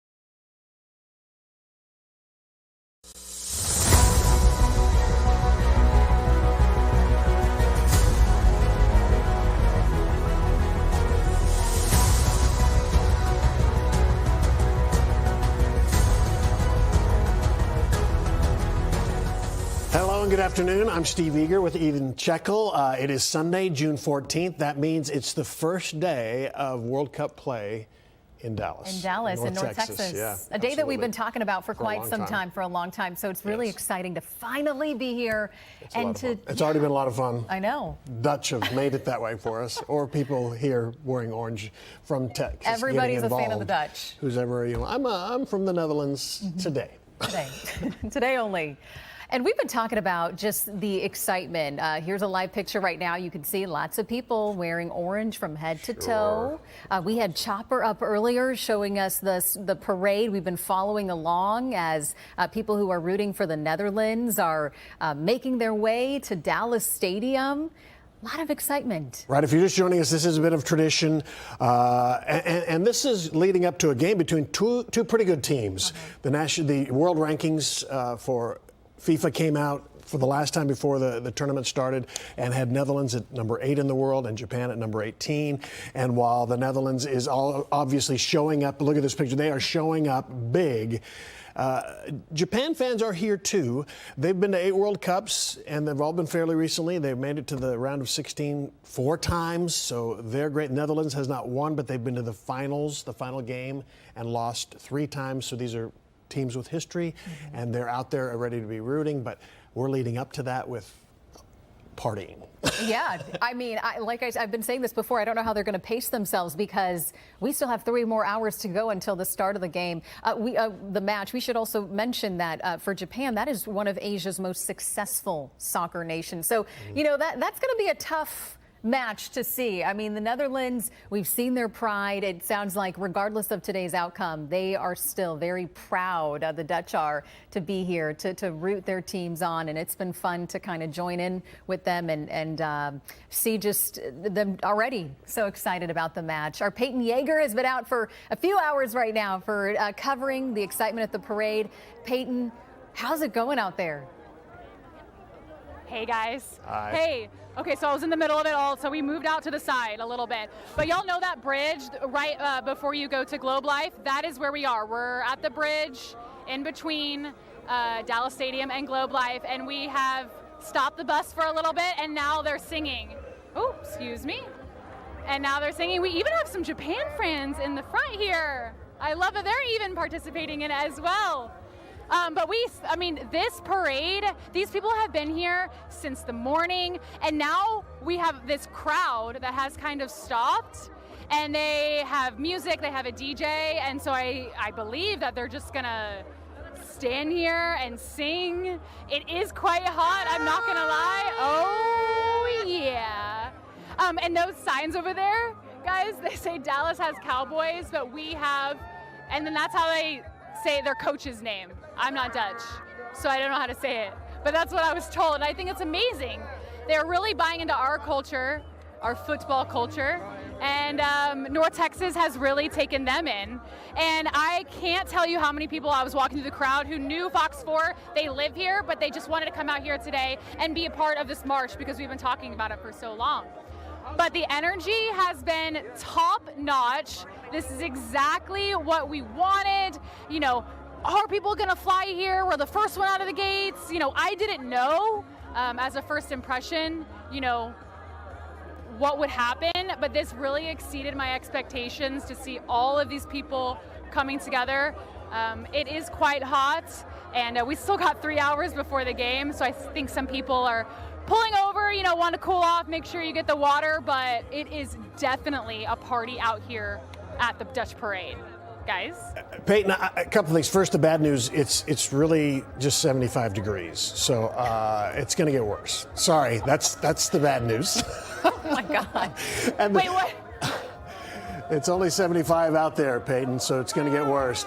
Oh my tell God, your it doesn't friends. feel like that. I know, I can tell. It feels 105. I know. So tell where you they. can tell, yeah, my makeup is sweating. So where this group has stopped, is this kind of? I know they got all the, the permissions and stuff, so they're kind of out of the way. They won't be. They can just stay there probably all afternoon if they want to, right? And crowds can still go to the game itself a different route. Correct? Is that what it looks like that to me? Exactly. Right. Yes. It sounds like, I can't believe they're going to party here for the next 3 hours. But some people, don't have tickets, and so they're just going to watch the game and continue to party. Other people will peel off and go to the game. But I can't believe it's 75 degrees. I knew that would blow your Is that mind. what you said, 75? Yeah. There's no way. There's no way. It's just humid. It's humid. I'm in jeans. I'm sweating. My hair is wet. But it's okay. And these people aren't even used to it. I live here. They're from Holland. They're like, this is so hot. So I know they need some water right now. But the rain earlier didn't deter them. And now the heat, I mean, they're just ready to go. They've been waiting for this. So they're locked in. They seem unbothered. Like they don't care what's going on with the weather. I'm being the baby right now. I live here. And I'm like, I'm hot. And I think the adrenaline, just from talking with fans last night, the adrenaline has been there. Some were out late and then got up early this morning, so they haven't really slept. So I know that they're really excited for this one. So right now, what I've noticed, I've hung out with them for a few days now. Now we've entered the portion where they do their Dutch, the original songs and anthems and chants. So I think they're going to be here for the next few hours on this bridge in between the two stadiums, congregating and getting into game mode. Hey, Peyton, I feel like you watching your coverage for the last couple of months. You got assigned the Netherlands team, and that's been really fun for you. I think it looks like you're having a great time, obviously. But do you get the feeling that people have kind of gotten on board just learning about the Netherlands? Not the people who traveled, yes. But the people locally said, I think I'm going to get on board with this Netherlands program. 100%. We know we like our sports here. So I think they heard that, they saw that. The Dutch orange bus at the front does have a social media. It exploded once, we got into the hype of World Cup. So I think people saw that and they wanted to be a part of it. I can't tell you how many people who don't have any relation. They just want to be part of something. They grab something orange in their closet. But I do think that's a true testament to the Dutch fans. They are so welcoming. They're like, oh yeah, we don't care where you are, who you're from. And they're like, please come join us. We've seen Japan, USA jerseys, Mexico jerseys, and they just want to be part of a fun fan march that is unique to the Netherlands. And I think what's so beautiful, too, is that not only are we learning about the Dutch and just how passionate these fans are, but they have also gone out of their way to learn more about Texas. Tell us a little bit about I think some of the fans made a trip to Buc-ee's. How did they react to all that? What was their perception? So if you didn't see our coverage yesterday, I took them to Buc-ee's in Madisonville. They were driving up from Houston to Dallas, and I was like, guys, you have to stop in Madisonville Buc-ee's, and I'll meet you guys there. They were overwhelmed. It was huge. The gas stations they have in the Netherlands, they say are small, and they were amazed by the brisket that was being chopped right in front of them. I mean, their eyes were as big as can be. It's on my social media, and people love to see it. Also, so they play here, and they also play in Houston. So they are truly getting the Texas culture that I think that they want to dive in.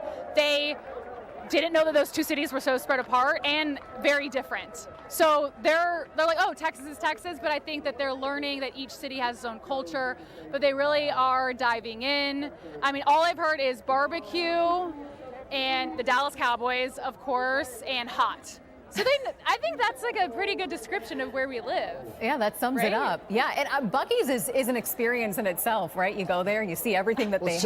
It's so huge. It's got to be confusing because I know Americans like to go big or go home, and that is just the biggest. No, they were very confused. We went on a Saturday, so we went yesterday. And they were like, is it always this busy? And I was like, this isn't even busy. It was adorable. And then they were like, oh, do people just stop here to stop here? I think we're moving. Oh, cool. And I was like, no, they plan their trip around that. But I don't know if I showed earlier Lauren and Brandon, but because I've been covering them for so long, I will show you this before we go. They got me this jersey that says my name on the back and Channel 4.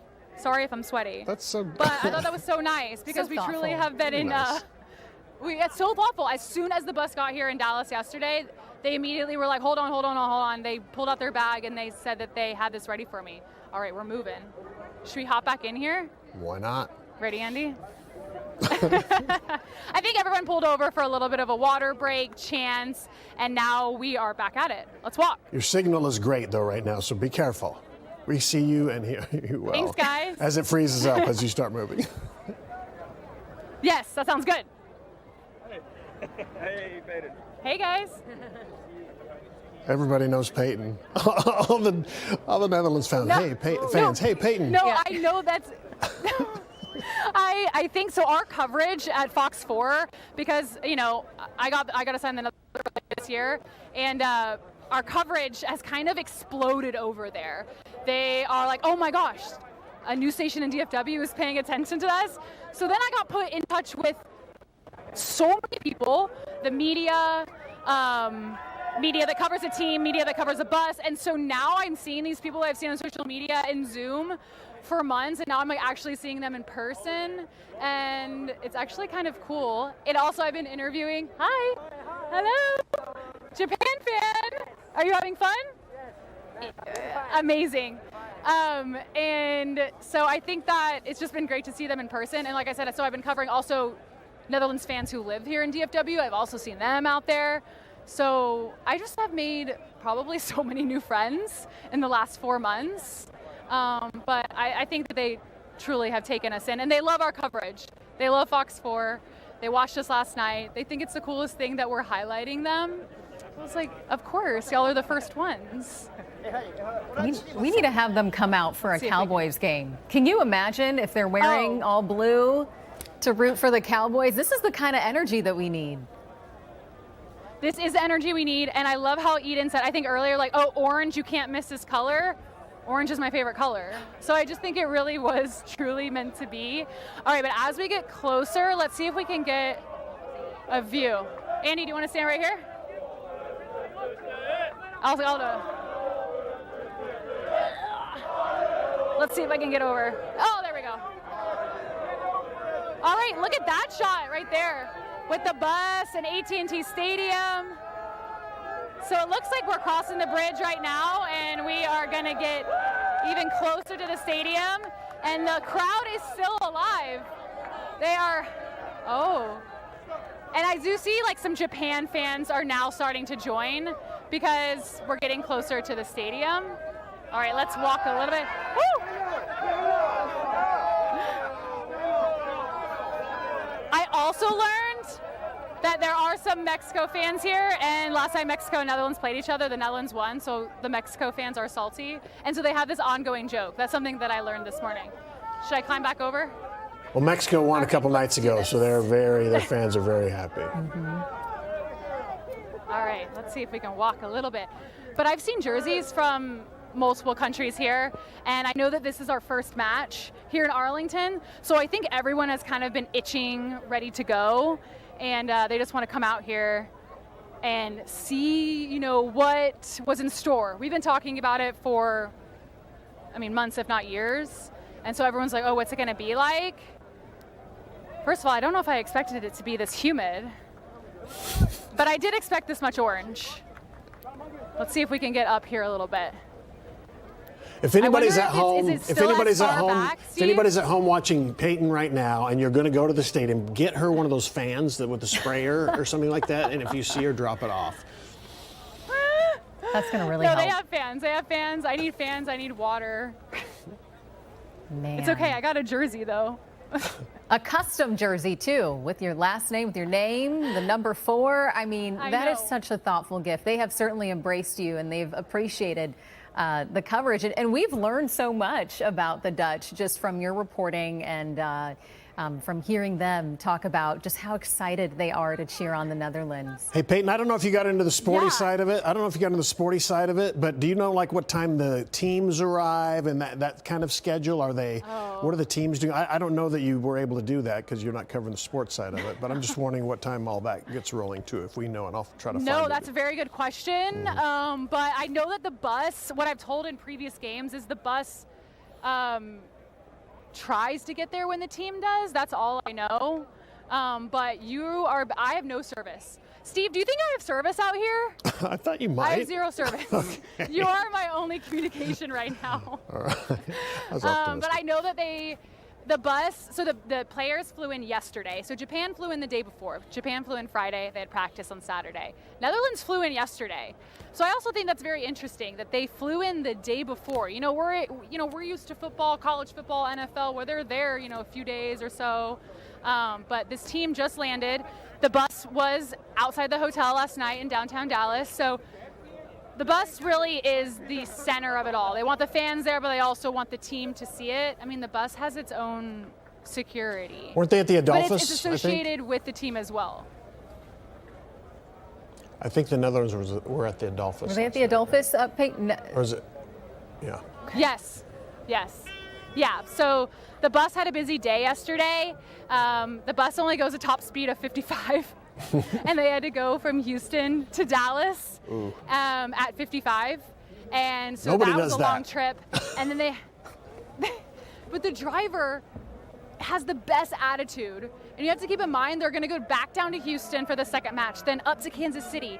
If they win out of this group match, they're going to Monterey.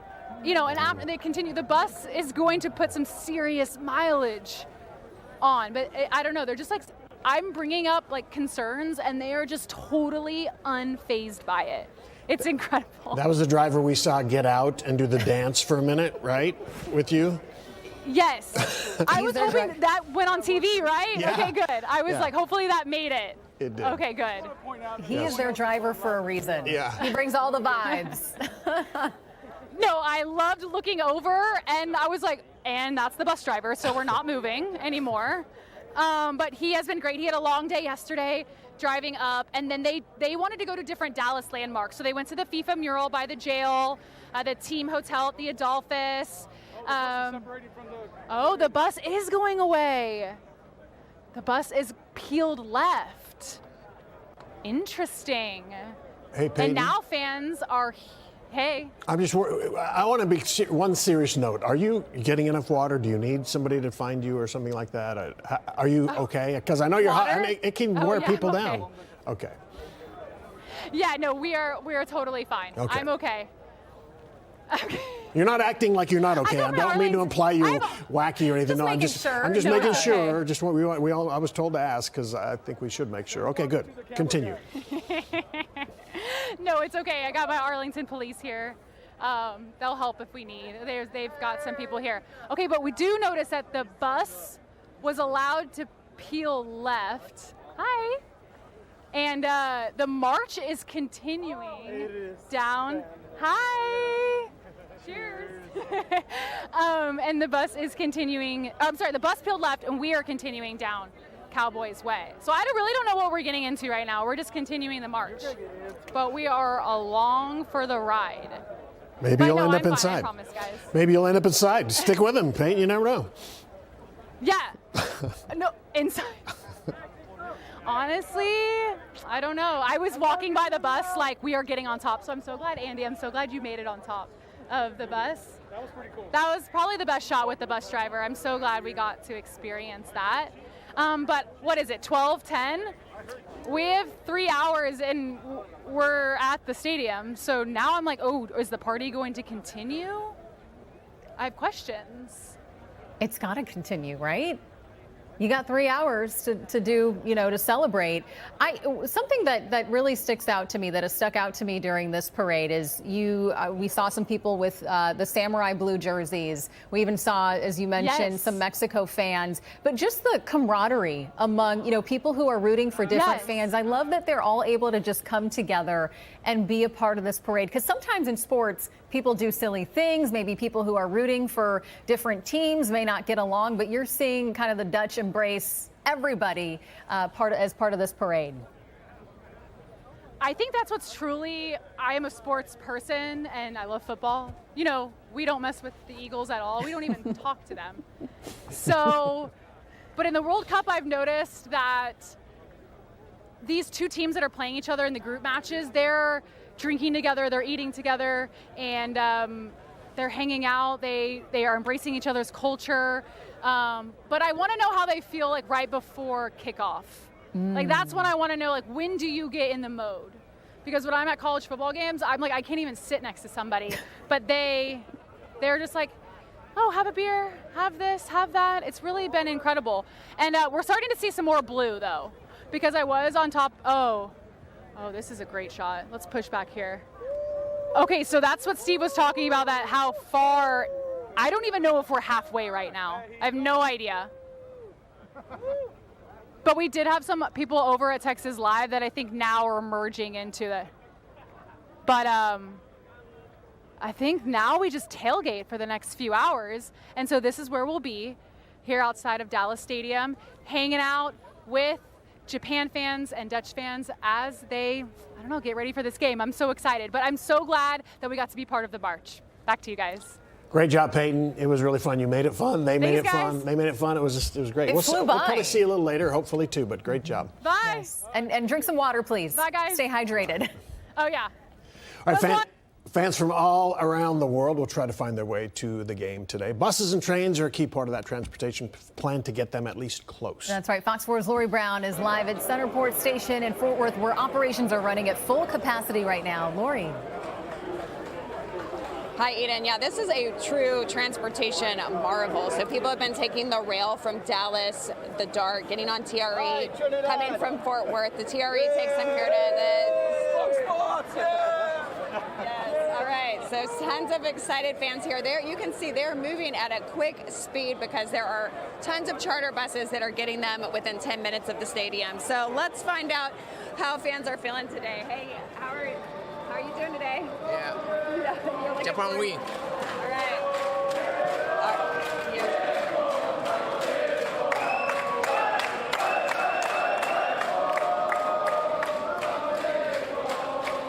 So you can feel the excitement. We've got a lot more of the Japanese fans here, as Peyton has been with the Netherlands fans at their parade. So I'll let you guys take a listen to the Japan chant here.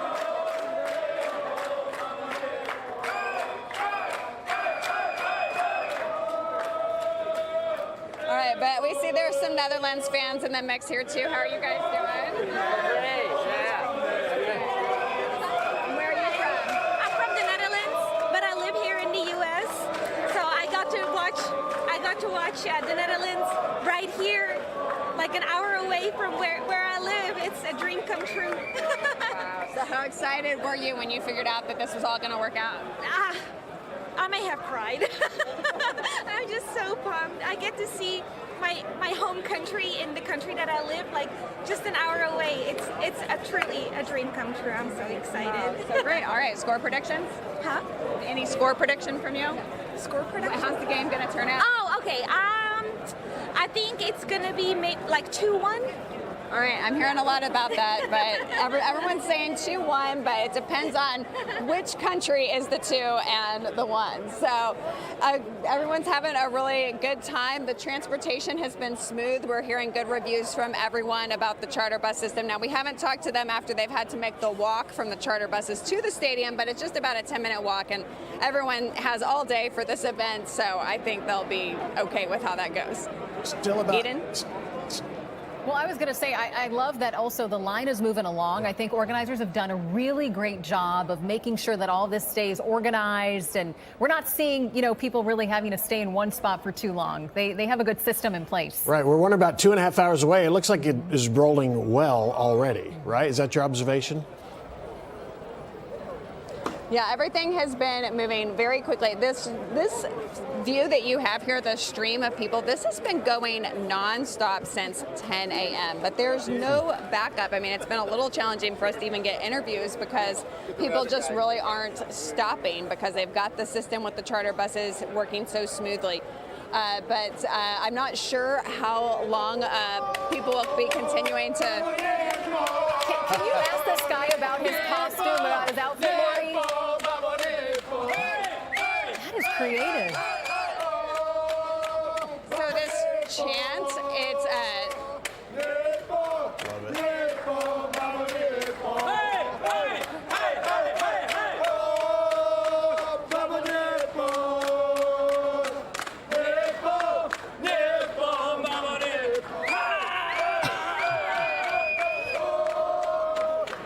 famous Japanese chant there that I'm sure will be filling AT&T Stadium pretty soon.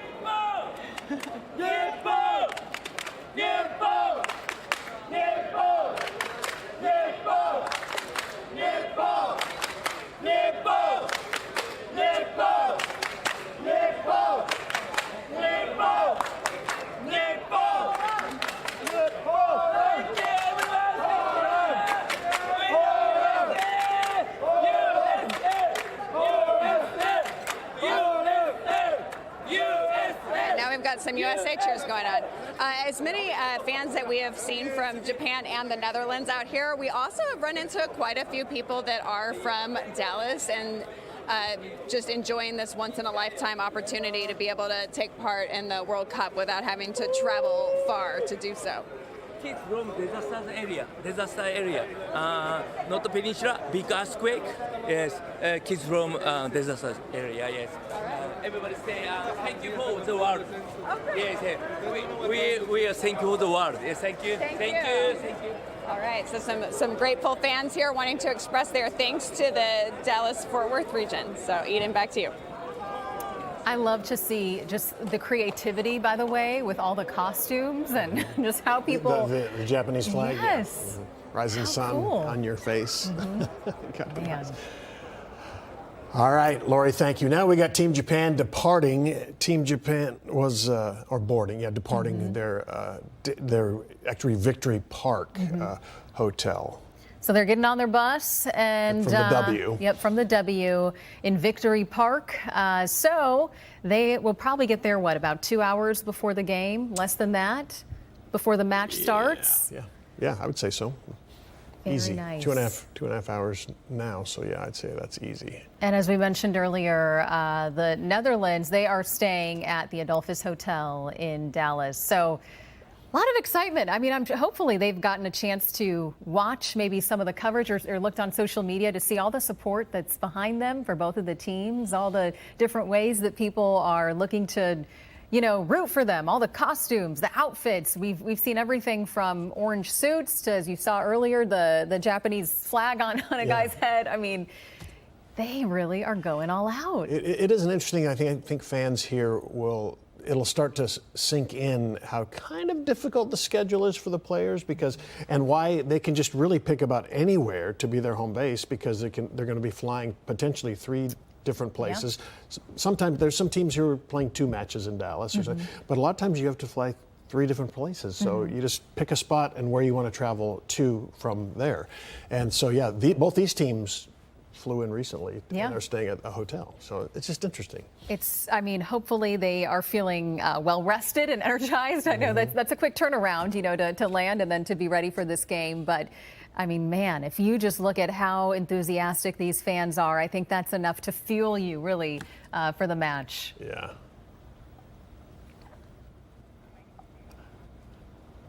I'm still waiting. I couldn't identify actually a single player getting on. Yeah. I'm not sure if they're all on and we missed it or they're still not quite off. All right. Okay. We're keeping an eye on that. So our Mike Ducey and Sam Gannon are live right now outside of Dallas Stadium. So we want to check in with them. How excited are you guys for this match? This is we couldn't pick a better match to really start off with here in North Texas. I tell you guys, what a scene. And we have another vantage point of what you've been looking at for the last, 90 minutes or so, and that is that Dutch contingent with the sea of orange and the bus. We have a great view here from the Lowe's Hotel, high above. You can see Dallas Stadium behind us here. We could see the bus going across the way over by the Rangers ballpark. It was really something to see, Sam. It really puts things in perspective how big of a deal the World Cup is for so many nations. And we had a chance to talk to some fans in the lobby of the Lowe's Hotel too. Some are from Holland, some are from Bermuda. You put on a hat, you were having fun with fans in the lobby. Right. They some are from like Stephenville. Yes, exactly. So many of them, obviously, it's their first time here in Texas. They love the food. I haven't met one fan yet that isn't about the barbecue, isn't about the Tex-Mex. And right next to us here is a large window so we can see all these Dutch fans making their way into Dallas Stadium as they get set to open up World Cup play against Japan here this afternoon. And Team Japan leaving the W Hotel for the stadium. I don't know why it surprised me a little bit that they are leaving this late, this close to match time, but they'll have an escort, obviously, a police escort to get them to the stadium and get them through the traffic and get here in good time. Japan has been in the top of their group stage in 3 of the last 4 World Cups where that nation has competed. And last time they made it in the round of 16 for the 4th time. I think Japan is 18th in the FIFA rankings right now, and playing without one of their top players, if not their top player, who plays in the English Premier League. So they're a bit shorthanded in that regard. Yeah, both these squads are going to be missing some key players, it looks like. And for the Netherlands, they topped its World Cup qualification group. They are 3-time World Cup runner-up. The Netherlands are. Only nation that can say that. So they've gotten close 3 times, but have never actually been able to win it all. We do see the Dutch fans right now, and again, that incredible scene that we've been looking at as thousands, tens of thousands, it looks like, make their way behind the bus with the stadium there in the background. That's a live look at Dallas Stadium and the Dutch contingent making its way in. And you know what's been a really cool part of this whole thing as the World Cup has just gotten underway is that when you're meeting so many of these people that are coming from different countries and being here for the first time, they talk about how much they really love America. And you know, while some of us might be frustrated at times, it does make you appreciate the little things. And that's what I love about sporting events like this, because I truly believe that sports is perhaps one of the last things that really unites people. And you're seeing that all over America right now as World Cup matches are being played. And I think there's a mythical quality to Texas for a lot of people from overseas as well. They've seen the image of Texas on TV and in the movies and that type of thing, and now they see this state in person, and as you said, by and large impressed. Boy, they've been talking about how humid it is, and we're lucky to be in the climate-controlled comfort of the Lowe's Hotel right now, in one of the conference rooms with a great view of things. Again, we're looking live as the Dutch bus and the Dutch procession makes its way into what is now called Dallas Stadium for purposes of the World Cup. Worth reminding folks the capacity is smaller, the seating capacity about 70,000 for the means of the World Cup, 10, 12,000 fewer than what's considered a sellout for a Cowboys game. They'll get as many as 90,000 in there for a Cowboys game, but because of the way it's been reconfigured with the pitch, the field, eliminating the ground level luxury suites, and I think some of the other common areas, the plaza areas, have been repurposed as well. So, but it looks like the vast majority of that crowd is going to be wearing orange, huh? Yeah, I can't wait until we get to go inside the stadium, Mike, too, just to see how it's been transformed, because it's amazing the work that's been done to, you know, fit all the FIFA guidelines and things of that nature. Our Jeff Kolb will be covering the match for us inside Dallas Stadium today as well. But this is what it's all about. I love to see people coming together too, and you know, I think we're in for a good game this afternoon, and we're of course going to bring you all the coverage throughout the afternoon and night. Well, people who know more about the sport than I do, which that's a large group, frankly, tell me that the Netherlands is just kind of below maybe the top tier of teams that are considered real contenders to win it all. Again, 8th in the FIFA World Rankings, and as a nation, they've come so close 3 times to winning it all. Yep. Worth noting as well that the Netherlands' last tournament opening loss, and I think I'm reading this correctly, the last time they lost the first game they played in the World Cup was 1938. Wow. So they always get it done right out of the gate. So from that point of view anyway, it would be a huge upset if Japan got the win today.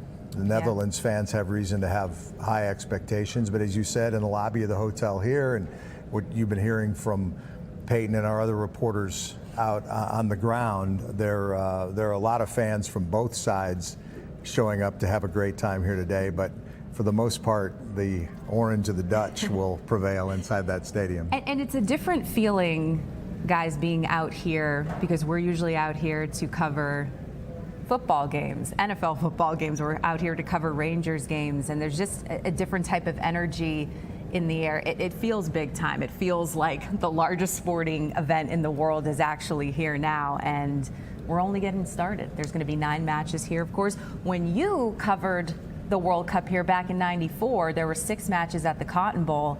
Is it crazy for you to see just how things have changed? A lot has changed, including the guy you're looking at right now. That's for sure. When Yeah, they we'll bring talk up more about the that a old little video later. From '94. I was as good looking as Steve Eager back then, but this is Team Japan again, getting set to leave from the W Hotel. If I may interrupt for a second, I think we have you talking about how times have changed from '94 till now. Do we have that graphic, that special graphic, guys, that was made? We don't have it apparently. Okay, we'll get to it eventually, but it's kind of a little special surprise. Yeah, can't wait. But I've talked about this a few times in the last few weeks, and we do have it. We do have it. Oh, and brother. If I may, so you see on the right, it's the Mike Ducey that a lot of you have come to know and love. You know, the hair was a little darker. You grew up fuller, with, as it were, yeah. And then on the left, this was minutes ago, and you were just fitting in seamlessly with the Dutch Looks fans. like Ducey after a couple of Bloody Marys here at the Lowe's, but that is not the case. Okay, that is not the case. I'll swear to that. What was the Ducey in '94 thinking? That expression, I was thinking then, and I'm wondering now, what the hell is this offside rule all about? Somebody explained to me offside in soccer and why I should have to worry about where the defender is. No, I was clearly very serious and very sportsy back then, but now I've just gotten kind of wacky and relaxed.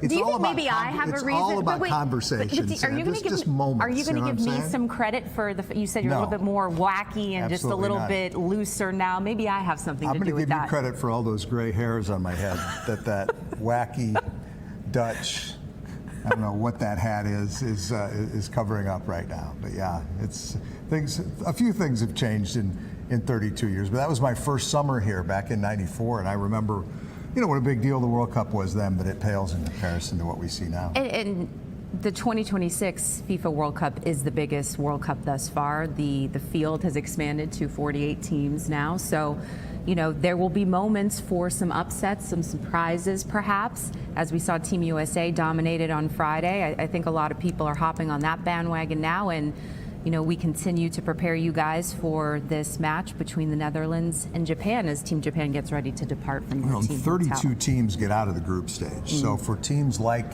Japan, and I think the Netherlands especially, somehow not getting out of the group stage would be a disaster. Yes. So a fast start is essential. And this is really, I'm not going to say an even match. I guess the Netherlands would be favored in this one. But I think it's considered more of a toss-up than even the U.S. opening game was, that the Americans dominated. So we'll see who can come out and take control of this one, as presumably Japan at some point will actually get on these buses. I know. I'm wanting to see. And then over here to the stadium. Yeah, I was wanting to see some of the fits, perhaps, or are they all going to be dressed the same? That's what I want to know. The World Cup fashion is a thing, Mike. That's a big deal. It is. I'm guessing they'll have their club issued sweatsuits, maybe, that they'll wear. Too warm for that? You know what else has been interesting too? You're seeing like a lot of these soccer stars that are coming from different nations. They've been able to blend in here pretty seamlessly in the United States because not everyone necessarily recognizes them the way they're recognized overseas. So that's also been cool to see how the players are taking in America and the things that they're enjoying during the little downtime that they have. We have another exclusive angle of the bus. There it is. As you can see the logo for Japan on the bus as we await the team from Japan leaving their hotel here for Dallas Stadium to take on the Netherlands at 3 p.m. here on Fox 4. I might have run out of things to say about this bus. It's a beautiful shade of blue. It is a beautiful bus. Samurai blue. Samurai blue. I love that. If I was a player, I would. Yeah, go ahead, Eden. I was just going to say, I love that side by side. I like both versions of Mike Ducey, but that first one from '94. You look like you're in a shampoo commercial or something. I mean, the hair is just got so much volume. Yeah. It's beautiful. My goodness. It still is voluminous. It is. It is. It's very voluminous. Just it looks different for some reason. I haven't put my finger on it. But I would imagine too, just sports. I mean, soccer. There it is again. The love that people. I mean, we've talked about how soccer is so dominant in other parts of the world, really, in all these other countries. Not so much here in the U.S., but it does seem like in those 32 years, from '94 to now, the love and understanding that people have of soccer, I would imagine, has grown in that time. Can you guys say the same? Or I think it really has, in large part because of the way people follow the European leagues now from here, English Premier League. Frankly, I do think gambling has a lot to do with that, if we're being perfectly honest. It's another thing people can bet on. But folks here are far more familiar with the players from these other countries because of the passion for the English Premier League. But I've been hearing since I was a kid, frankly, about how soccer was going to be the fastest growing sport. And for a long time, I'm not really sure that was the case. I do think things have turned in that direction here in the last 20, 25 years. I didn't play soccer growing up, and I will say this, my first real soccer experience happened a few years back when I went over to Germany, and I actually went to see a Dortmund match, and I stood in the yellow wall with all their diehard fans, and after they would score a goal, they would throw beer in the crowd, and at that moment, I think it was like 80,000 for that match, and I finally started to understand like the cultural impact that soccer has for so many of these countries. It's a little bit different than here. For us, the NFL is the big thing, and while it's a big part of our culture, I would argue that it's an even bigger deal for countries, for overseas and things like that. It holds a different weight and a different impact. But youth soccer, especially in North Texas, has grown, I think, so much. If you look at FC Dallas and all the young players that have come up through the ranks on Team USA, there's several players, Weston McKennie, Alex Andejas, Ricardo Pepi. All of those guys had to get a start somewhere, and I do think you're going to see soccer continue to grow the way it has. Our Jeff Kolb had a chance to talk with Weston McKennie's mom and a few of his former coaches as well. Did a great feature for the Pride of Little Elm for us. And Jeff joins us from inside Dallas Stadium, right there on the pitch, to help us get ready for this Netherlands-Japan showdown. Jeff, what's going on? There's a first for everything. It's my first time at Dallas Stadium. Obviously, we're used to this being the home of the Cowboys, as you guys have talked about. It's just been surreal how different it feels to be in here. 7 years covering the Cowboys, and here we are. First time we've ever seen grass on this field. I'm going to have Chris Hanks pan over. We have the three mascots from the three host nations, the U.S., Mexico, and Canada, out there at midfield right now. A few minutes ago, we saw some staffers brushing the grass, and I went up to one of them and said, well, why? What are we doing here? And he told me this is to remove any footprints from the field. So they want this pitch absolutely immaculate ahead of when the players come out here. Of course, they haven't emerged yet from the joint tunnel at midfield at what you would call the 50-yard line to start their warm-ups, but they will. Most of the time when we're covering the Cowboys, Mavericks, Stars, usually we get booted off of the field. I'll step back in here now. Booted off probably by the 30-minute mark before the match. There are many different restrictions and ways that things work with covering a FIFA World Cup. One of the benefits or differences that I'm looking forward to is we will be out here, I think, up until about 15 minutes before match time, right when the players clear the field. We actually get to pop back on here at halftime for a bit, so look out for something on social media for that, and then post-game we'll be live after this match. We've seen a lot of major events in this building since Jerry Jones opened it with the Cowboys as their new home in 2009. We have seen, obviously, a Super Bowl, an NBA All-Star game, a men's Final Four, a college football playoff national title game, to name a few. Obviously, boxing. And actually, the first sporting event ever witnessed here was a soccer match. It was a CONCACAF Gold Cup match but nothing compares to what we get here today. This is like the top line now on the resume, adding the biggest sporting event in the world, the FIFA World Cup, the first of 9 matches. Of course, Dallas Stadium will host more matches than any of the other 16 venues. We'll peel off here and show you. Here they are. The brushers are back. Let's comb this thing over. They want it to be immaculate. Some of the fans, as you can probably see, have started to filter in. Lots of orange, lots of blue. Japan, a much larger nation than the Netherlands, but the Dutch have such a rich history when it comes to soccer. As Mike and Sam, you were saying, most accomplished nation that has never won the World Cup. 8 nations have won it. The Dutch have finished runner-up 3 times. That's the most of any team to not win. So they are your historical powerhouse, the favorite today. But the Japanese have just been knocking on the door. It's their 8th straight World Cup. They have made it to the knockout round 4 times. Actually won their group in Qatar in 2022 with some massive upsets over Spain and Germany. So you cannot count out the Japanese, and we've seen some exciting matches so far in this World Cup.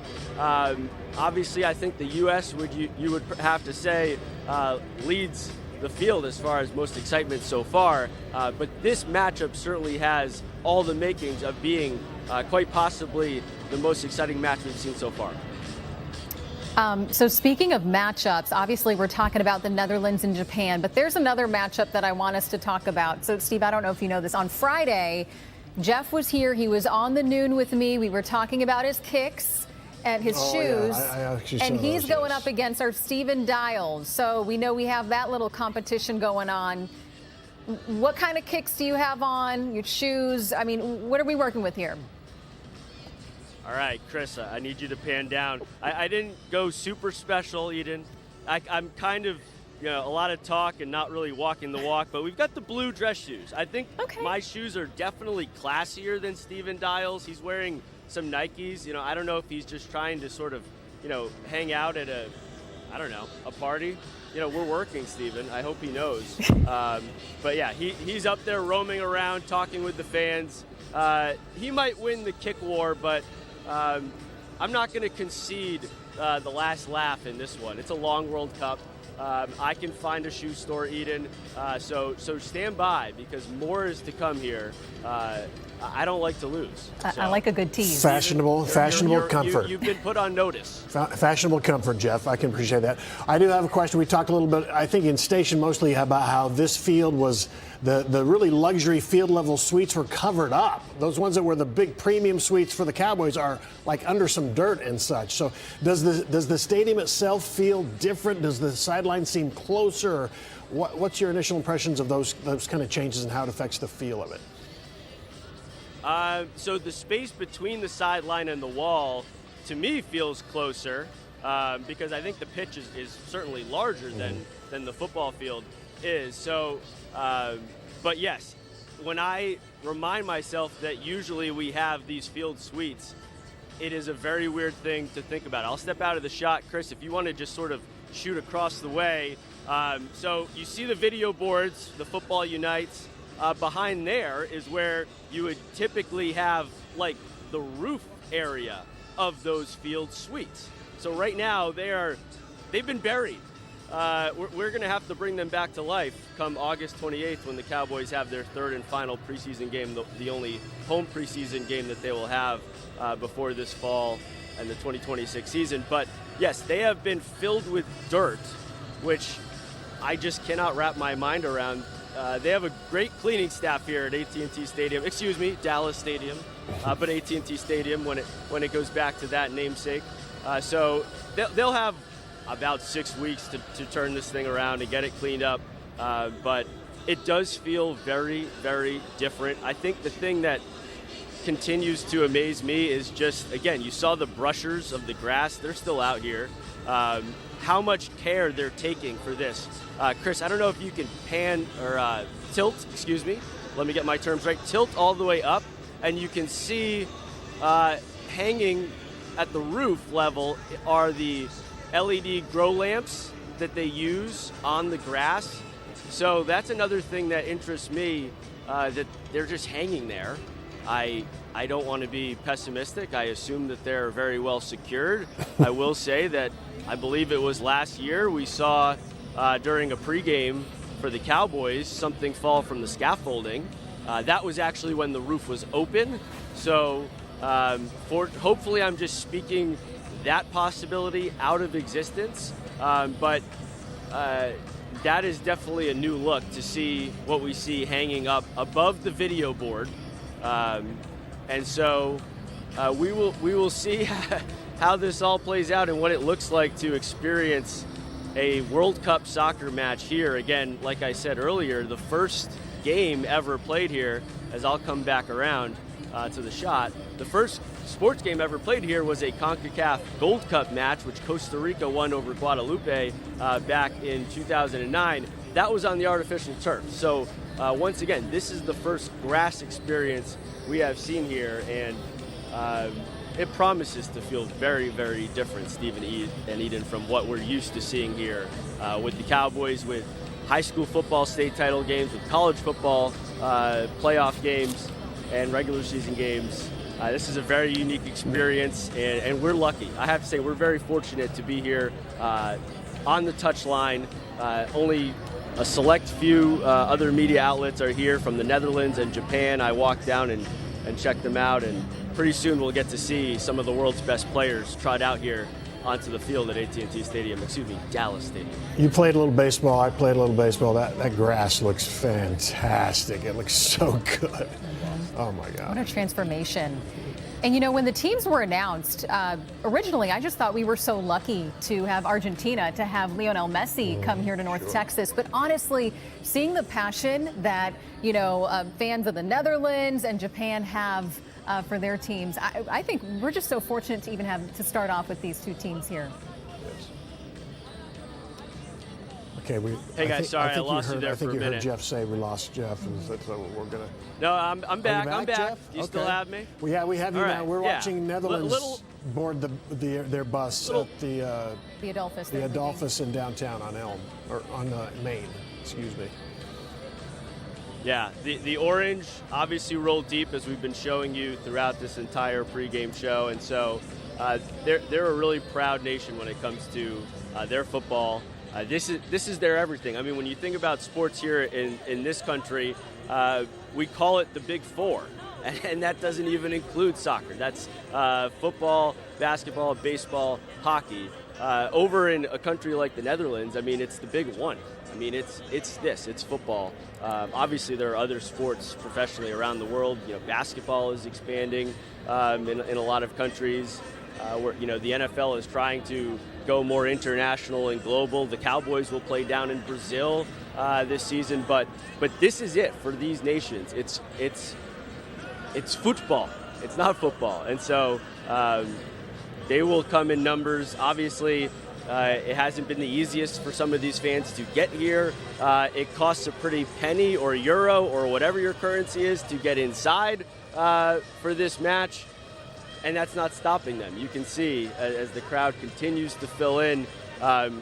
Chris, I'm going to have us turn all the way back if we can and see if behind the net on the far side, I'm going to help move a light for Chris even. We are doing some camera gymnastics here. That's the supporter section, I believe, for the Orange.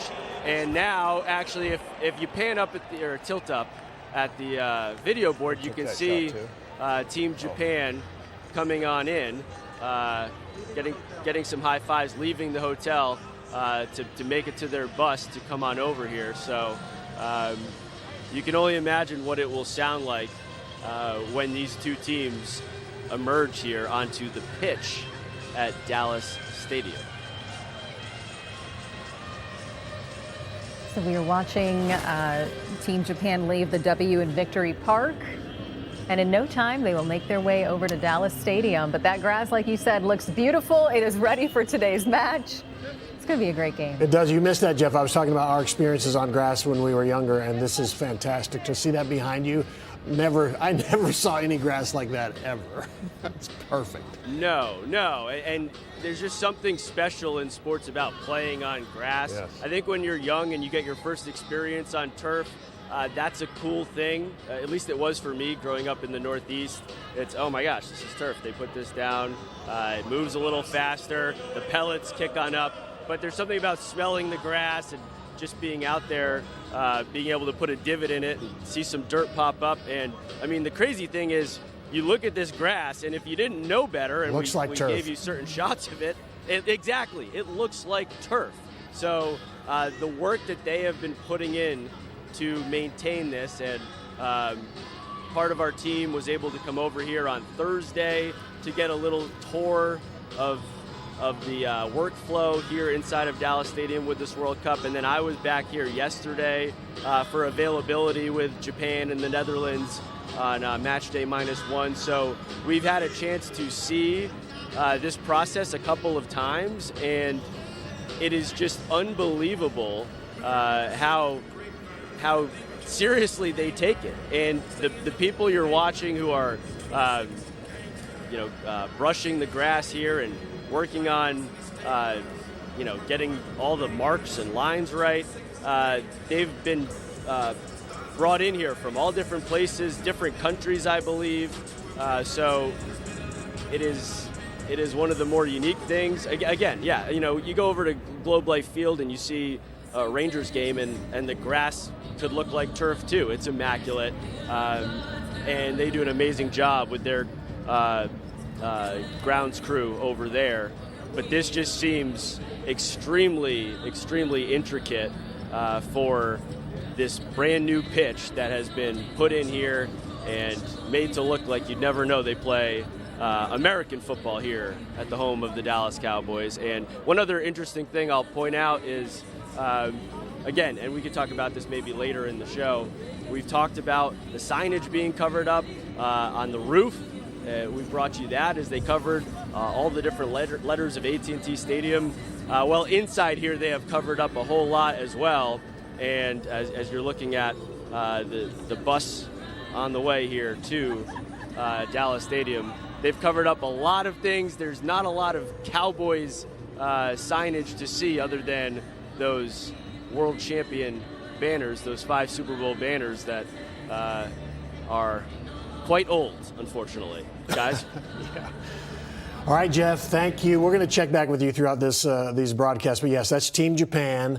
They have just left the W Hotel in downtown Dallas, and they are heading toward where you are right now at Dallas Stadium. Yep. I want to Got to remember Dallas that. Got to keep Stadium. saying that over and over again because we're so tempted to say AT&T Stadium. Probably about a 20-minute ride, I guess, something like that. So they're on their way. And as you can see there, I mean, the weather, the rain seems to be holding off too, so that's nice. That's making their commute very easy, I would imagine. So more coverage on this after the break.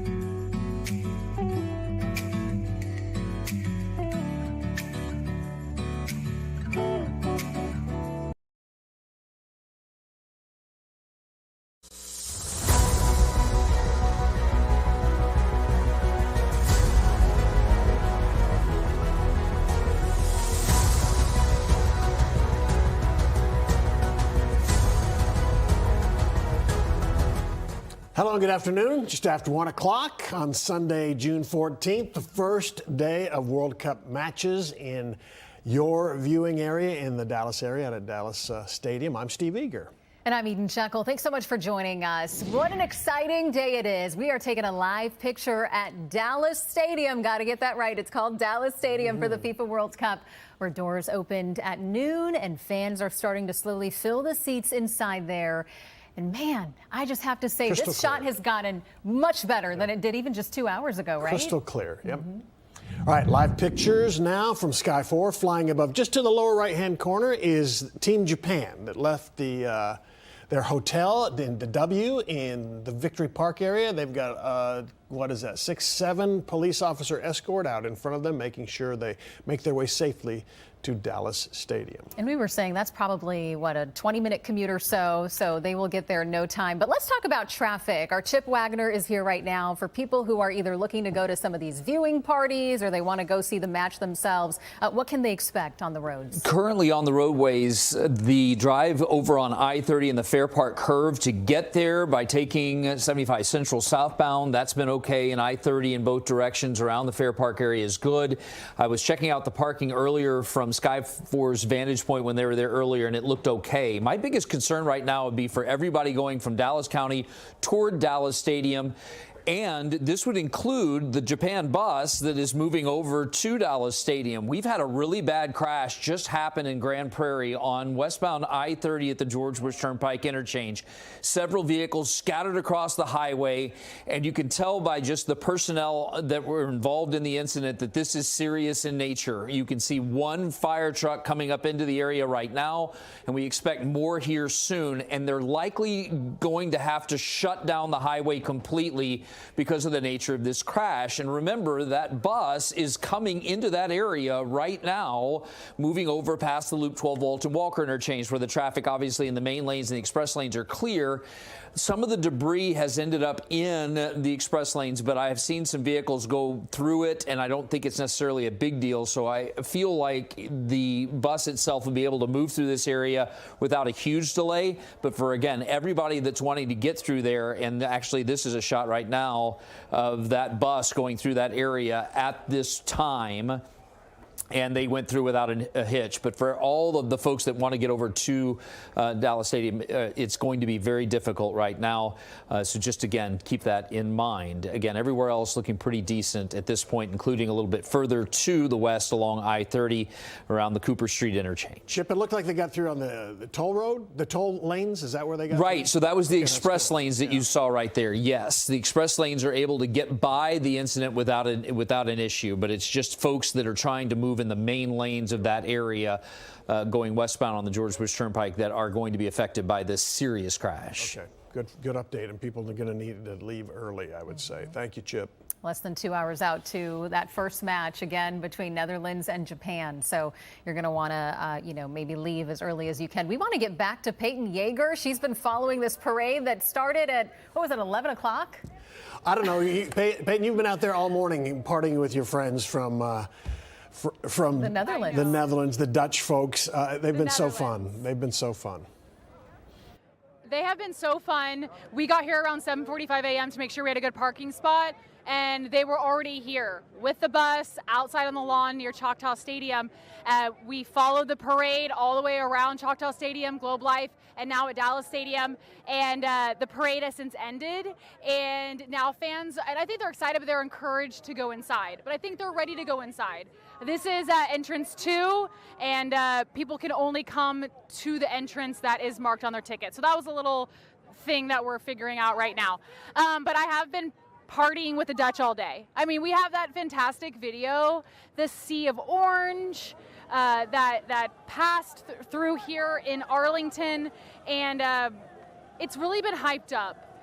I totally submerged myself in the Dutch fandom, and they travel, they take that bus and they go to every single Euro Cup and World Cup, so every 2 years, and they shipped it, and I was like, oh, okay, maybe there's gonna be a couple thousand people. No, it was insane. And then it was raining this morning, and then it was blazing hot, and people were dressed from head to toe in Netherlands gear and all the orange, and it was just so fantastic to see, to be a part of it. We were Hup Harlem Hup is their slogan, and then their dance is they dance left to right. There was at one point a man put me on his shoulders, and I was in the middle of the crowd, and so they really have embraced us, and it was just such a fantastic atmosphere. Now I'm kind of noticing they are partiers, so I want to make that clear. They are partiers, but I think we're kind of shifting into that 2 hour before range where they're now talking about the game. They're really honing in on the game. A lot of them that came overseas are very excited to see Dallas Stadium. I know Jeff was just inside. So I think after they did their traditions, they're ready to see their seat. They're ready to see what all the talk is about. The Dallas Cowboys, Jerry World, Dallas Stadium, talked so highly. And so now they're just trying to figure out exactly where they want to go in. There's no tailgating, no real vendors out here. So I think that is also, they're just trying to get to their right gate and really get into game mode. But I mean, that march, I'll probably remember, that's like one of the highlights of my career right there. That was really fun, and the way that they embraced us here at Fox 4. I can only imagine how amazing that was for you. We were watching, and we felt like we were part of the fun. I mean, it was just amazing to see. Good. What is their slogan, Peyton? And I know that... Oh, go ahead. Oh, it's Hup Holland Hup. Hup Holland Hup Holland Hup. Try saying that 3 times fast. They say it so fast. Hup Holland Hup. I can't try to say that 10 times in a row, though. My goodness. I think something wrong would come out. I don't want to do it. They do, and they say it so quick and so effortlessly. So Hup Holland Hup, and they keep saying it over and over again. So when you see them score a goal, they're going to say it over and over again. But they've just been so great to hang out with. And I talked to one of the owners of the bus. They party before, they party during, and they party after. So for people who didn't get tickets to the game, they're still going to hang out in this Arlington area and cheer on the team, and they'll be ready to welcome the fans out of the stadium for after the game. We will see. So we'll be here waiting for them. Who needs tickets when you can be part of the parade and part of the fun outside of the stadium, right? You're not missing out on much. I know. Right. I know. Thank you, Peyton. Appreciate it. Thank you. Thank you, guys. Okay, so a lot of people are trying to get, we saw the traffic mess that's going to be a mess for some people, but others are trying to get to the stadium, and a key part of that is a bus and train transport plan that has been used really well so far. Yeah, so our Lori Brown, she is live at Centerport Station in Fort Worth. Lori, it looks like the line has really been moving along. I'm not seeing a lot of people behind you.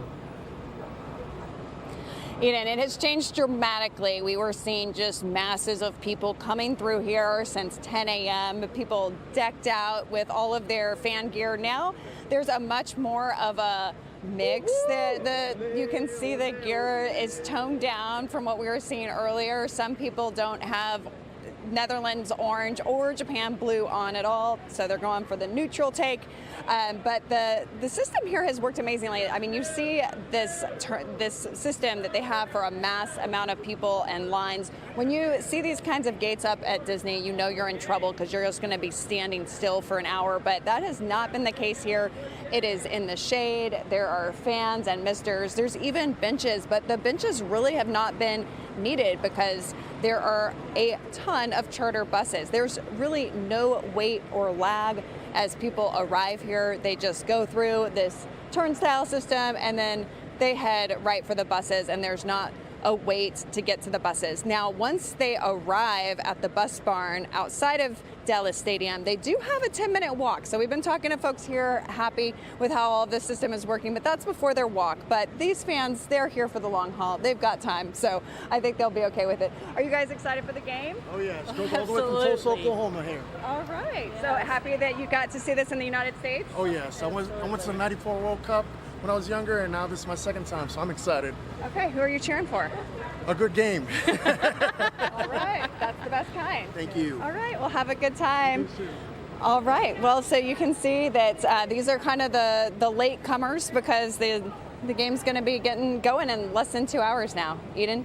And Steve? I love that he said he went to the World Cup, attended it in '94. The last time it was yes. here, yeah. And going back again. And you think about how expensive these Probably tickets are. a little 10-year-old kid. I wonder if the tickets were cheaper back then too, right? Because some people do save up for quite some time to afford these tickets. They are not cheap, but it sounds like they're going to be witnessing a good game either way, regardless of who wins. Yes. Absolutely. Lori, thank you so much. We do want to get back to the one bad bit of news happening today, and it's the I-30 shutdown. It looks like they were going to shut down all lanes in the direction that traffic from like the Dallas area would be headed to the stadium. Yes, and we've seen that Japan's team is on the road right now. So, Chip, can you give us just an update on how things are looking? Sure. So right now, I can tell you that bus, as we were doing the shot live just a few minutes ago, went through the area, or a series of buses, and the Japan team will be able to get to Dallas Stadium without a problem. It's everybody else in the main lanes that I'm concerned about moving through that part of Grand Prairie. And now that we have more emergency personnel on the scene, at this juncture, they are going to allow the far right shoulder to get through, technically, but really the highway is supposed to be shut down and everyone's supposed to be taking that exit. We're just seeing people decide to go across the apex between where the wreck is and the start of the exit ramp that goes to the George Bush Turnpike Service Road. This backup already is about 1.5 miles and continues to build back toward the Loop 12 Walton Walker interchange. And again, we know that there's some significant injuries in this incident.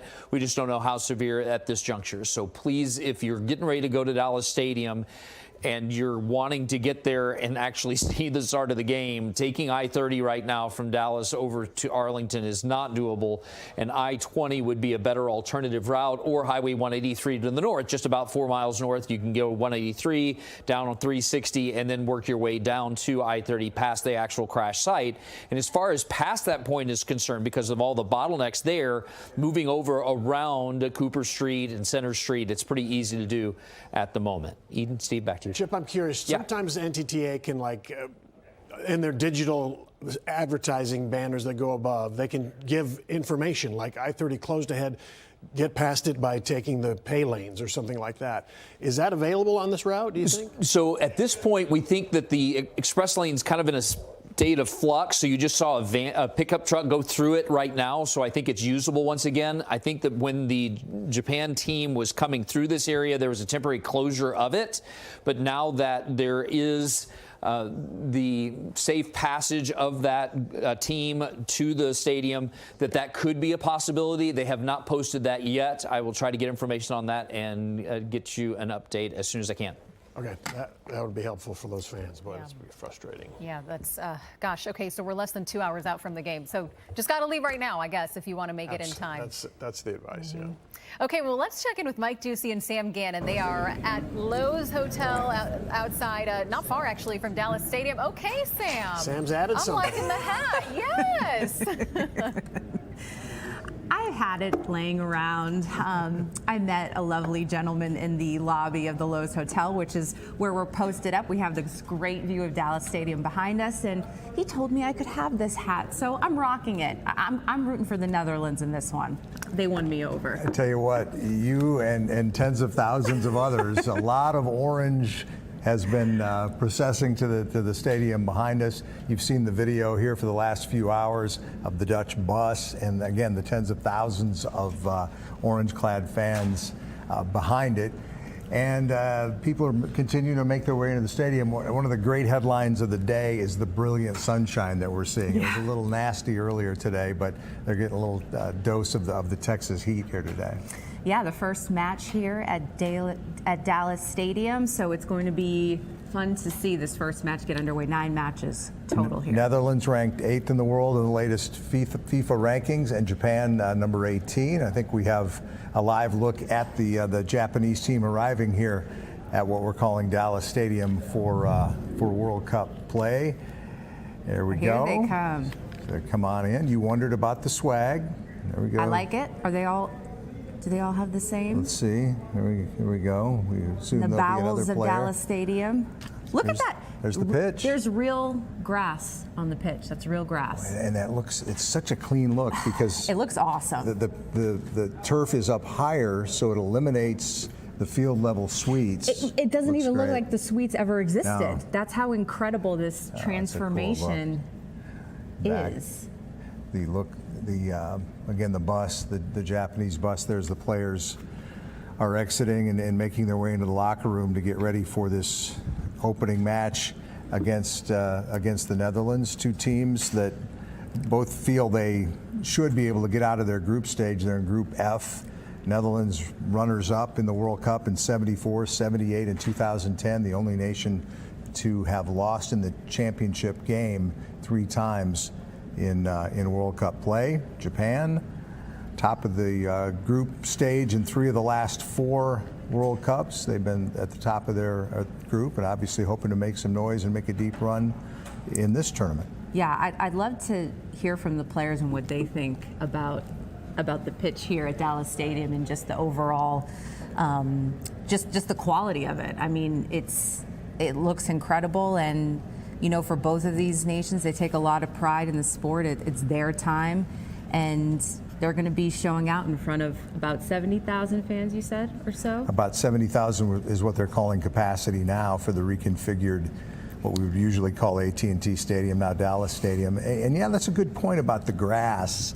And this stadium is not alone, obviously, in bringing in new turf, a totally new playing surface for this World Cup, and you're never positive how it's going to hold up until you see it under duress, if you will, in action, and that'll be the case today, starting at about 3 o'clock, as Japan and the Netherlands get going. Again, it'll be mostly orange among the 70,000, mostly Netherlands fans, mostly Dutch fans, but we saw quite a few Japanese fans of the Japanese team down in the lobby here at the hotel earlier too. Everyone seemed to be in a good mood. I didn't see one person that wasn't, and how could you not be? You know, when you look at the stadium behind us, Mike, there's been so many big-time sporting events that have taken place. You've covered a Super Bowl here as well. That's right. I mean, plenty of college games, all that kind of thing, but the FIFA World Cup just brings an entirely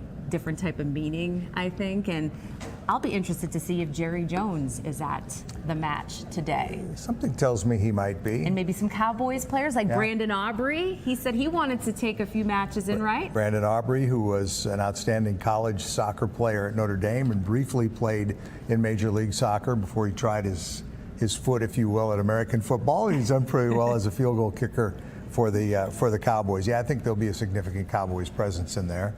And you know, you talk about the one Super Bowl that was played here, and our area got so unlucky with the weather, and they had the seating fiasco with the extra bleachers and all that. Clearly, this stadium is hoping for a smoother ride here for the World Cup. The one thing I would love to see is the roof open, and I know that can't happen because of the heat, but how cool would it be if they could open it? It's a better look that way. It would be Probably a better look for TV, but that's not going to happen. They want the controlled situation there, the controlled conditions for the Netherlands and Japan getting things started here today. Again, these two teams, both in the top 20 worldwide. Netherlands number 8 in the FIFA rankings, Japan number 18, and both have reason to believe they can get out of the group and maybe make some noise down the road here in this tournament.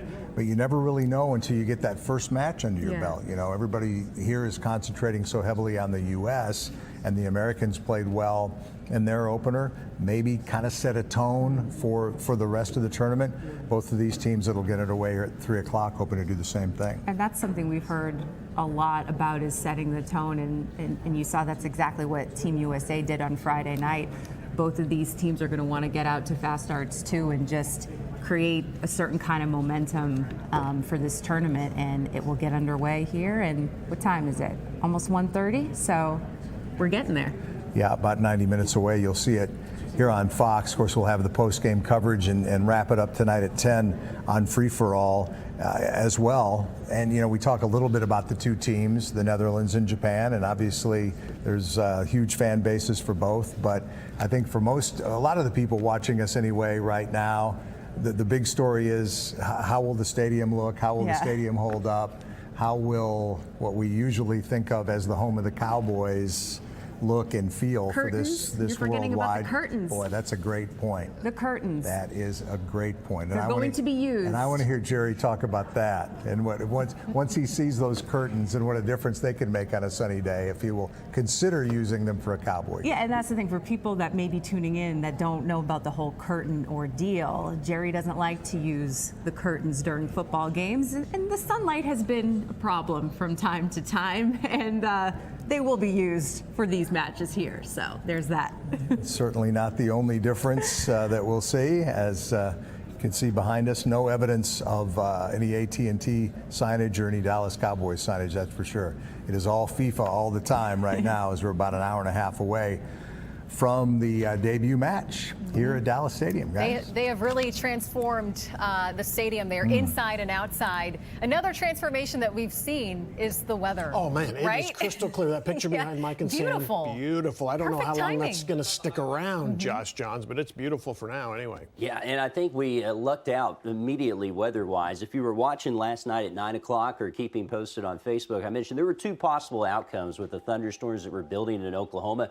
Either they put out cool air and the showers would come in the morning, we'd be quiet, or that cool air would stall and we could see thunderstorms in the afternoon. Well, since we saw the rain this morning, we ended up seeing what is quiet weather out there right now. It's 84 degrees at the Dallas Stadium currently, 29 degrees Celsius, by the way, if you are tuning in from out of country. Feel like temperatures at 90, and really that is not bad at all for June weather here in North Texas. You can see on radar that we had those showers and thunderstorms, and we still have a couple of straggling little light showers there in northern Tarrant County, but I do not anticipate those moving towards the stadium. Let me zoom in, and we'll take a look at those that are moving through northern parts of Tarrant and Dallas County. This cell right here, this little area of Reindeer Grapevine, will likely continue moving east towards Carrollton. So Arlington stays dry. Great news there. We keep that out of the way, and I do not think we're going to have issues rain-wise, at least for the start of the game and potentially as we get into the afternoon. Let me widen out the view for those of you that may be watching to the south. This is where we're going to see thunderstorms develop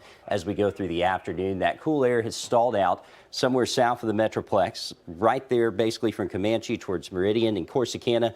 Basically from there south is where we'll see thunderstorms try to fire. And then later on tonight, as more energy comes in, we could see a few thunderstorms fire after the game. But I think at least for right now, the World Cup stays dry. I've got at least a 10% chance of rain at kickoff, and I do ramp up the rain chances a little bit as we go through the game.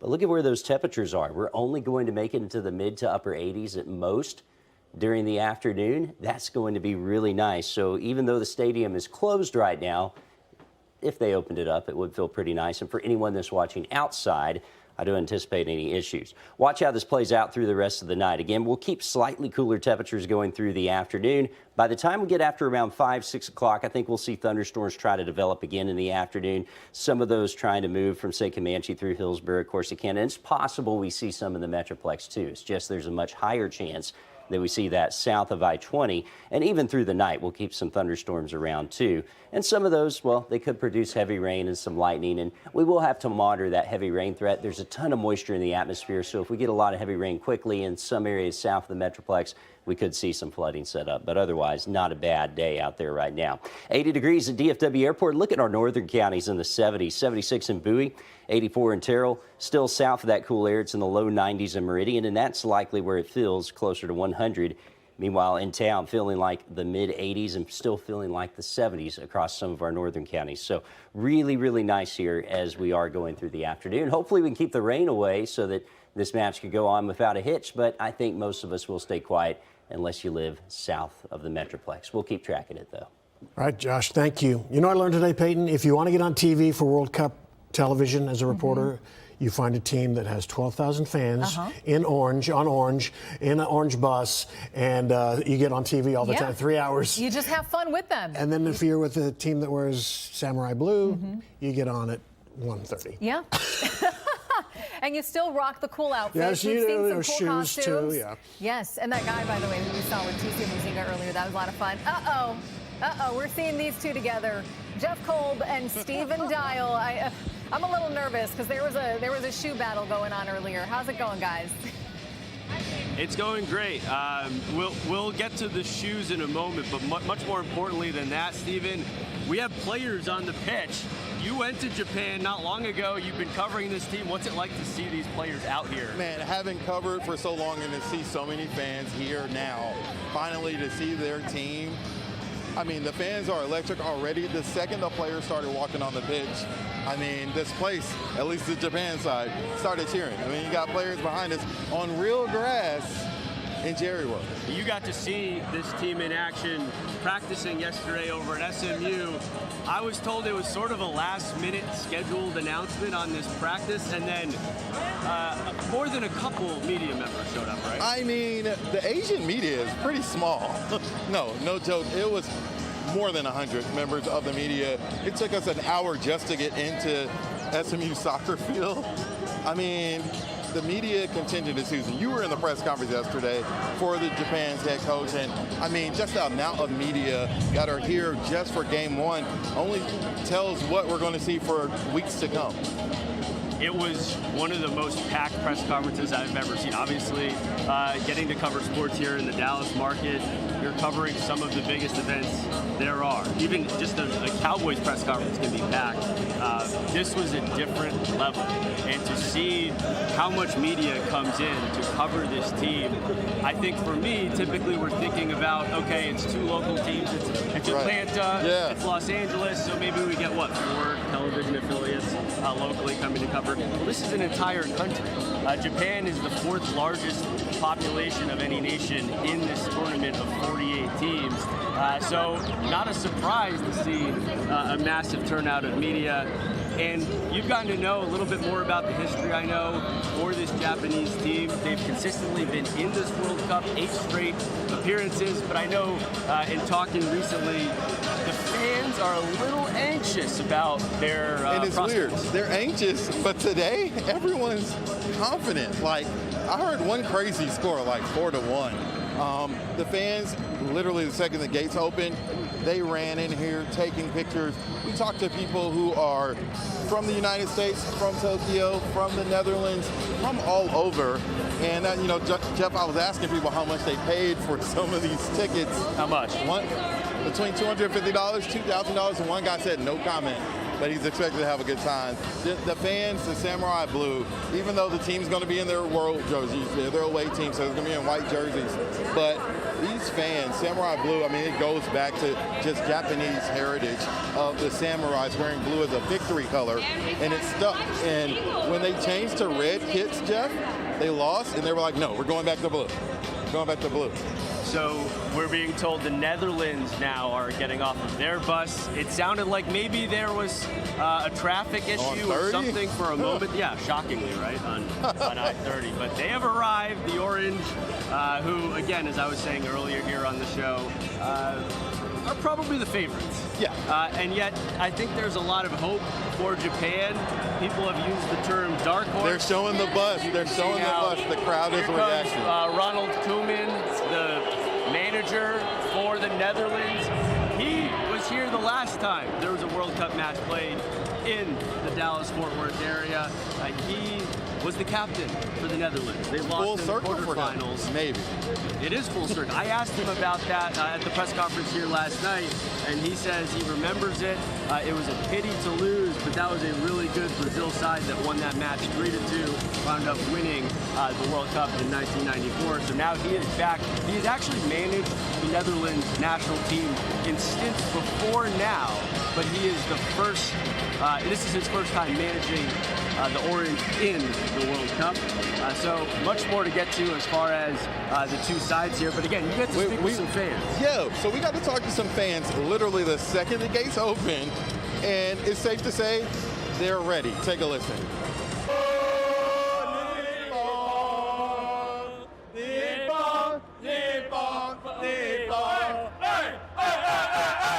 Where are you from? I'm from Japan. Are you looking forward to cheering on Samurai Blue? Yes, of course. I'm cheering for Samurai Blue, Japan. What do you think of this stadium? Stadium? Very exciting place. So, yeah, I've been looking forward to coming here. So my dream came true. I'm so happy. I'm over the moon. So big, so big city. Yeah. Have y'all gotten any barbecue or anything? Not yet. Yeah, but this night I want to eat. What do you think? I mean, people are saying Japan's the underdogs. Do you think Japan's going to do well today? Okay. Is Japan going to win? Yes, gonna win. Yes, of course. And clearly your team, Team Netherlands. What do you think of being able to be at a World Cup game? I mean, it's insane. I didn't think that I would ever come, like, ever. It's like kind of like a dream, you know? Good. Get ready. Hey, you know what we got to do? We've been talking about this grass for a lot of time. Let's touch it. We got to touch it. Same We're time. not supposed to do this. It's real grass. It's real grass. We're getting kicked out. It's been a fun World Cup. No, I mean, obviously the fans, really, this means a lot for them to be able to be here for this moment. Obviously, it means a lot to us to have a moment like this here in Dallas, but it must really hit you a certain way to learn about the stories of the lengths these people came to. Manager. And there is the manager for Japan, just gave us a nice little wave. He is the first two-time back-to-back manager for Japan, Hajime Moriyasu, as he goes down and shaking hands. And talking about Japan, and you know, everyone knows from looking on YouTube and stuff, just their tradition, they're very respectful, very disciplined. Not once have I been to a press conference where the coach bows to the media. I don't think we'll ever see that again in this stadium. We'll have to ask Brian Schottenheimer if he can work a bow in up there at the Star in maybe after a Super Bowl in Frisco. So listen, we've been talking about the grass a little bit, right? Yeah. I feel like we've mentioned the lot grass. of talk. We actually just got an alert from one of the staffers here, a reminder that at 2 o'clock, we're not getting kicked out, but fair warning, the sprinklers will be going off. So, yeah, we don't need a shower. I showered this morning. Did you shower? We dodged the rain coming in. I hope you showered. Man, yeah, I showered. But about the grass, I mean, we've been reporting at this probably ad nauseum now, that they had to build the field up from the NFL field about 4 feet up. So when the players enter to our right, they're going to walk up steps from the same tunnel that the Cowboys come out of, but they won't walk straight to the pitch or field. They got to walk up some steps. Right. So I'm glad you mentioned that. So they will both come out of a tunnel that's on the side of the pitch that we are on now. That's right down this way. If you across the way is typically where the away team would come out for a Cowboys game, but that has been blocked off. In the same sort of fashion as we're talking about with the suites being filled in. So many changes here at, I keep wanting to say AT&T Stadium. I can't stop You can doing go it. ahead and It's say it. Dallas Stadium. It's It was a funny. stadium in Arlington. We were taking a logistics tour here on Thursday, and obviously we made much about the AT&T signage being covered up. The Holland players are now and I'll taking the pause that field. thought because here comes Holland. Netherlands. With our photographer Chris Hanks. Gets them walking out onto the pitch. And we're giving you guys this all in real time. I mean, as it's happening, you got the other team. The Japan's clearly the underdogs today. You got the team that's expected to win. Doesn't mean they're going to win. So the Netherlands, I'm trying to think of the right team to equate them to that's just been snake bitten. The way that the Netherlands has. As we've said many times throughout this show, Mike and Sam were referencing it, 3-time runner-up. No team in World Cup history has made that many finals and not won the whole thing as the Netherlands has, having those 3 defeats, 1974, 1978, and 2010. Look at some camaraderie right there. Yes. How often? Well, NBA, NFL games, you see a little chatting. A kit exchange, as we call it. The jerseys, we call them kits in this sport. I have Did a you kit. get a kit? I have a samurai blue kit. I'm trying to not jinx it. I'll pull it out if they win. Right. I don't want to jinx it. So the Dutch, since 2010, they lost 1-0 in the final in South Africa to Spain. They have not lost a World Cup match since then in regular time. They have been eliminated twice in a penalty kick shootout, and that was both times by Argentina and Lionel Messi. And this is just something to see, Stephen. Wow. And Both I teams mean, on the pitch. as the players are walking in, some of them are looking up. I mean, they're not used to seeing a screen this big. They're taking it in as well, just like these fans are taking it all in. Right. The players are too. Most of the stadiums that these guys play in, these professional stars who have clubs that they represent from all over the world, are not, I think, the size of Jerry World, of Dallas Stadium. Yeah. And so you mentioned, yes, they're fraternizing here. They're talking. Well, there are guys on the Japanese roster that play professionally in Netherlands. The captain for Japan. You know, these guys play all over the world. Memphis Depay, who is the all-time leading goal scorer for the Netherlands, he plays down in Brazil right now. And so there's so much talent on this field. Obviously, there was so much excitement on Friday night when we saw the United States do what they did at Los Angeles Stadium against Paraguay. And the U.S. has really brought so much more talent, as now Chris is focusing in on Virgil van Dijk. He is probably the best player, most would say, on this Netherlands team. Plays for Liverpool, which, yes, had a down year in the English Premier League recently, but he is a stud defender. If you watch this match today, which we all hope you do, this is a guy who will really be a force and be something that Japan will have a lot of trouble trying to score against. I'm interested to see if we get goals, how many goals. We want a shootout, People came for the goals. Let's get to some penalty kicks now. People want to see points. I mean, this is something that people have planned. This is their vacation. This is their Christmas. A lot of people have centered their lives every 4 years around going to a World Cup match. And first time in more than 30 years back in Texas. You know, Houston is getting there a little time in the sun right now. Yep. But in a couple of hours, all eyes are going to be here on Dallas Stadium in Arlington. You know, for soccer fans here in the Metroplex, to see a guy there like Virgil van Dijk here in Dallas Stadium in Arlington.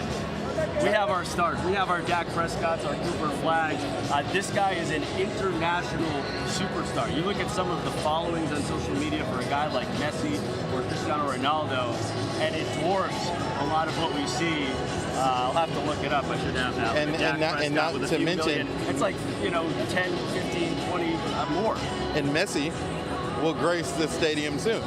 Twice. So Japan and Argentina are the two nations that will be on this pitch twice during the group stage. We have the 9 total matches, 5 of them in the group stage, and 8 nations in total will be playing here on the pitch at Dallas Stadium over the next 14 days. Let that sink in. And just think about all of these countries are getting their time here, right? Japan gets to come here twice. Argentina gets to come here twice. I mean, just so many fans that are, some experiencing the United States for the first time, experiencing Dallas or North Texas for the first time. You have so many fans that are really invested in this to the tune of thousands of dollars.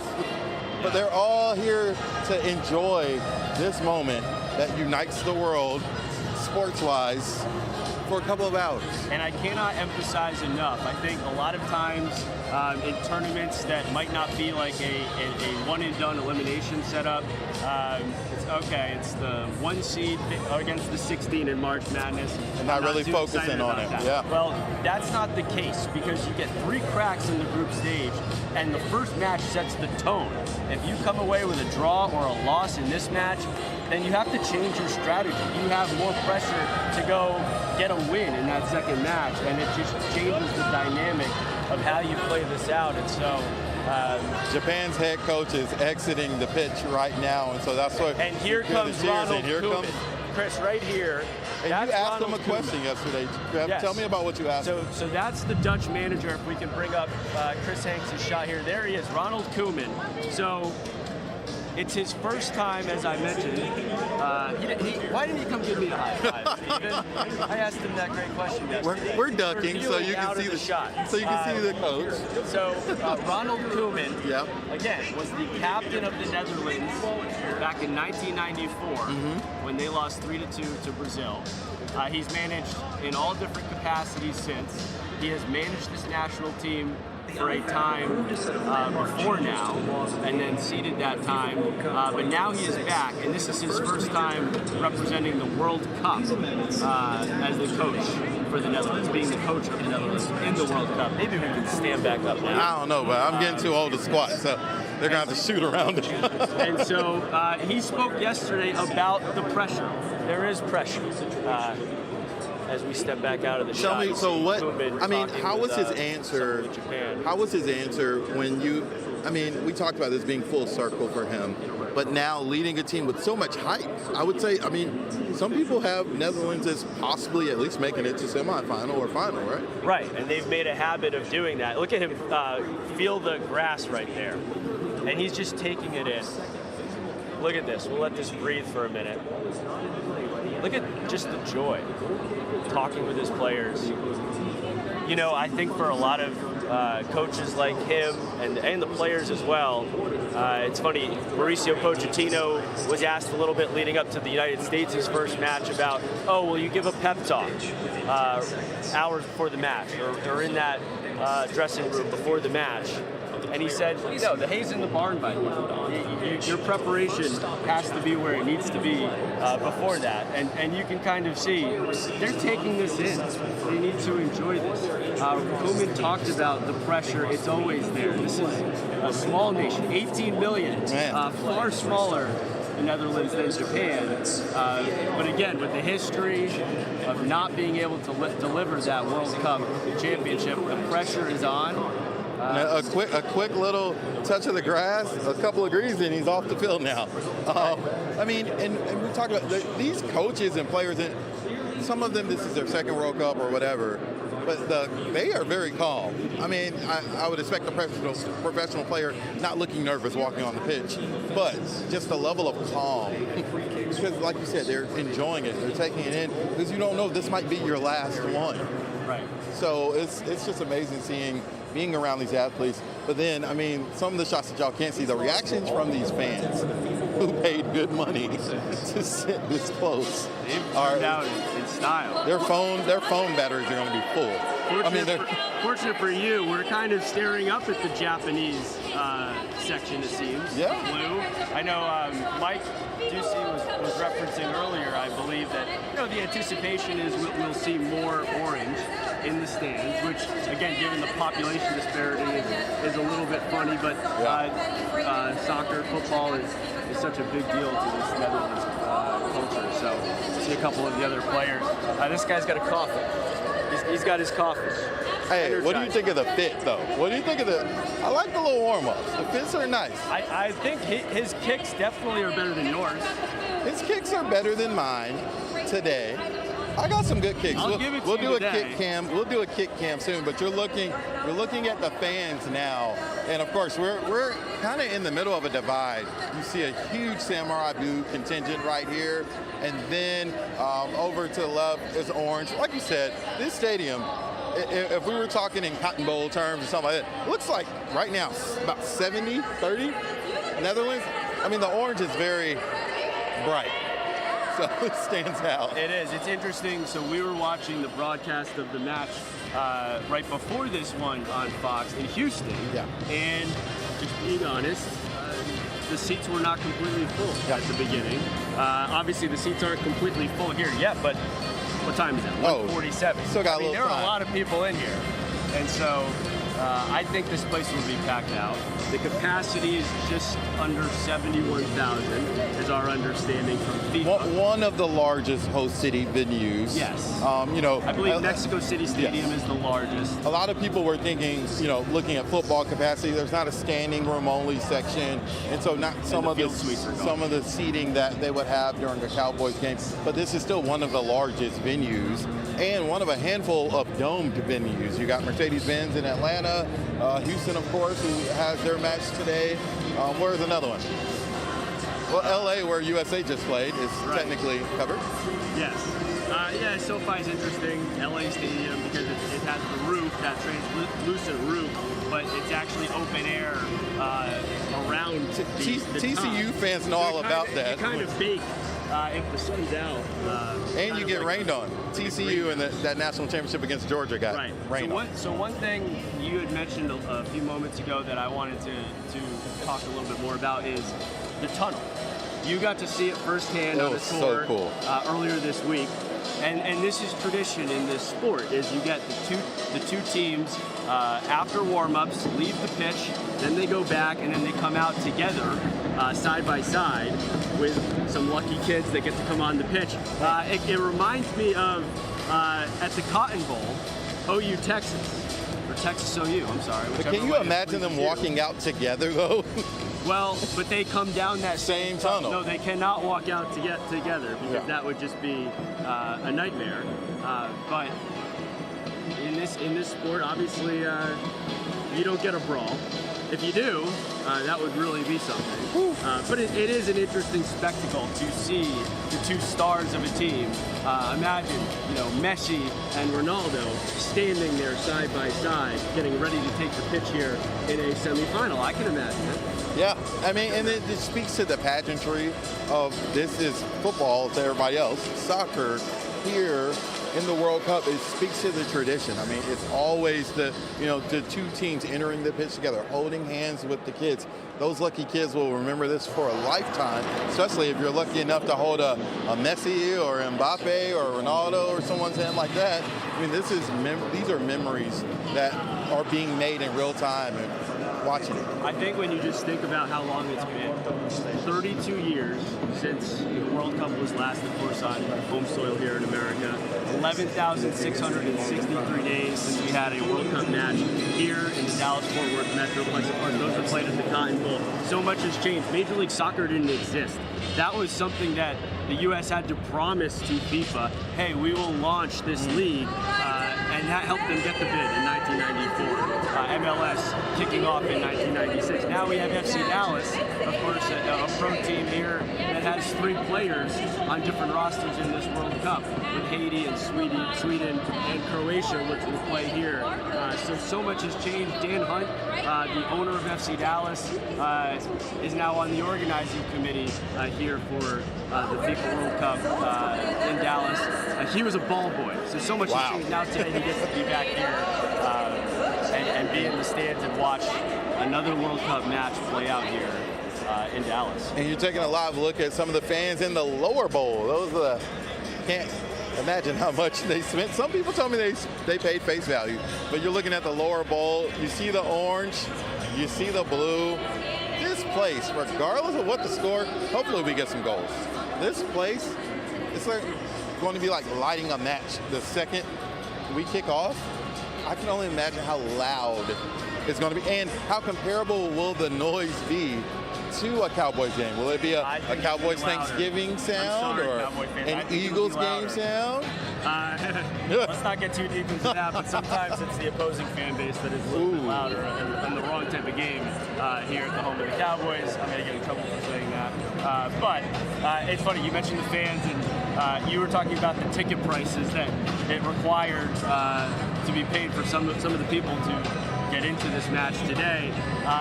I'll tell you what, the concessions don't look cheap either. And we're not calling this place AT&T, we're not calling it Jerry World, and it truly is not Jerry's World right now. He has just handed the keys over to FIFA. Right. They are organizing everything here. So don't come here and expect the concessions, a lot of the things like that, the fan experience to be like it is. And I want us to stay on Hank's camera. Hanks is showing, it seems like behind both goals is like the supporter section, because the other side is the Netherlands. But what you're looking at right now, it looks like the Japan supporters. And if you see those blue bags in their hand, you're going to see them throughout the game. They involve them in their cheers and chants, but at the end of the game, regardless if they win or lose, they're going to be cleaning up after themselves. We don't do that here. I'll be curious, will some of the orange maybe chip in? Maybe they might. Well, if they win, they probably will chip in. I have a feeling maybe they'll make more of a mess. I don't know. But that is something that we're definitely going to look for at the conclusion of this match. And it'll play out. It's really like a dance and song when you see the fans chanting and stuff. But they incorporate the use of those bags in their chants. but those bags will be used to clean up the trash, at least in their section. Hopefully they don't have that much trash. And that's one of the things, if you come here today and get this experience, obviously you're watching world-class players, two of the teams in this 48-team tournament that have an opportunity to really make a special run. But win, lose, or draw, you get the fan experience, which I think in this sport is so unique. I was fortunate enough to be overseas on a vacation recently and went to an FC Barcelona match. And what really stood out to me in part was, yes, Barcelona won and they scored some goals, but the players would just be passing very normally at midfield, and nothing's really happening. And all of a sudden, there's a huge roar, and I'm doing this. I'm like, well, what happened? What'd they just do? Nothing. Nothing happened.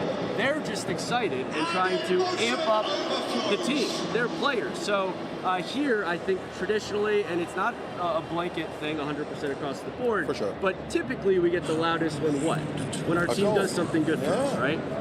And yes, we'll start, let's go Cowboys, or let's go Mavs chants, let's go Rangers. We're going to hear chants throughout. But here, I think it's just different, and the supporters, they really come out, and their job is to lead chants and cheer. They're not here to just sit in their seat and watch the match. When you go to a club match like an FC Barcelona match, they're the closest to the pitch. That doesn't mean that they paid the most money. Right. The club wants them to be there and provide that part of the experience. I'm not sure that that's the case here. That's a story I'd love to look into more. But it is something special to see a specific supporter section in this stadium. That's something I don't know that we've ever seen before either. Probably not. I know the crew inside are probably tired of taking a break. Steve and Eden, if they're the ones still on set. But in a couple of minutes, we're going to see the sprinklers, something else that we've never seen. Oh, you're thinking. Yes. Yeah, we have 5 minutes until our shower. Did we do the kicks? Blake, you want to kick cam? We'll do a kick cam as we wrap up. Let's check out the kicks first. I won the kicks. Yeah. But I won the kicks today. Now, I did not go with the sponsor of the FIFA World Cup, but yes. Eden, I think I won. What say you? I'm going to yield to Steve because he's joining in on this debate. Who wins this? I don't know, Stephen. You should be worried. Help me out here. Stephen, you should be worried because I have a pair of shoes just like yours. Do you really? And that means those can't be very cool. Really? Tell me these are not the classier shoe. Come on. Tell me those are not the classier. They're kind of old man shoe, Jeff. I have a pair of those too. Old man shoe. I have a pair of those as well, so I don't know. I'm going to say, Stephen, you got my vote. I'm so sorry to do this, Jeff, but I think Stephen wins this round. But keep in mind. I think I need a hydration break, guys. We're going to send this back to you. Hopefully not a sprinkler break. Bye, guys. There's still more World Cup coverage there, to go. So, they're going to continue this kicks battle. Yeah. Absolutely. We're going to break? I believe Let's do so, it. We'll take a break. We've been on an hour straight, it feels like, so we'll be right back after this. Last hour coming up.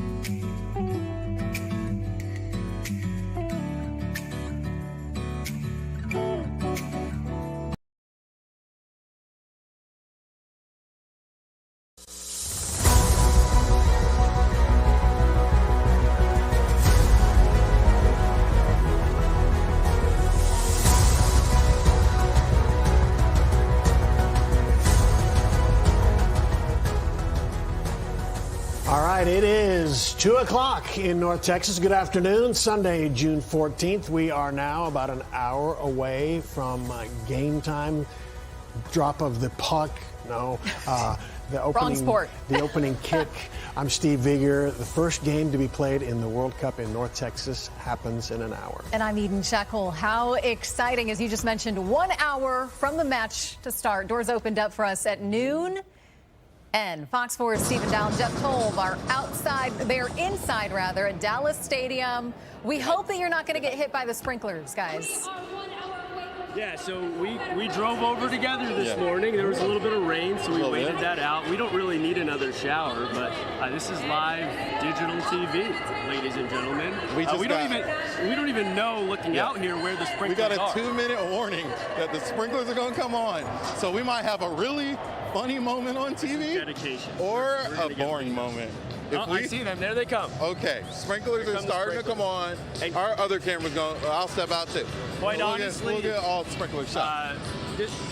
Again, I mentioned that Barcelona match I was at, Steven, and this is a cool moment before the match, a visual to see the sprinklers come out. I know it sounds like a dorky minor thing, but it's just part of it.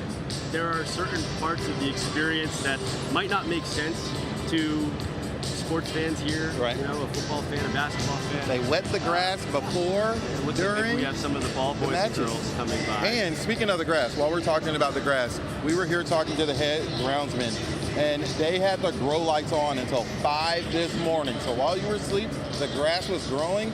He told us that they're going to cut the grass at least twice today before the match. And so just to think how manicured this is, I mean, we're talking Augusta National level right here. Yeah, no, we look at you with your Georgia reference. Oh, Georgia, come on, man.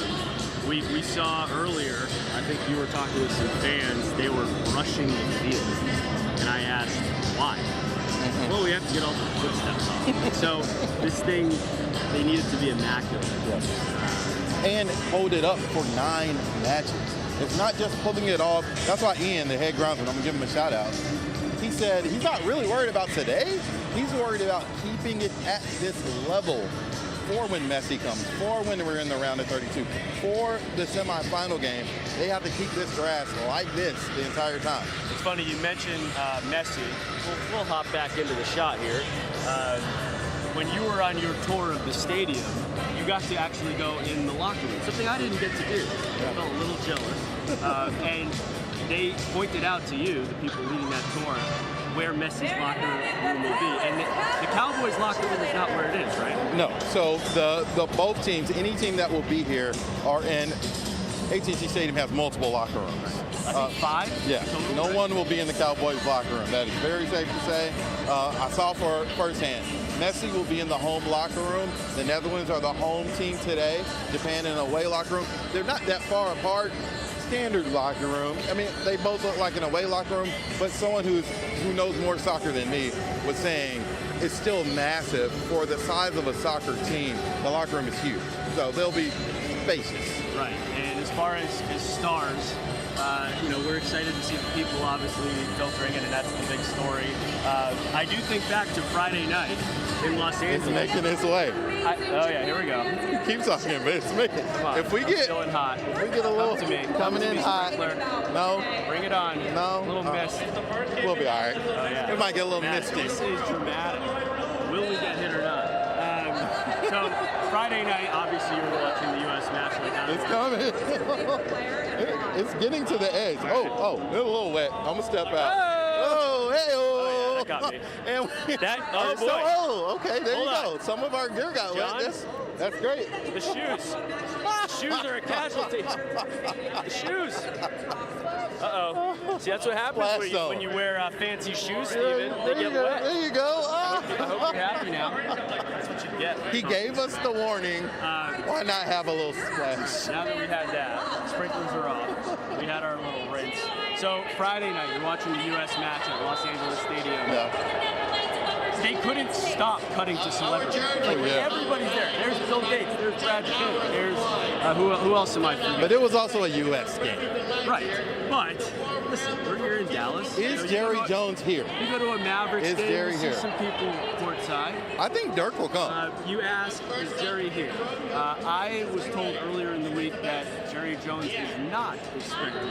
At least this one. I do believe that the thought is he and the rest of the Jones family, Stephen Jones and company, definitely plan to be here for the semifinal on July 14th. We'll see if they're here for other matches. But wherever Jerry is watching from and the rest of the Joneses, I think that this has to be a day of pride for them. Again, we've talked at length now about the history of this stadium, and I'm not sure how well the audio is picking up, but now the Orange are starting to do some of their chants. Yeah. The in-stadium entertainment. A lot of pageantry going on. You speaking of fans, I mean, Dirk will probably pop into a game. Well, Dak may go. Right, Dirk, the great German who grew up loving soccer, football. Did they win? Also They a were great up tennis 3-1 player, at half. No. So we'll see what celebrities we score here. I was actually the other week at Czechia's practice because they are making their base camp in Mansfield at the new stadium down there that will North Texas SC coming up. And Dallas Star, Radek Faksa, who is from Czechia, actually played for Czechia in the Olympics for ice hockey back in February. He was there, and he was so excited just to see his team over here. He told me he knew a couple of the guys, and my favorite part was talking to him after the session ends, and I'm like, so are you going to one of the matches? Because Czechia plays 2 times in Mexico, and then once in Atlanta, and he said, great city. I'm going to Atlanta. He said, I haven't talked to my wife yet, but I'm going. I mean, this is once in a lifetime for a lot of people, celebrities included. And you don't know when your country, your home country, may hit a hot streak. USA on Friday, I think they gained some fans because people didn't expect them to score 4 goals, the most ever in U.S. history in a World Cup. I mean, so the sport is growing in the United States. It's nowhere close to where it is in some of these other countries, but it is growing. You mentioned the U.S. and their success on Friday. Let me put a thought out. We don't want this to happen as far as we want the U.S. to just win every single match. Yeah. And if they do that, then I'm pretty confident, obviously, that I know for a fact mathematically actually that they would win their group. But I never totally trust myself with math. But if they finish second, where they come? Here. They come the day before the 4th of July. As wild as this crowd we expect to be, knowing the Netherlands and knowing Japan, as you have learned in the last several months, being our beat reporter on Team Japan, I can only imagine what it would be like to have America's team here at the home. We're going to go to Mike Ducey, Mike and Sam. Tell me what your guys' vantage point is. I know you have a nice view of Dallas Stadium.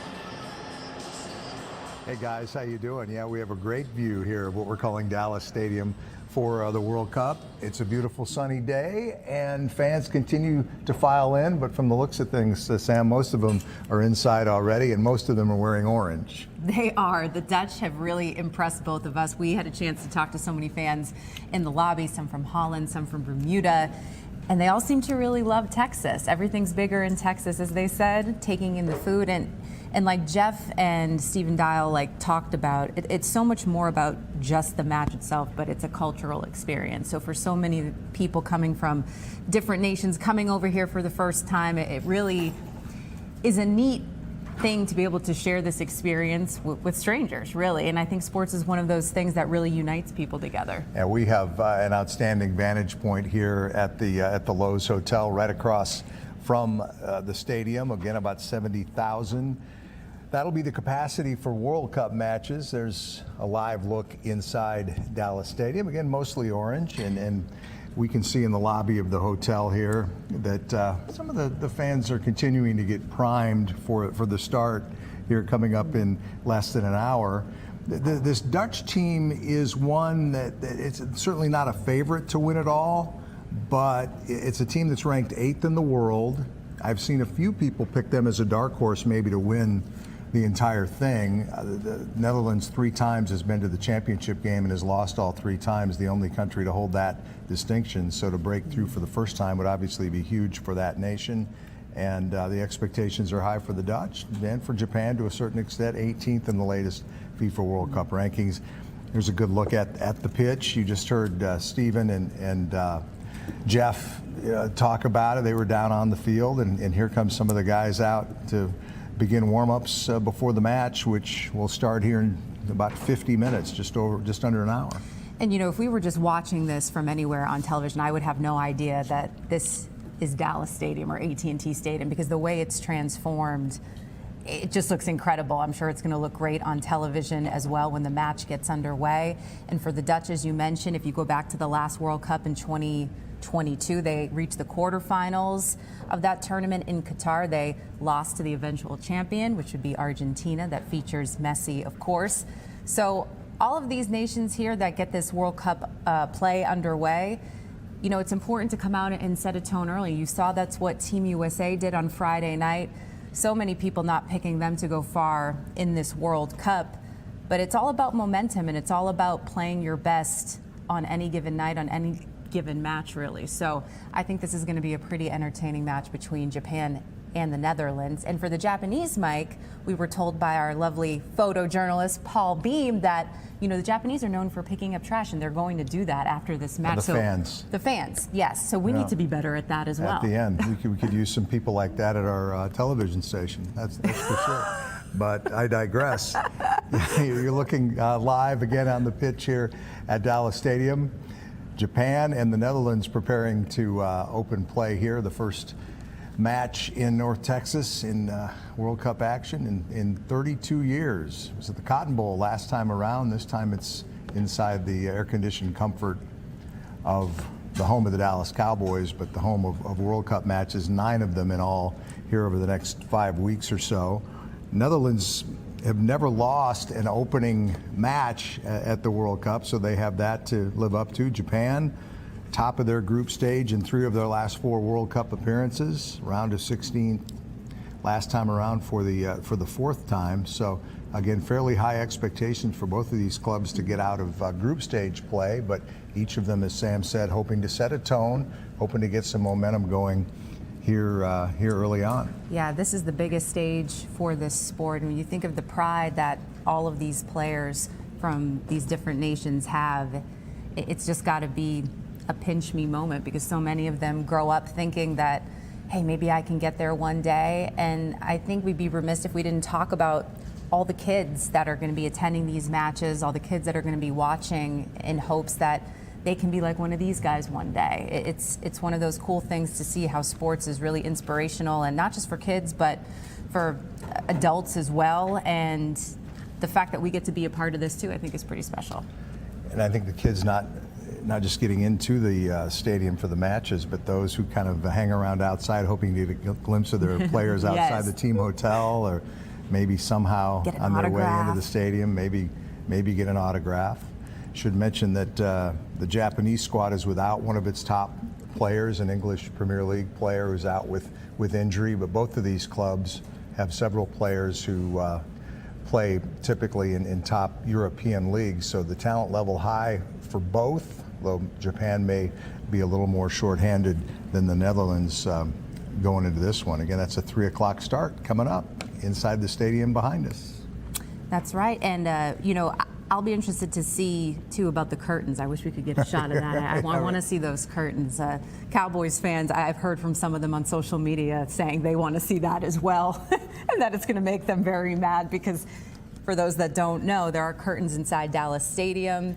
There's been some issues with sunlight creeping in during football games, but Jerry doesn't want to use them for the NFL season, but they will be used throughout the duration of the World Cup.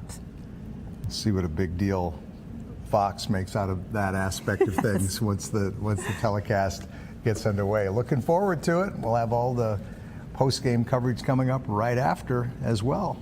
Steve, Eden? All right, great. And what Sam and Deuce don't want to say is that the sunlight coming in has blinded a few of our wide receivers over the years and made them not catch touchdown passes and ruined hopes for playoffs and Super Bowls and all that kind of thing. So that is a sore subject for Cowboys fans, I think. Good job, guys. Kind of, just dance around it. You don't want to get anybody mad. I'm just kidding. Yeah.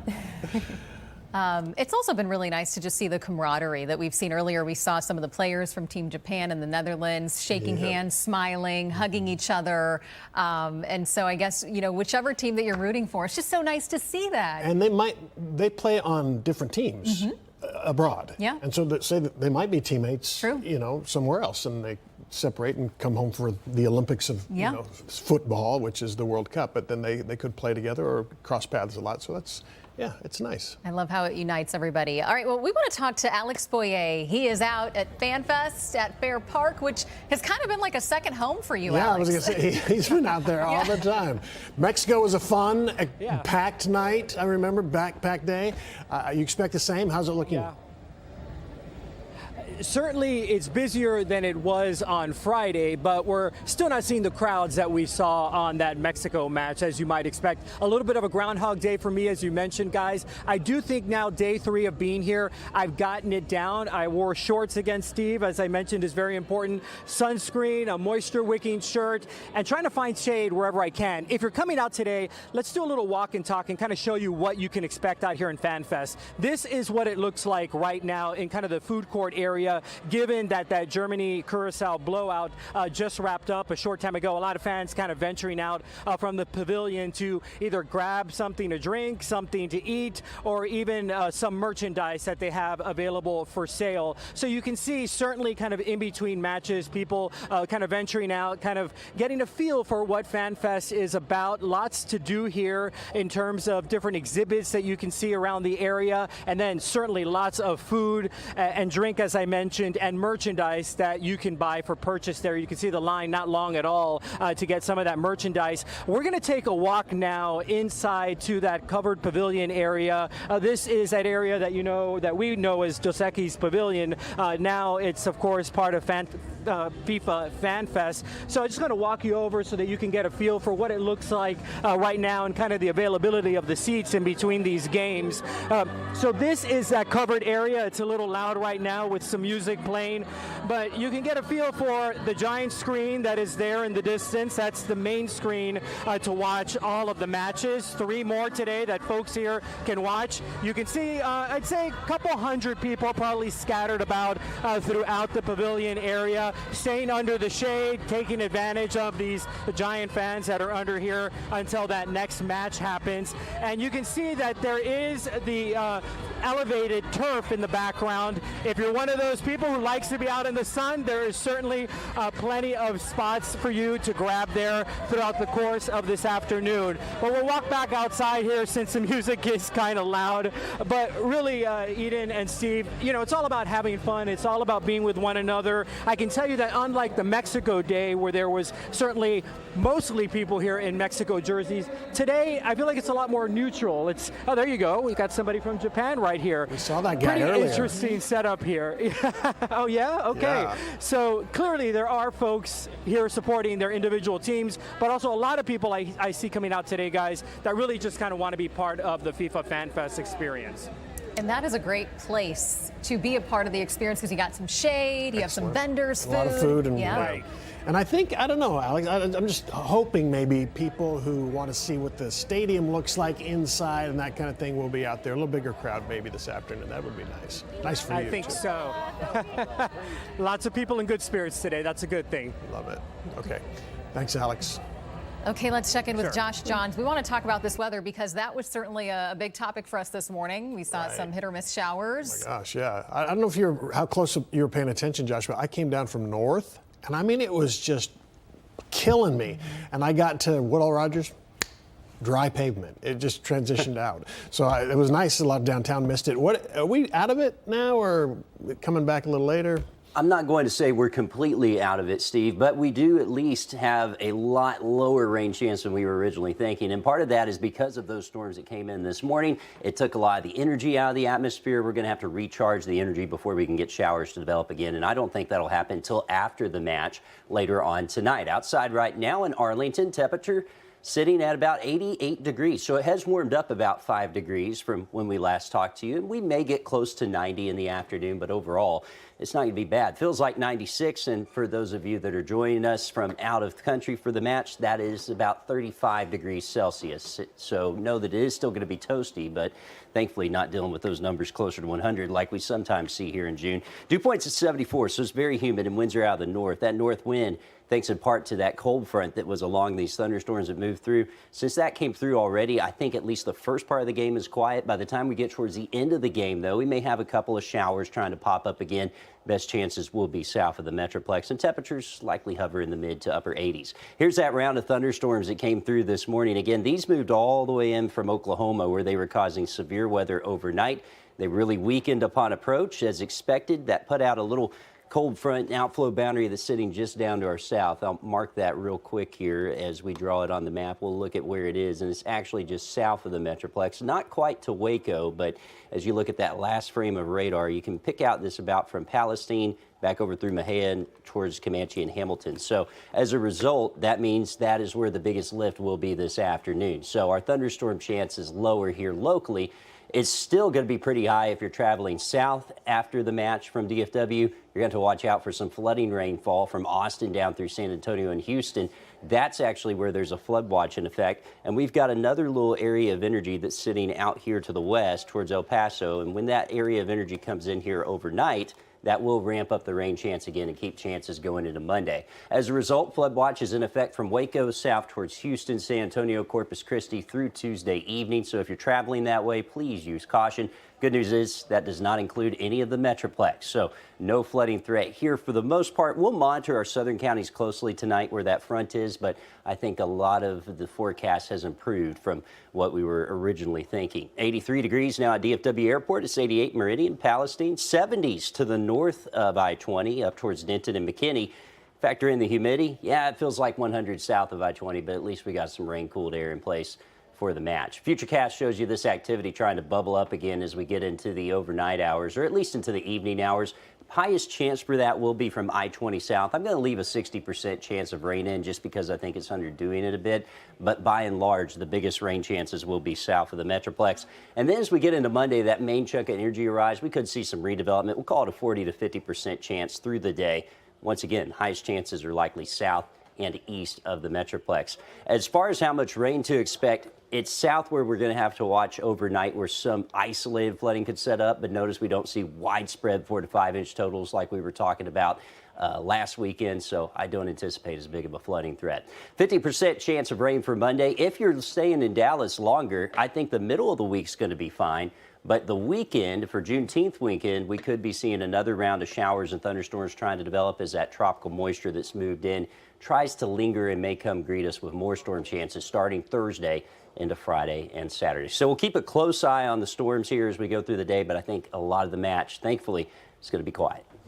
Right now on the roadways, the main focus obviously are any of these viewing areas and also obviously Dallas Stadium. And of all of the spots, it's the drive from Dallas to get over to Dallas Stadium in Arlington that is still of paramount concern. It was about an hour and a half ago that we had a crash happen in the westbound direction, and all of the main lanes were blocked for about 45 minutes. Only in the last few minutes have we seen the right lane reopen, and you can see wreckers are on the scene taking care of the debris field as well as the remnant vehicles from this crash that initially involved about 6 vehicles. So right now I would say there's a good chance in the next 10 to 15 minutes that will clear, but the negative is the multi-mile backup that extends back past the MacArthur Boulevard interchange. So at this point, if one were going to be going over toward the stadium from Dallas County, you might be better off instead of sitting through the significant traffic jams here and going over and utilizing Highway 183 instead, and then you can go to the 360, move south on 360. It's running well, and then rejoin I-30 past the actual crash site. So that is, again, a humble suggestion. At this point, I think you would save a few minutes. Steve, Eden, back to you. Okay. Thank you, Chip. Okay, so we've got a little more than 30 minutes from the start of the match. Right. Very exciting, right? Yeah. All right. So the doors opened at noon out at AT&T Stadium. Stephen Dow and Jeff Kolb are there live. Guys, I have a question. I just did not understand the whole sprinkler deal. Did not understand that. I know there's no dirt or dust to settle. That place is pristine. Is it just tradition? Won't the ball be wet for the initial 10, 20 minutes of that? I don't get it. He's very concerned. You don't want to answer that? I know from only following soccer for about 6 years, but I'm going to let the sports guy in. Every follicle, or whatever you call it, of the grass, every blade has to be perfect, Steve, all right? So it needs to glisten, it needs to be pristine, it needs to sparkle like everything's supposed to here at the home of the Dallas Cowboys, which is not AT&T Stadium, Steve. It's Dallas Stadium. We can't do that in for the next 6 Arlington. weeks. Come on. Now this is really cool. Really cool so to see. Both teams are on the field now. The referees are on the field. Both teams were introduced, and this place erupted. I mean, now we're almost there. And a lot of butts are in the seats. And I know you got to talk with some fans before it filled up quite like this. Yeah, so we talked to some fans the second the gates opened. It's safe to say that they were enthusiastic. Take a listen. What do you think being in here, game 1 of the World Cup? It's crazy. It's just like such a good environment to be in. What are you looking forward to most? Probably all the chants. I'm excited to hear all the chants. How does it feel being in the stadium, being here, being able to see Japan playing their first game this year? I don't know how to say, but so exciting. Yep, kids are happy. How much did you spend on tickets? Around 2,000. Is it worth it? I hope so. What do you think of the stadium? World, first time here. We're coming from LA. We were just at the SoFi, and I'm still shocked by this place. It's amazing. Which one looks better? LA all day, baby. Yeah. But no, this is impressive. This is impressive. It's way better inside than it is outside, man. I'm drenched. Come in here, the AC, love it. The vibes, the people, great times here. Tell me about being in here for game 1, seeing Japan versus Netherlands. We're so pumped. Listen, what a great cultural experience. Tons of fans from Japan, the Netherlands. Everybody flew 14 hours to get here, to be here for the first game in Dallas. Awesome experience. Should be a great game. One of the best opening round games. Are you local? Where are you from? From San Diego, California. If you're able to answer, how much did you spend on these tickets? Don't want to say. He didn't want to say how much his tickets were. Must be lots. Not nothing. At least he can enjoy. Hopefully, it should be multiple goals. I want you to take a live look at one of our cameras. Zion Suzuki, that is the goalie for the Samurai Blue. And when Zion touches the field, the crowd goes crazy, Jeff. Zion Suzuki, one of their, he's their goalie, so he has to be one of their best players. But he is going to be very important if the Samurai Blue want to win or a draw today. I mean, you could argue that he's the most important player on the team. On any team, every yeah. goalie. We see that in hockey, of course, with goaltenders. But when you think of the World Cup, and I think we talked about this a little bit earlier on, a lot of times it comes down to a shootout. And that puts a lot of pressure on these goalies. Here you are, you've played 100 plus minutes of soccer, football, and now it's just a totally different game. And so these goalies might not have any action today on one side or the other. I don't think that'll be the case, but it certainly easily can come right down to that. Yeah, and so you're looking live at Zion Suzuki, but all the players are on the pitch from both teams, the Netherlands and Japan.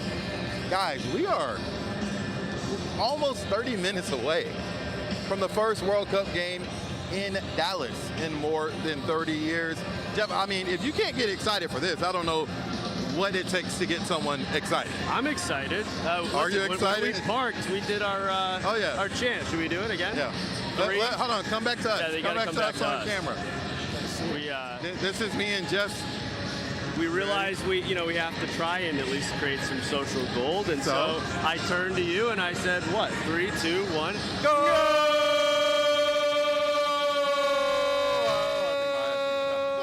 So you might win the sneaker thing, but I got the longer goal. Okay, well. So, Chris, I don't know if we can go up at the video board for a moment and give you a look at, as I ditch Steven for a moment, they were just showing Memphis Depay. Now he's no longer on the screen, but that's one of their top players. He is the top goal scorer all time for the Netherlands. We're not looking at him now, but it was a question about the curtain. There's no sight of curtains. We've been asked. They're not going to be used today. I know for sure. The curtains won't be used today, but we are told the curtains can be used for at least one game, at least one match. We know the curtains will be used. So the word I've gotten is that the curtains will be used on, I believe, the 25th. That's the Sweden-Japan match. So Japan will be back here, and that's I believe, not looking at my notes, 6 p.m. start. So you come up against more of an issue with the sun, which wouldn't be exactly overhead, but more coming at an angle at this time of year. I'll leave the exact science on that to our tremendous meteorologist. But at this point, I don't think there's any need for curtains. But it's a talking point, of course. The Cowboys players, CeeDee Lamb, have moaned about the fact that Jerry Jones has these curtains, does not use them, and then actually at the end of the field we're at right now, they get blinded by the light. Oh yeah, and drop touchdowns. Some memorable moments in NFL, but you know, we talked about the curtains. You know, we know that the players are on the pitch. I mean, there's so much that goes into this, and the moments behind the scenes that you're about to see is when, you know, the players get ready to line up with the kids. When they have a whole pre-show, we watched them do the run-through when we were in the media center earlier this morning. Both countries' flags are going to be laid out on the field. There's going to be a globe on the center pitch, center field, and there's going to be a whole production, a whole show as this grand entrance happens. So it's going to look really cool on there. It's going to play out really well. It's one of the fascinating and I think beautiful parts of this entire and Japan tournament. is exiting the pitch right now. Yeah, they're hyping up their fans. But yeah, sometimes the anthem is chanted at the top of your lungs. Sometimes, you know, as is typically customary a lot of times here in the United States, you hold your hand over your heart during the anthem. But it's a moment of pride. A lot of stories in this World Cup of nations that have spent years trying to make it back to the World Cup. Heads up, got a soccer ball coming in, or making their first appearance. Haiti, one example that just last night played up at Boston Stadium, did lose their match to Scotland, but back in the tournament for the first time in 52 years because of unrest there in Haiti. They weren't able to go and play at all during the last 4 years during the cycle of qualifying. So, you know, obviously the goal is to win, and that's the final story to this tournament, the World Cup. But there are beautiful stories along the way as we have our backs turned to the camera. Yes, for because safety. we're trying to not get hit by soccer balls. So if you want to come back to us, if you see the back of our heads, it's because we're looking out for our heads as we're in the final moments. This is that final countdown. Look at that. Wow. Oh. Perfect. We're good. We're good. We just took a soccer ball to the camera. Oh man, we weren't on camera. We weren't on camera for it. Oh. John Gannon. I'm sure. Things are happening. Things are happening in real time. For later. Y'all might want to come back to us. But all right, as we wrap it up here, Steven, it's here. It's here. The World Cup has arrived again. 32 years. I saved your life right there. I saved your life right there. You did. This is a bid that we learned about 8 years ago, and the U.S., Mexico, and Canada won the bid, first joint bid in World Cup history, and from there on out, it was on Jerry Jones and Dan Hunt and the rest of the bid committee to push to get matches brought here. And now that's exactly what we have. Do we have the final? No, we don't. And that was a disappointing moment back in 2024. There was a lot of hype and belief that maybe Dallas would win the final. That will be at New York, New Jersey Stadium. But in the end, we have the most matches in this World Cup? I know you're nervous. No, I'm not nervous. Our photographer, John Gahan, got hit in the face by a FIFA ball. So you have that memory, John. We have the most World Cup matches, and it starts here today, the first of 9, Japan and the Netherlands. I mean, it's a huge moment. We are counting down these final moments. You mentioned the most matches. Yes, we didn't get the final. Of course, the host committee a little deflated by that, but now it's go time. 9 matches, including a semifinal, the other one in Atlanta. This is going to be magic. It's time for us to go, but I want to let you know that not only will we be back here on the pitch immediately after the match ends on Fox 4 News at 5, but at halftime, we get to sneak on out here. So we will have a little update for you then. Steve and Eden, should be an unforgettable day here at Dallas Stadium. I got to do my piece. We'll see you guys. You guys are going to have fun. It's going to be great. And don't get hit. Stay safe. Don't get hit by a soccer ball. I've got your back. I've got your back. All right, we'll continue coverage after this. We're going to take a short break.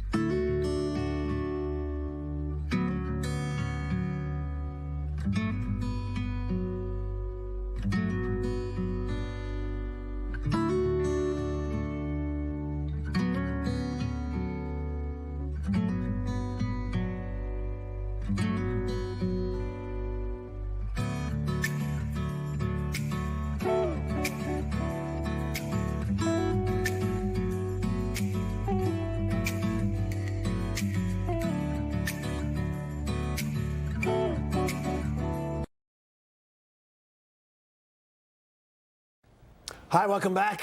I'm going to go out on a limb and say covering the Netherlands was the key assignment. The best assignment. It's the best really? assignment. Right? That's what I think. It looks very awesome. I think we all wish that we could cover the Netherlands. I think we all wish that we could have been on the big bus, and we all wish we could have our custom jersey like Peyton.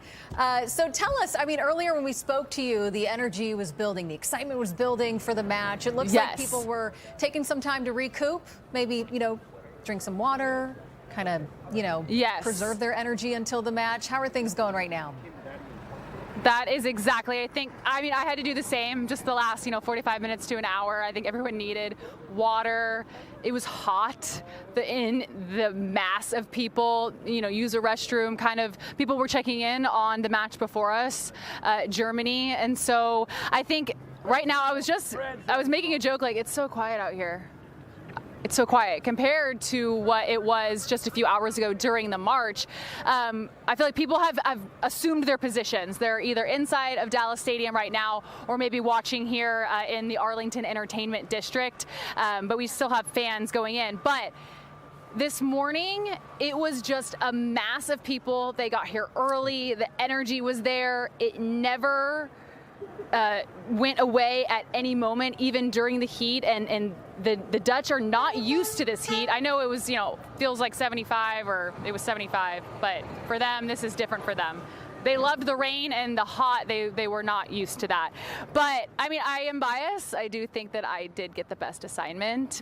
But I kind of knew it going into that. They warned me that they were about to take over. And so when I got to see those chopper shots, and finally as I got to get service, I had no service. So I finally got to look back at the videos and see what it looked like from above and from the point of the bus. I thought that was the coolest point of view, and how far it was going around all 3 stadiums we have here in the Arlington Entertainment District. We were just talking about it over and over and over again. I was like, oh, I hope it comes to fruition. And it really did. And it took a lot of work. I want to, before we start the game, the owners of the bus, it's an ownership that a couple families share it, and they work together to get all of the details to ship it wherever the World Cup is happening. And they had to ship it across the Atlantic, and it was a lot of work. And we are the first stop to make sure it was here on time and has the mileage to go to potential multiple cities here in North America. So I think they had a sigh of relief that there was a lot of people that showed up and the bus was there. But just the enthusiasm, it was so amazing to see Texans mixed with people who flew in from overseas. I think that was the coolest part. Mixed in with even Japan fans, Mexico fans, USA fans, other fans. It was just, it was a melting pot that I thought was beautiful, and I was so glad to be a part of it. I just got to re-look at a video. All of a sudden, this guy put me on his shoulders. He was probably 6'5", and I'm 5'10". Do the math. That's how tall I was looking out over by Globe Live, and it definitely was a highlight of my career. There were so many highlight moments. I mean, we saw the orange smoke. We saw the orange Lady Liberty costumes. I mean, when you think about it, literally every 10 to 20 minutes, we saw like a key moment that we're probably going to remember for years to come when we look back on the FIFA World Cup here, right? I forgot to mention the orange sparkly cowboy hats.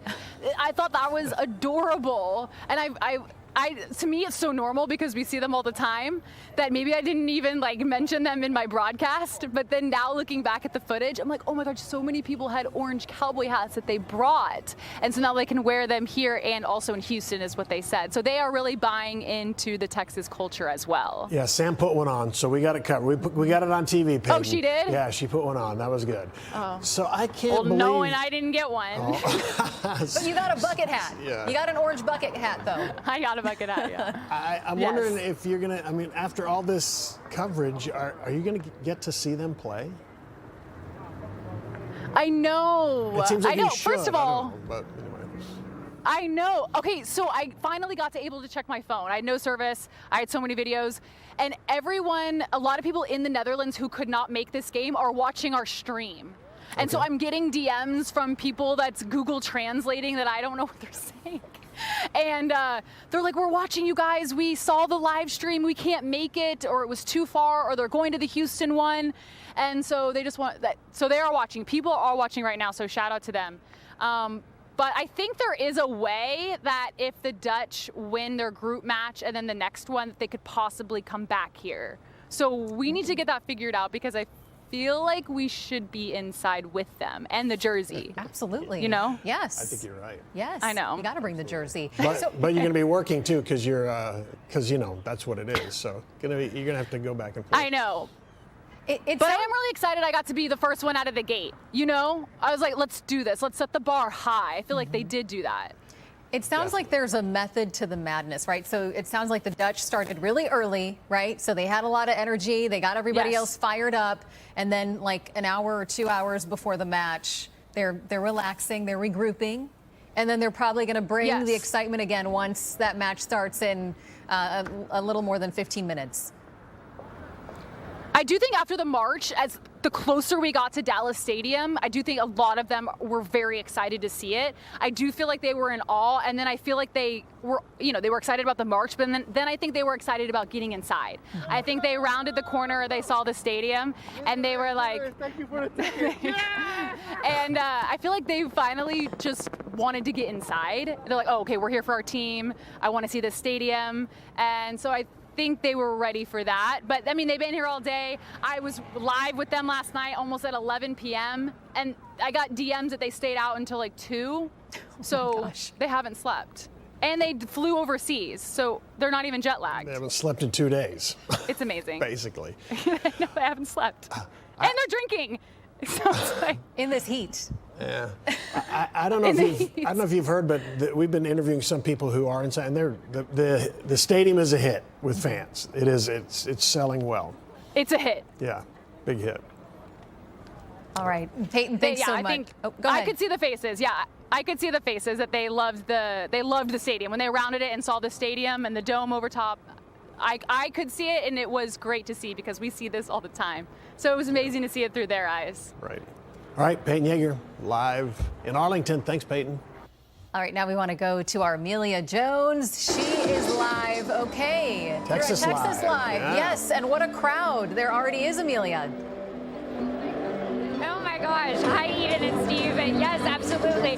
My face, I have been grinning ear to ear just listening to Peyton Yeager talk about it. And again, seeing those shots from this morning. I was not here this morning. I'm taking over right before the game. And I just want to pan over so we can see the crowd here at Texas Live. There's a lot of orange. I see a fat head here. There's a lot of flags. There is blue. And now there's a long line outside Texas Live already to get in here. And there was about an hour and a half before the game time. And now we're down to about 20 minutes before the start of it. So people who might not have been able to get a ticket into Dallas Stadium are going to watch the game here at Texas Live. Look at these fans here. They are so excited. It is also air conditioned. I know Peyton mentioned the heat. So this is a nice reprieve. You get to have a drink, have some food, and watch the game in the air conditioning. But we're seeing jerseys from all countries. We see some Mexico in here, a lot of Netherlands, Japan. I think I've seen some USA jerseys. Also some NFL jerseys. I have to say, there's somebody with a Packers jersey right next to me. But hey, you know what? Everyone is here for a good time. Everyone's excited. And something I want to mention is about how music can kind of bring us together.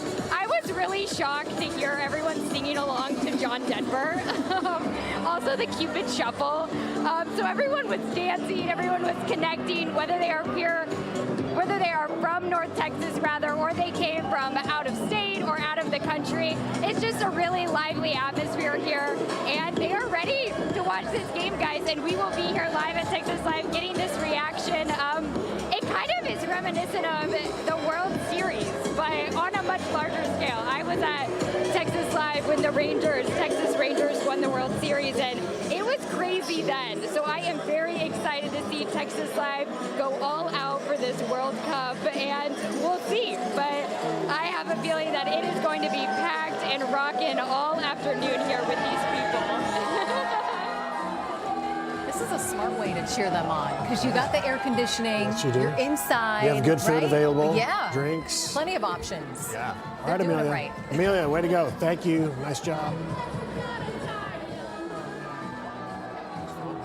Love to see all those images there. Okay, so we're talking about the weather. Still Yes. getting a break, I think, from the Perfect. rain, Josh. Yeah, and the heat's starting to crank, but it's still not even as 83 is not terrible as long as it's not humid. Yeah, anything in the 80s is not bad here in North Texas in June, but it is humid, so it feels like it's in the mid-90s. Even then, that's not horrible for mid-June. We typically get a lot hotter than that. 87 degrees currently at Dallas Stadium in Arlington. 31 Celsius is what that equates to. Feel like temperature of 94 thanks to that humidity that will equate to 35 degrees Celsius. So you heard Peyton talking about needing to be hydrated. If you're going to be out there, be sure drink plenty of water, and get some electrolytes in at times, because this heat, this humidity can sneak up on you, especially when you're not used to it, like our friends from out of country are. Amsterdam's at 64. We're going to be at 89 this afternoon, and Tokyo's in the 70s. So that's a significant difference. That heat will sneak up on our friends. It'll sneak up on us too, just because it's early. We haven't had the big heat and humidity except for the past week, so we're still getting used to it.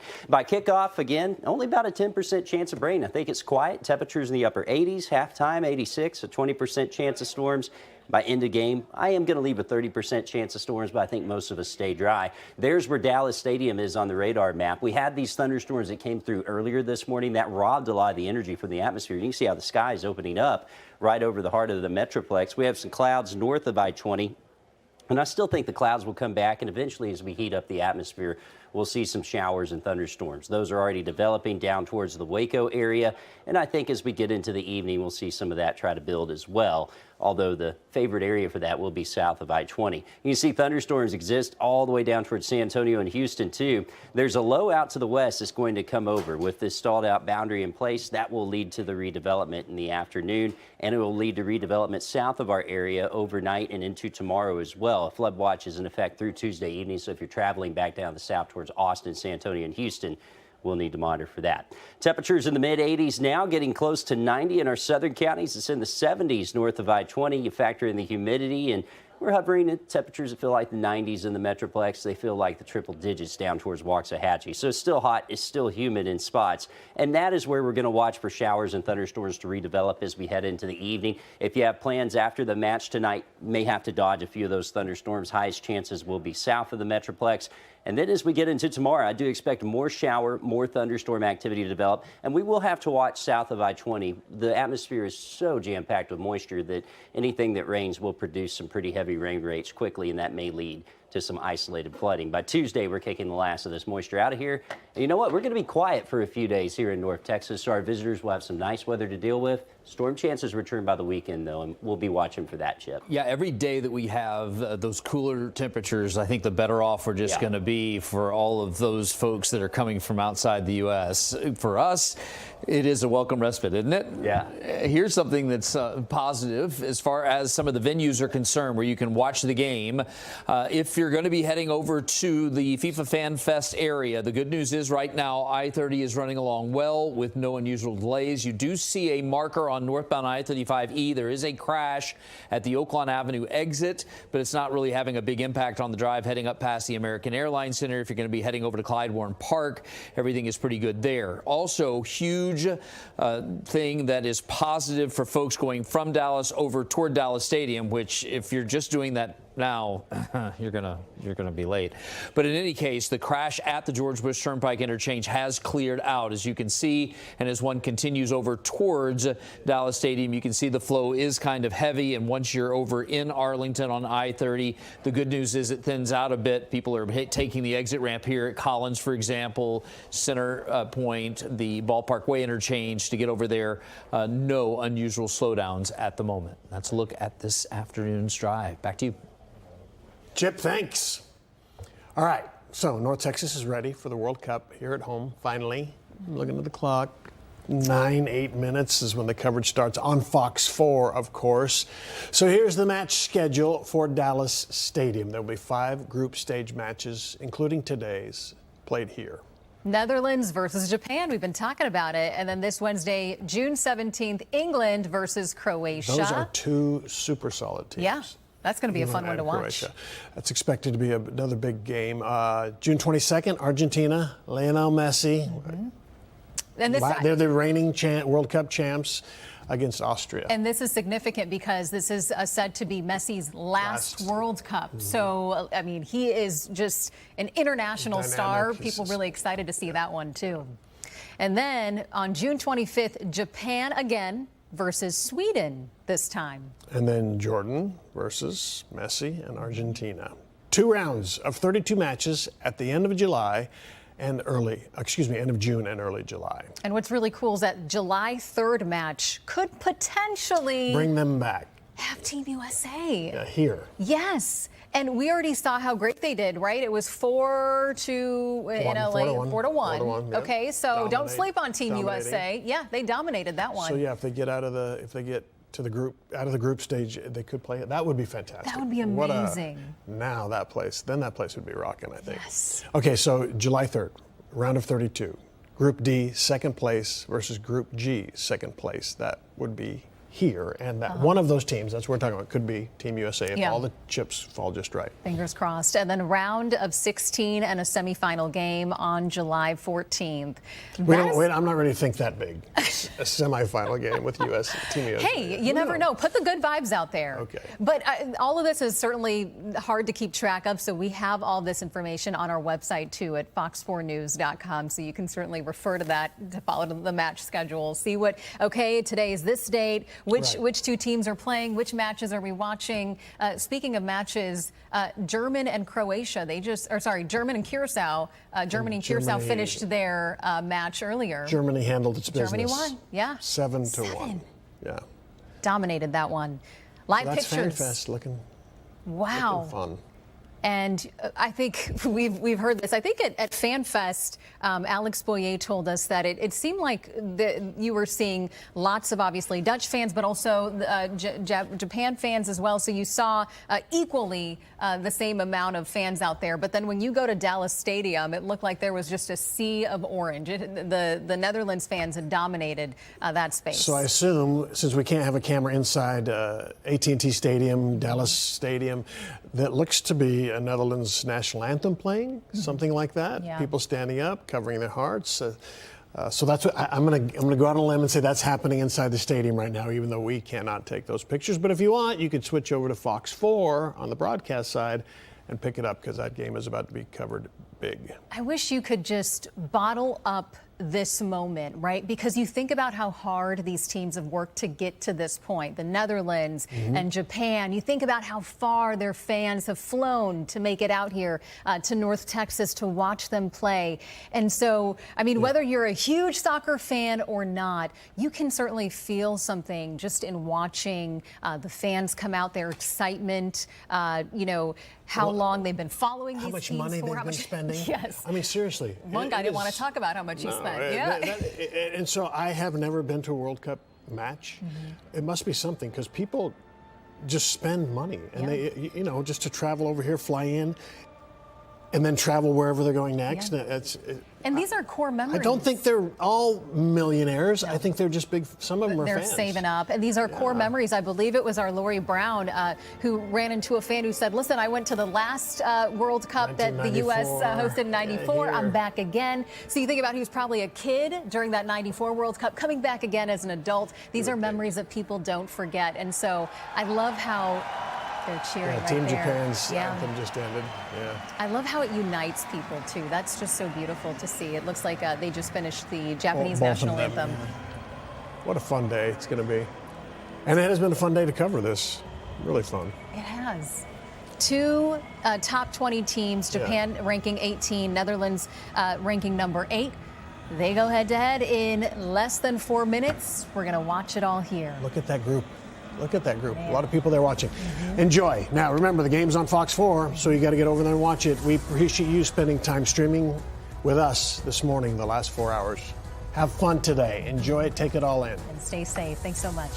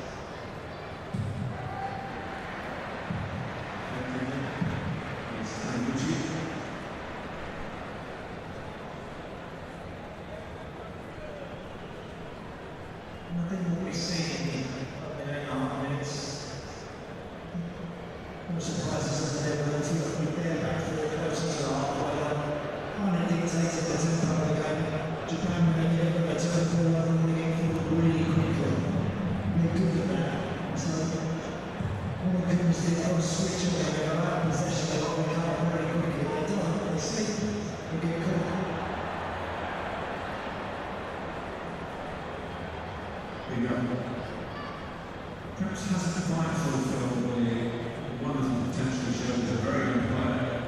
Went to Barcelona, had injuries. He's here.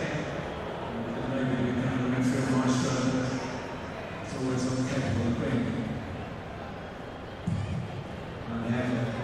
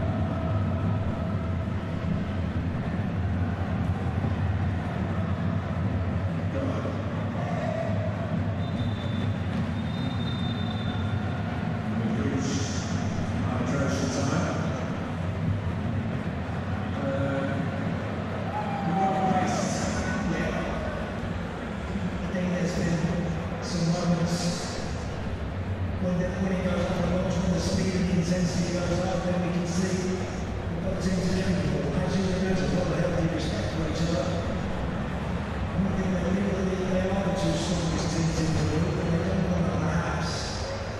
At this stage, just be more mindful and see it rather than really getting on the front foot and trying to take full control of the game. Yeah, I think every cat things of this stature, not to get to the number of guys, the number of let's see how a lot of football will get down to the real deal. I like it because of the democracy of it. More and more just getting a chance. And the first house will go on today and just you can't buy those minus I'm totally be able to opportunities are here. And I think a lot of the smaller nations, lesser nations, football in terms are improving year on year. They're getting better, they're getting more competitive, and that will help future World Cups. I'm really looking forward to seeing some of the teams playing today. There's a tough one we're looking into a real team that we're looking at Germany. On the end of a bit of a hike, but they're putting themselves up and they've got a chance of touching the cup.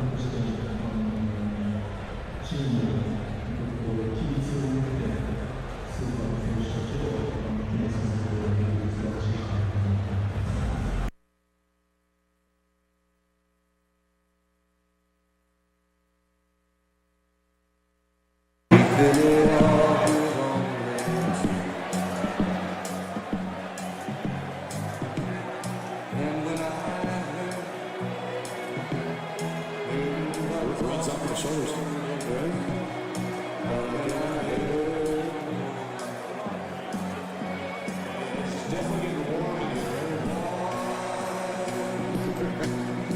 Touching warm right there. Touching warm. Yeah, it's my favorite touching. Reaching out. Man, that hurts my arm. Touching me. Touching you.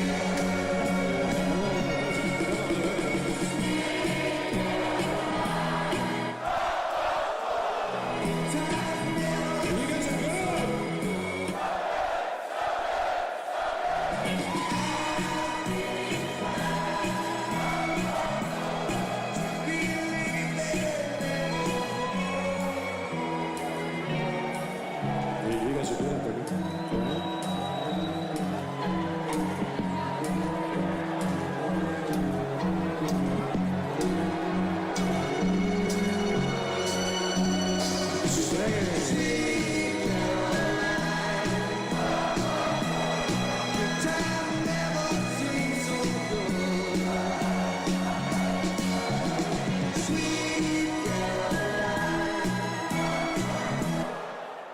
That's awesome, man. Sensation Wild anthem. Maar net even anders. Los met de schoolmannetjes. Kappen de jelletjes. Oh, nou wordt weer een zooi. Even opletten nou. Welkom in de feesttent. Kom maar lekker af. Het is jammer andersom, maar je dacht daar gaat het af. Hakken, beuken, springen. De hut gaat uit zijn bol. Allemaal van links naar rechts, de tent die wordt gebald. Allemaal van links naar rechts, de tent die wordt gebald. Allemaal van links naar rechts, de tent die wordt gebald. There you go. There you go. There you go. Left side, left right, left right.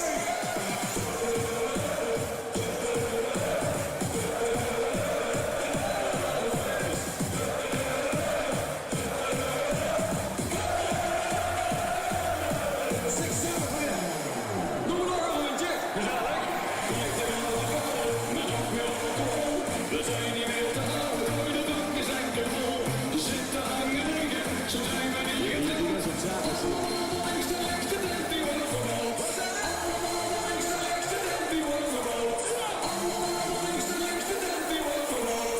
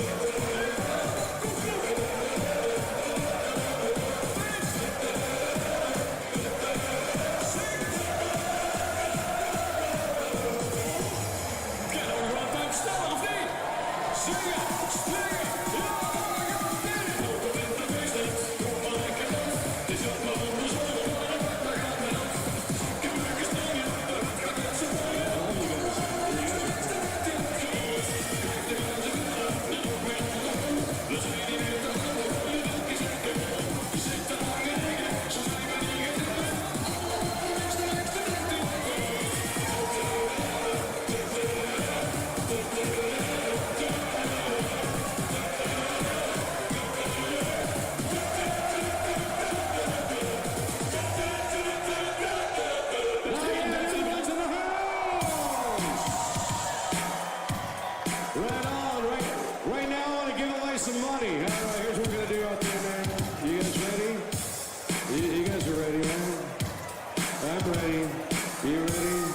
I'm ready. I don't even know what button it is. Here's the button. Scan this QR code if you want to win $50. You want $50? Scan that QR code. I got $50 in Texas Live gift cards. 3 minutes on the clock. Win $50 in Texas Live gift cards. Good for food and drink. You can even put down your tab, man. Do it. Scan it.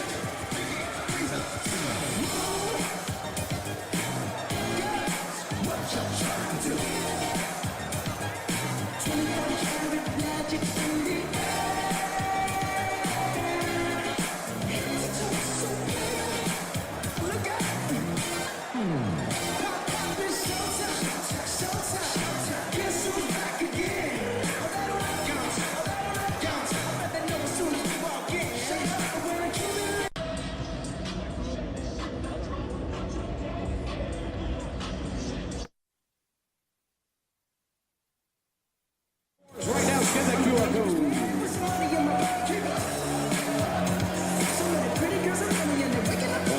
Got 2 minutes till I give away the money. Can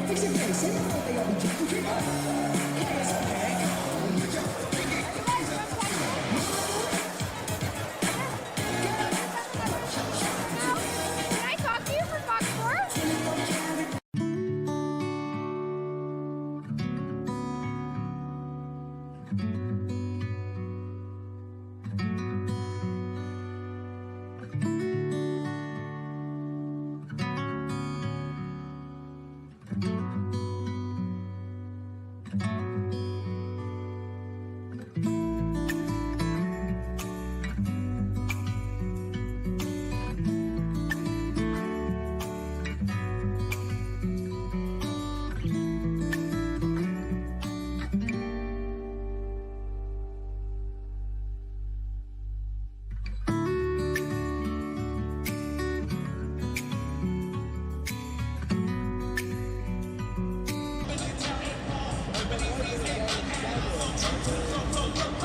All right, welcome back to Dallas Stadium. Jeff Kolb, Steven Dial here at halftime. No goals yet, but yet. a lot to really, I think, take stock of with the crowd and what it's like to see a World Cup match here. Man, there's been a lot of action. You pointed out a couple of empty seats, but it is full here. There are some empty safe to seats. say it's full. Actually, the section right behind us here, which is one of the lower sections, of course, to the field, there were some empty seats. And up where we are, which is way up in the 400 section, there are some empty seats. But these crowds are loud. I would say Japan, wouldn't you say, has been louder than the Netherlands? Japan in the first half has been the aggressor on the field and in the crowd. As rowdy as we've been talking about the Netherlands fans, I'm just judging the first 45 minutes. Their supporter section was not doing anything. It was funny listening to the broadcast when the hydration break came, and they really poked fun at it and said, we're indoors. I don't think we need a hydration break, but I'm saw sure that. they'll take it, though.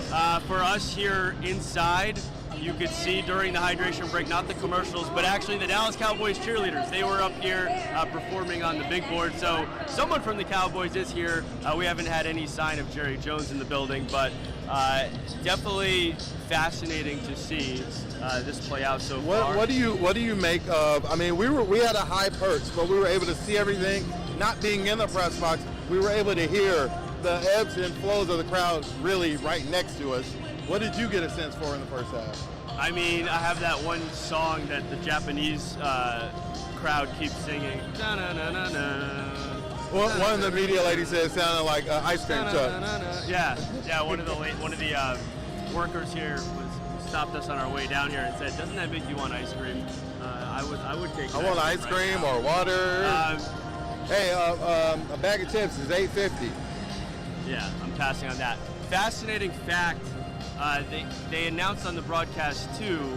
I don't know, maybe like the 946th all-time World Cup match. I might be slightly off on that, but in that ballpark. This is just the 12th ever indoors. Third of this tournament because Vancouver and Houston also have indoor stadiums. And that number's going to keep multiplying as the tournament goes on because we have 9. it's fascinating to me. I've been here for many, many Cowboys games. Super lucky to be in the press box, which is glassed in up in the back corner here. I've never been in the open air as a fan, and welcome to regular life. We're up high, but it's a great view, right? You can really see a lot. It is. They have a TV screen for us, a little iPad on the table. But I mean, all you gotta do is look at the big screen or look at the field. And one unique thing, I mean, just like how both teams entered together, they both left together. We were in the tunnel as they were walking out. Yes, they looked a little bit gassed, and this will be fascinating now, of course, as far as the on-field portion goes, to see what types of adjustments and substitutions are made. This crowd is anxious for a goal. I think we'll get some. This crowd wants a goal. All right, so Japan has been wanting to go. So we will be back immediately after the match on Fox 4 News, on TV, and streaming at 5 p.m. You'll be catching up with fans, the Japanese fans with the bags. We'll see them clean up the stadium, and I'll have reaction from the teams as well. Mike Ducey, Sam Gannon, a part of that also. That's a wrap here at halftime. We'll see you at 5.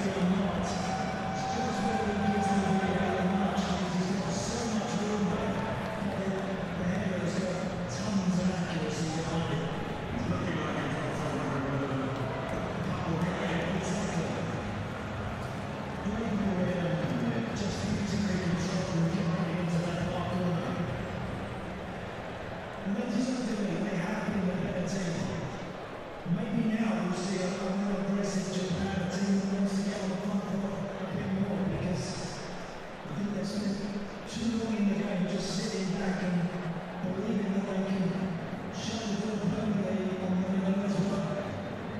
And play that round as we now at the window. They've got to come up with something else.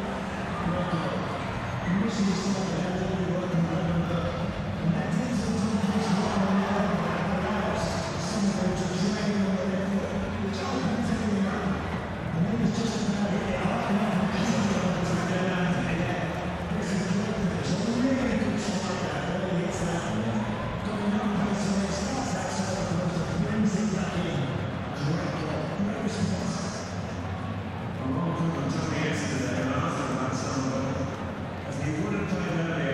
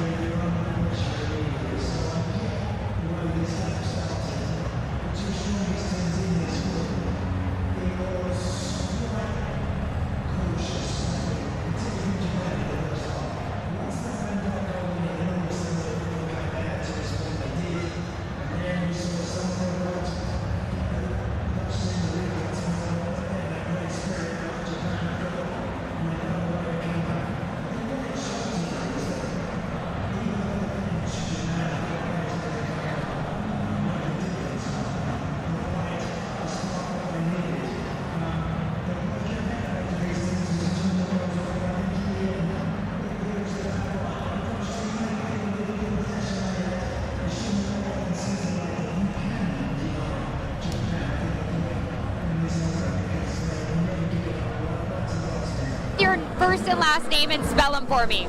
Michael Tran, T-R-A-N. And then Michael, normal spelling? Yeah. Okay, you have a Japan shirt on. Talk to me about all of the goals were in the second half. So, hey, the Netherlands only had that lead for 6 minutes. Talk to me about the first goal for Japan, man. Oh, talk about a release. There's been so much doubt against this Japanese team, and I think a lot of people just counted them out and not realizing really how strong of the offense they have this time around. So I'm really excited for them, and what a great game. The Dutch has so much rich history in football, but man, it's going to be a great few weeks here in Dallas. Okay, and it's a tie, which means, I think the teams get 1 point instead of two. Okay, so happy with the end result? Yeah, given that goal came in right before extra time, being a Japan fan, you cannot wish for anything better right now. So we are so happy. This is my first World Cup as a Japanese fan. I'm recently married to my wife in Japan, and her family wants me to support them here. So that's why I'm here.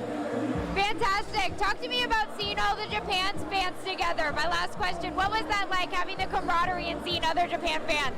Oh my gosh, we were at the Plano event yesterday with the Japan Ultras meeting the communities, and talk about such an amazing block party atmosphere, young and old, people of all nationalities coming together, just enjoying really great football. Amazing. Thank you, Michael. That was it. Thank you so much. Have a great walk out.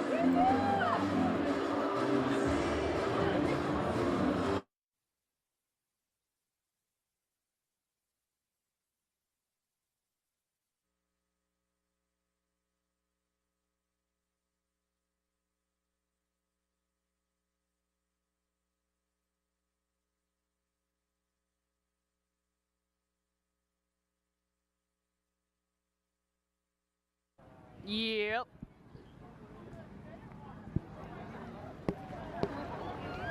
Yeah, that's fine.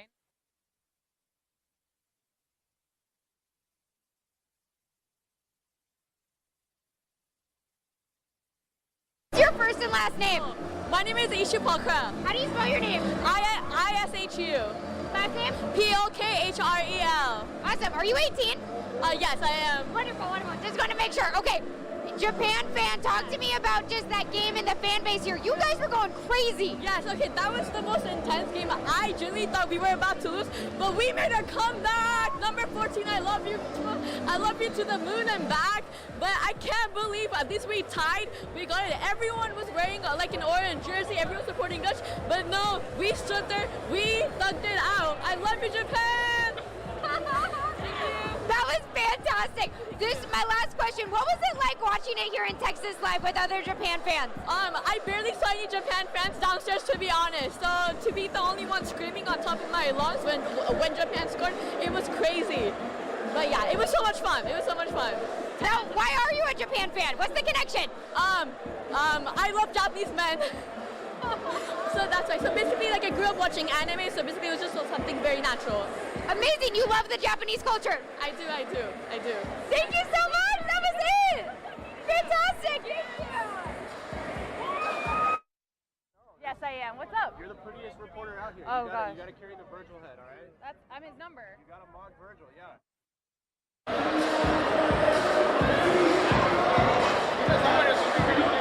said you wanted to interview us already?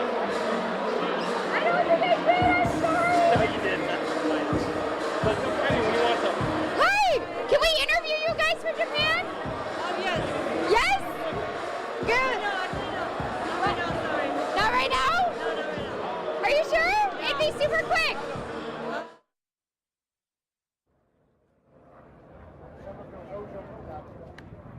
Cool.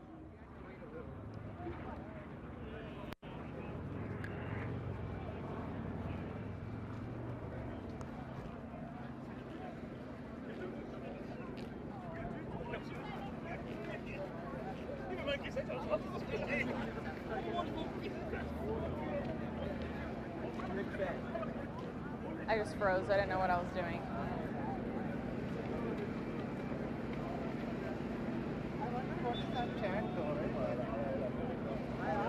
I'm gonna get these two guys in the white hats. Hey, what's on the channel? Hey friends. Hey. How are we feeling? Do you care if I ask how do we feel about the ending of the game?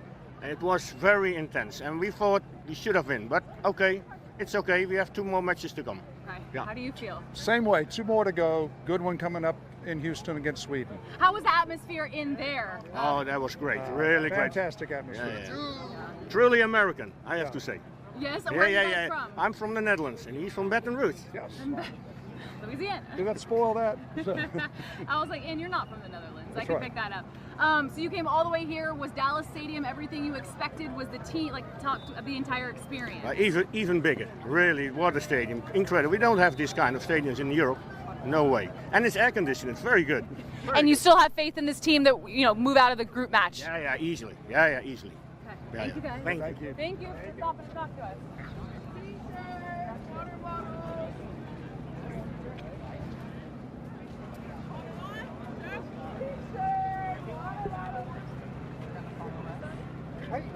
Hey! What do you need? T-shirts, water bottles!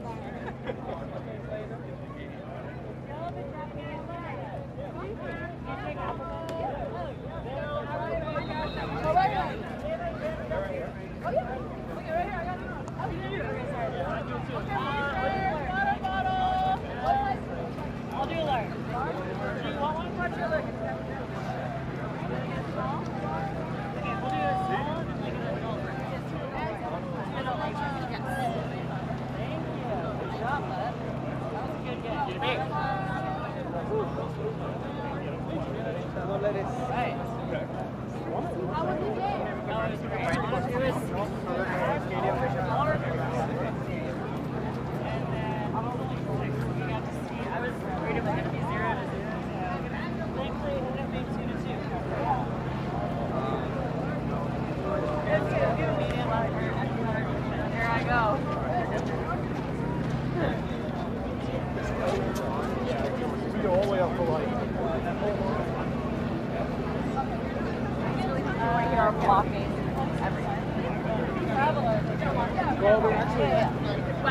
It's actually good because you can pull something to the side.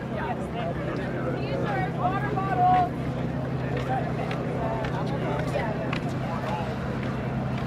Grab this man in the white. Okay. Hey, sir.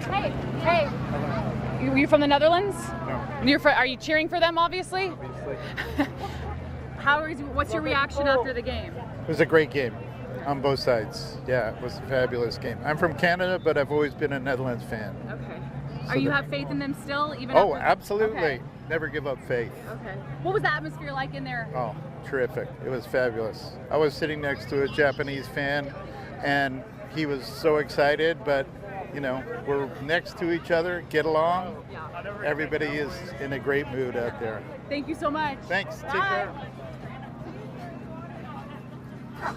How are we feeling? Come here. Hello, how are you feeling after the game? I feel like we lost. And we're very disappointed. But we saw a great match. Frankie de Jong was perfect. Somerville was perfect. So I hope it's a good basis, and I hope we will do better in the next matches. I feel like there was so much momentum with the march and all the fans, and then walking out of here, it kind of feels a little different. Yeah, it feels a little different. The march, it was really hot. We had difficult with the temperature, but it was a great day. So perfect all around. Can you just say your first and last name for me? I'm George Homminga. Spell your last name. H-O-M-M-I. Enough for now. We'll make it all to the top. I was going to say, you guys have before. You always have a good World Cup performance. And so why did you, I was going to say, why choose Texas Live to watch the game, since you live here in Dallas? I do live in Dallas, but tickets unfortunately were really expensive, but it was such a good time this morning with the fan walk and everything. I just want to be part of that. And just to talk to my fellow Dutchies, it was a lot of fun. Okay, and now for you, did you also go to the parade this morning? How was that? Of course, I walked in the parade. How was it? Yeah, it's like showing the Netherlands that we're worth everything, all to the top. You know, really had fun, and yeah, we deserve to go up. Definitely. What did you think of Texas Live? What do you think of this spot? What do you think of this bar? Yeah, the bar is great. In all aspects, it's large everywhere. So definitely a good bar. Thanks. How have you enjoyed your time in Texas? Texas is big and everything. We're proud to be coming here, and you know, we will travel all the way throughout Texas, all the way to LA. And I hope we'll enjoy America as much as we enjoy Texas.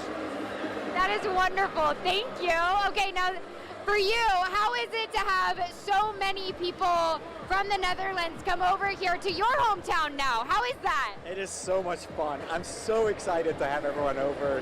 And it's always good to talk Dutch to some people here. Like, you don't get to talk that often. And this is such an amazing event. I'm happy that the Dutch actually got to play here in my new hometown. Okay, no, obviously you weren't in the stadium, which is fine, but you got to see them play on a big screen. They tied. What do you think about that?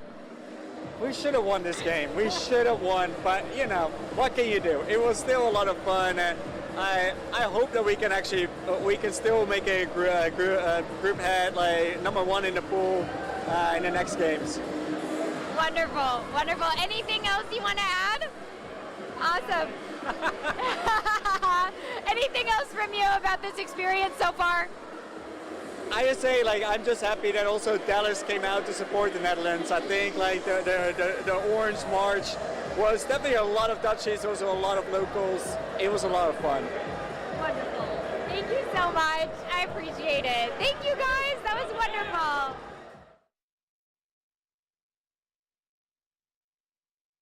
Bye. My people. Bye. Like no.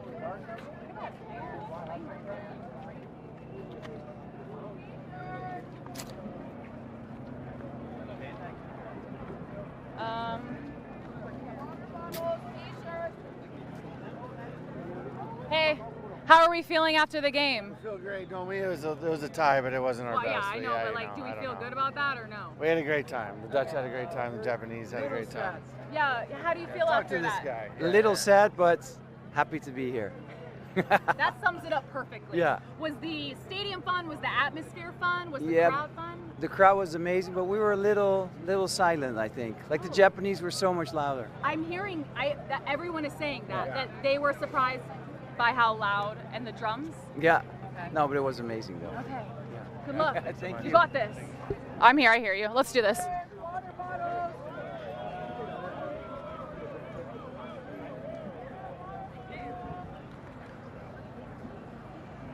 I was just gonna like have that in the background.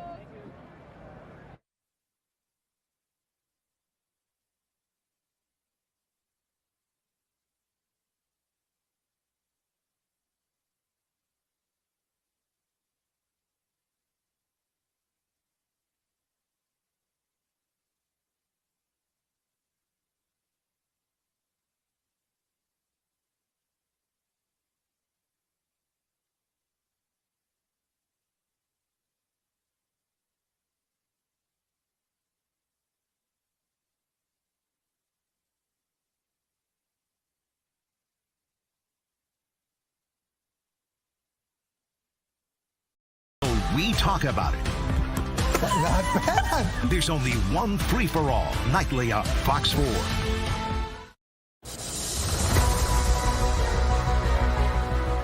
Well, a party is underway in Arlington after a 2-2 draw between the Netherlands and Japan. We have live reports from inside and outside Dallas Stadium. So many fans today, fans of Japan and the Netherlands showing up ready to cheer on their teams. A look at the international welcome for the first match in Arlington. Plus, a rainy start to the day did nothing to dampen the spirit of fans checking in on the big plan to get thousands of fans back to their hotels. We also have the latest on your forecast. Here for you. Fox 4 News starts now. Gravenberg's ball in. That's a good header. It's Virgil van Dijk for the Netherlands who lead in Dallas. There you go. The Netherlands strike first in the match against Japan, finally scoring in the 50th minute. Such a great game, but the game ended in a 2-2 draw. Fox 4 was there all morning for this famous Dutch bus parade. Fans following the bus before heading into the Dallas Stadium. Hello, everybody. I'm Heather Hayes. Hi, everybody. I'm Casey Stiegel. Fox 4's Peyton Yeager was right in the middle of that orange sea earlier today. Peyton, you really get a perspective of how many people were out there when you see those aerial pictures from Sky 4. I know, and we checked in with Arlington police. They told us 15 to 20,000 in that march, which is incredible. I mean, that's what we've been talking about for months. The Dutch, they travel well. They like to party before. They do the march before the game. They have the double-decker bus, and they have thousands of people that follow it, chanting, singing, enjoying themselves. And you can see right here, here is people exiting the game right now. You have orange and you have blue. And I was talking with some Netherlands fans, about half a dozen of them, you know, how do they feel after this game, 2-2 draw. And some of them, to be honest, were saying it feels a little bit like a loss. The wind maybe sucked out of them because the morning was completely hyped. Also, I want to point out that the Netherlands said that they were surprised by how loud the Japan fans were. There was a good showing of Japan fans, and they had drums. They told me about that. And so the Netherlands said that they had their hype this morning, and I was right in the center of it. But then they got inside the stadium, and they really heard from those Japan fans.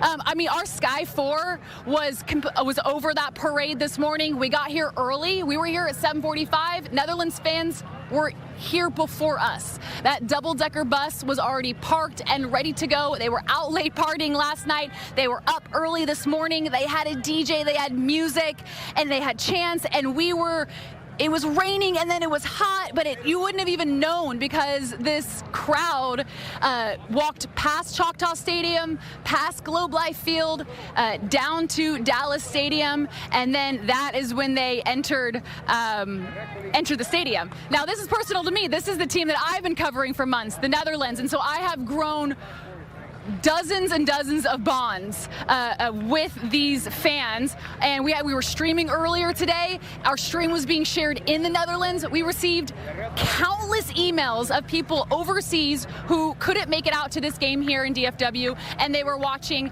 our feed. So I was so glad to meet people in person that I had met over Zoom for months. So I even got a little bit of the action, so we put together a compilation of my favorite moments from the parade. Take a look.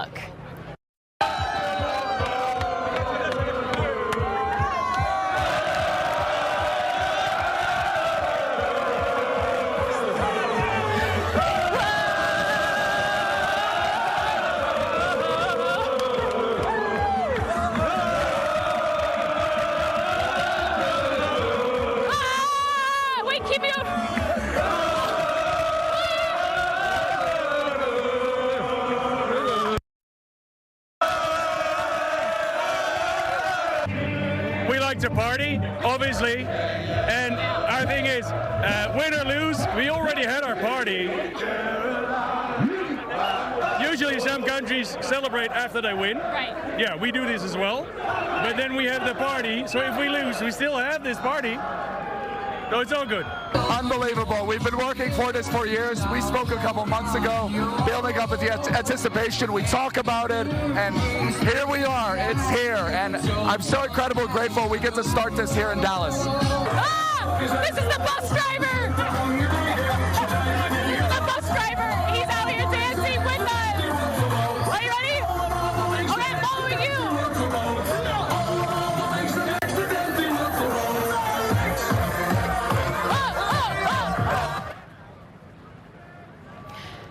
I mean, it was a fantastic time. We had the best time, and to be on such a high like that, I know it was a tie, and there are many more games to come, so I really wanted it for the Netherlands, but I understand it's the first one. That's what some of the fans were telling me. They were like, you have to be patient. It was a common theme among this team that maybe they do kind of start slow. They have been in a rut, so what it will take to get out of that. The fans, no matter what, they are here to support. They move on to Houston and Kansas City, and they are prepared to follow their team. I hope they come back, maybe possibly in the tournament somehow here at Dallas Stadium, but we had the best time hosting them today in Arlington, and I got to meet so many people that I've been emailing and messaging for months, and they really appreciate all of our coverage that we have had here at Fox 4. Back to you guys in the studio. I don't know what my favorite part is, Heather. Would you say it's the hoisting up in the air? I mean, there are just countless. The shoulders.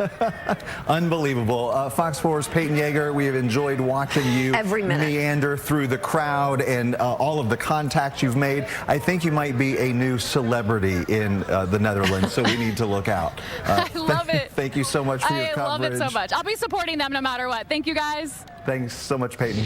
So that was just great. Everything about her coverage and interaction and her love with that team has been fantastic.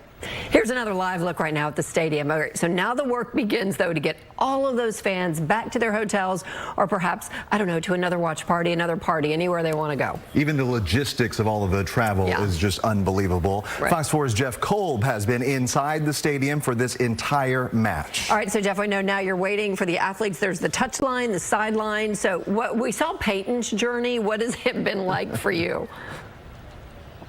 This has been fascinating, and she sort of referenced it. The Netherlands team, you can tell, they feel deflated by this draw, and Japan, of course, coming back twice to tie this thing and earn the draw, stay even with the Netherlands in this group. They were much more ecstatic walking out of the exact same tunnel that the Dutch did just moments earlier. I'm going to step out of the shop because we have some action in the stands. Our Stephen Dial, and we'll hear from him in just a little bit, he is up there and taking in what we expected before this match, which is the Japanese fans cleaning up. They had their blue bags. They were waving them throughout this match, especially in celebration of those 2 goals. And now they're cleaning up. And there are some Dutch fans here, too. I'm trying to spot some and see if they'll pitch in and clean up Jerry's World, now renamed Dallas Stadium. But as I'll step on back in here, this was truly something like I have never experienced here inside this stadium. Of course, we talked at length about, I've been here for countless Cowboy games, college football, high school football, and while it wasn't as big of a crowd, and we knew that, they were loud and they brought an energy that I've never felt before in this building. The capacity is supposed to be just about 71,000 here at Dallas Stadium, of course, with the field suites gone, as we know, and the standing room sections not what they usually are at a Dallas Cowboys game, which sometimes can reach up to like 100,000 fans and people in attendance. But at just over 69,000, these people made their energy very much so felt here. I was sitting up high along with Stephen Dial in the auxiliary media section. And I can tell you, it wasn't a bad view. There didn't seem to be a bad view of this new grass pitch that we got to see in action for the first time. The workers are already out kind of at the other end of the pitch, forking into the grass right now. Chris, I'm not sure if you can, maybe I'll step out and maybe you can get a glimpse of that as Grassgate continues for us here. But again, this match, we waited for it. We built up to it for years. We found out in 2024 that we would get the 9 matches. And then, of course, late last fall, we figured out which teams would be heading here. And the first half, it didn't deliver, as you saw here on Fox 4. There were not any goals scored, but the second half did not disappoint as this ends in the 2-2 draw. I'll step on back in here. So we will see Japan again. That's one of the 2 teams of these 8 nations that will make their way here in the group stage that will play twice at Dallas Stadium. The other, Argentina and Lionel Messi. Japan back here 11 days from now against Sweden. The Netherlands takes on Sweden before that, though, as these 2 teams try and duke it out and move on up after this draw in Group F. Back to you guys. All right, Jeff, appreciate your coverage. Fans hard at work in the stands, crews that's on the pretty grass. neat tradition. Pretty cool there. Let's get you to another part of Arlington now. That is where Mike Ducey and Sam Gannon are at the Live by Low Hotel with more on the match. What an incredible match it was, guys. Turned out to be that way, that's for sure. As Jeff said, the Netherlands is feeling more dejected coming out of this 2-2 draw than Japan is, that's for sure, as Japan got the late goal. It's the first time the Netherlands have ever grabbed a lead twice in a World Cup game and then gone on to not win that game. Instead, they have to settle for the tie. And that last goal by Japan in the 89th minute, it's actually the latest goal in Japanese World Cup history. So again, there was a lot of action in that second half we're going to show you here, but you're right, with the Netherlands, all these fans walking back, they're kind of timid, a little quiet. They were louder earlier on today. A transformed AT&T Stadium, Dallas Stadium now, the natural grass pitch, as Jeff's been talking about. Scoreless first half, but each team had its chances. Nakamura to Hiroki Ito, unable to convert there. Japan's goalie Zion Suzuki with 3 saves in the first half, 1 here in the 34th minute. Later, Nakamura again with a chance, and he would be wide on this attempt.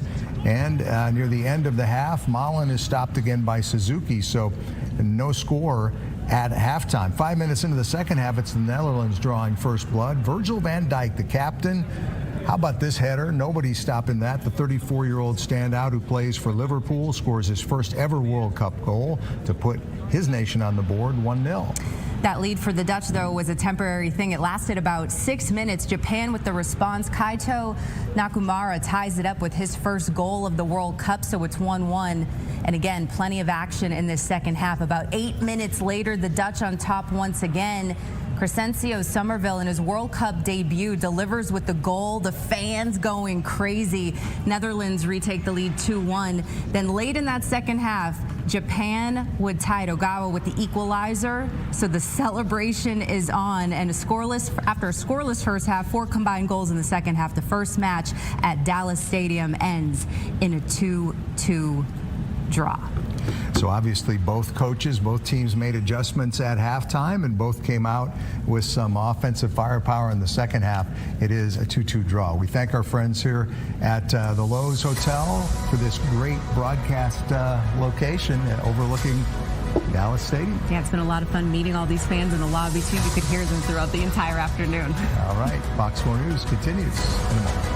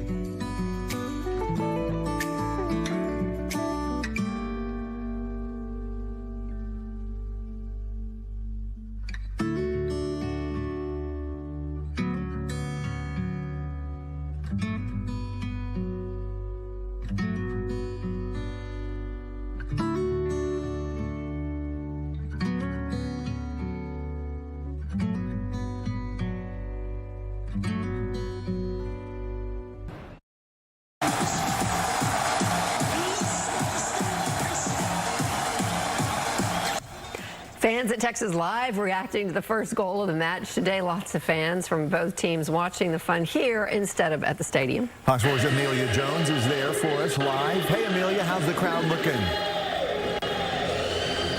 Hi there, Casey and Heather. Well, you could probably hear the music in the distance. Now that the game is over, well, the celebrating, I guess you could say, just continues because we saw the Netherlands fans this morning starting the party early. The Japan fans in here were ready to go. I have to tell you, while the first half remained scoreless, both of these fan bases were glued to the screen every second of the match. And I think we have some sound for you to listen to when that first goal was scored of the crowd here at Texas Live.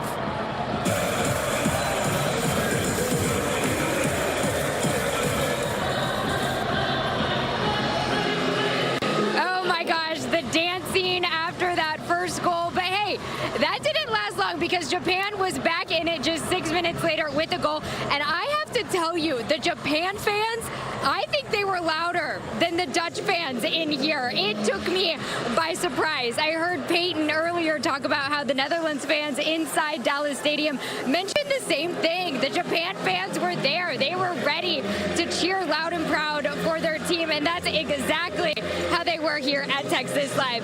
Now, with the end goal, it being a 2-2 draw, the Netherlands fans, they did want to take home the win, right? But the Japan folks that I spoke to, they said that, hey, they did better than the team was expected to do, and they left feeling very proud. But I got a chance to speak to people of both fan bases. Take a listen.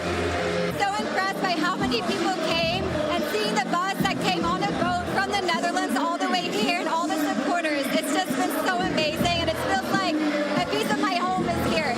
I barely saw any Japan fans downstairs, to be honest. To be the only one screaming on top of my lungs when Japan scored, it was crazy. But yeah, it was so much fun. It was so much fun indeed. Now, I'm not sure if you can see over my left shoulder here, but that sea of orange that was behind Peyton is now leaving Dallas Stadium here, and people are continuing to kind of meander over here to Texas Live, but maybe again just taking in the atmosphere. We've got some Japan fans right here. Hi, guys. They're excited again about that 2-2 draw, but I did speak to some Netherlands fans who said, hey, I really wish we would have won, and so they are gearing up towards those next games, hoping that the Netherlands can come out on top. But the atmosphere here, it is still very lively. People are still out and about despite this heat, and a good showing, like I said, from both fan bases, and I saw jerseys from countries all around the globe here. So a good time, I would say, was had by all here at Texas Live. Heather, Casey. It sounds like the party's going to go on for a while, Amelia. That's so fun. I think it might be just getting started for some of the fans out there. But Amelia, have fun. Thanks so much. We'll see you a little bit later tonight.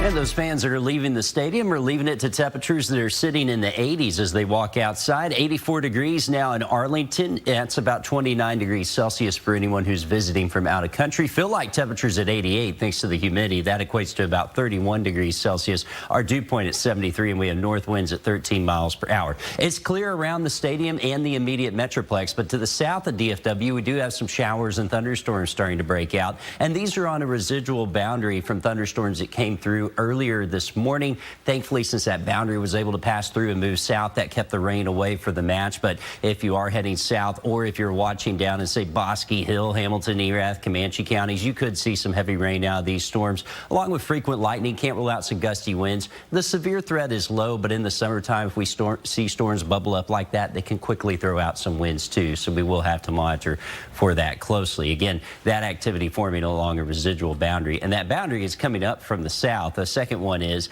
that will actually enhance the storm chance. There's the other boundary that's coming up from the south near Waco. Where those all collide will be our biggest chance for heavy rain tonight. But notice that does stay south of the metroplex. Still, if you're traveling south, do need to watch for some flooding concerns. And that's why there's a flood watch from about Waco south all the way to the border. This flood watch continuing through Tuesday evening, thanks to a tropical disturbance that's going to be working in to South Texas and keeping the rain chances around here as we go through the first part of the week. week. Meanwhile, at least here locally overnight, I think the best chance of rain lies well south of I-20. We'll call it about a 30% chance of some showers and thunderstorms in town, 40% chance Ellis, Johnson County, and then a 60% chance as you head down towards Waco. You can see this activity trying to build here as we go through the night. Temperatures fall into the 70s. We'll watch for thunderstorms south of I-20. Again, some could produce some flooding rainfall. Then during the day tomorrow, could see some more thunderstorm development with the best chances likely staying south of I-20. And then by Tuesday, we're clearing a lot of this out of here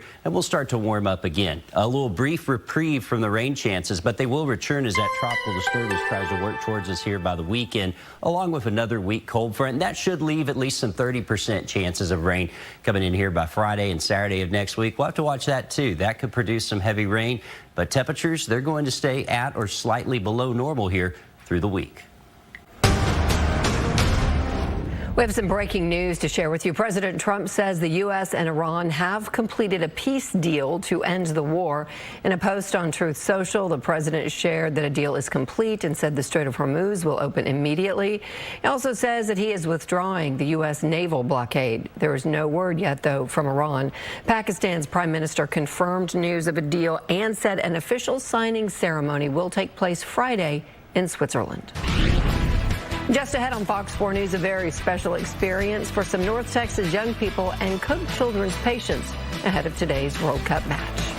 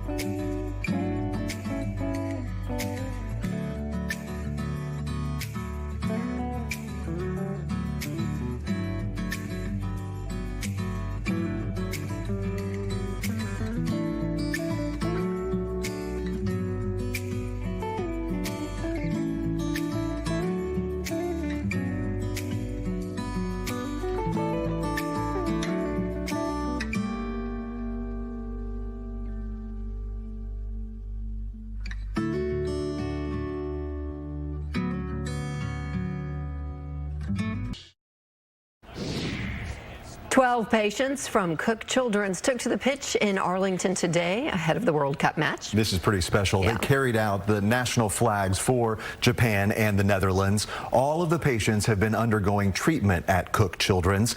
Earlier this month, they took part in a special signing day and also received jerseys. Wow. Coming up on Fox 4 News at 5, another look inside the stadium from Fox 4's Stephen Dial. The special tradition carried out by Japan fans after the match. That is still ahead.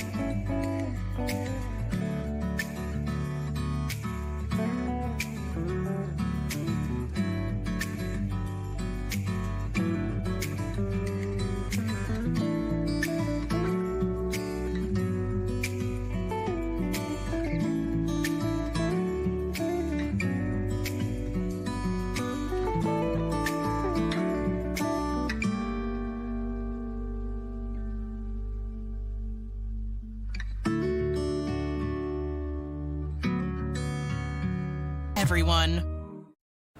Here is a live look at the Arlington Entertainment District, courtesy of TxDOT. You know what I-30 normally looks like after a Rangers game or a Cowboys game? Well, that's what it's looking like right now. That's because so many fans are trying to make their way out of that area. Fans, a lot of them making their way to the TRE Centerport station, and that's where we find Fox 4's Lori Brown. Lori.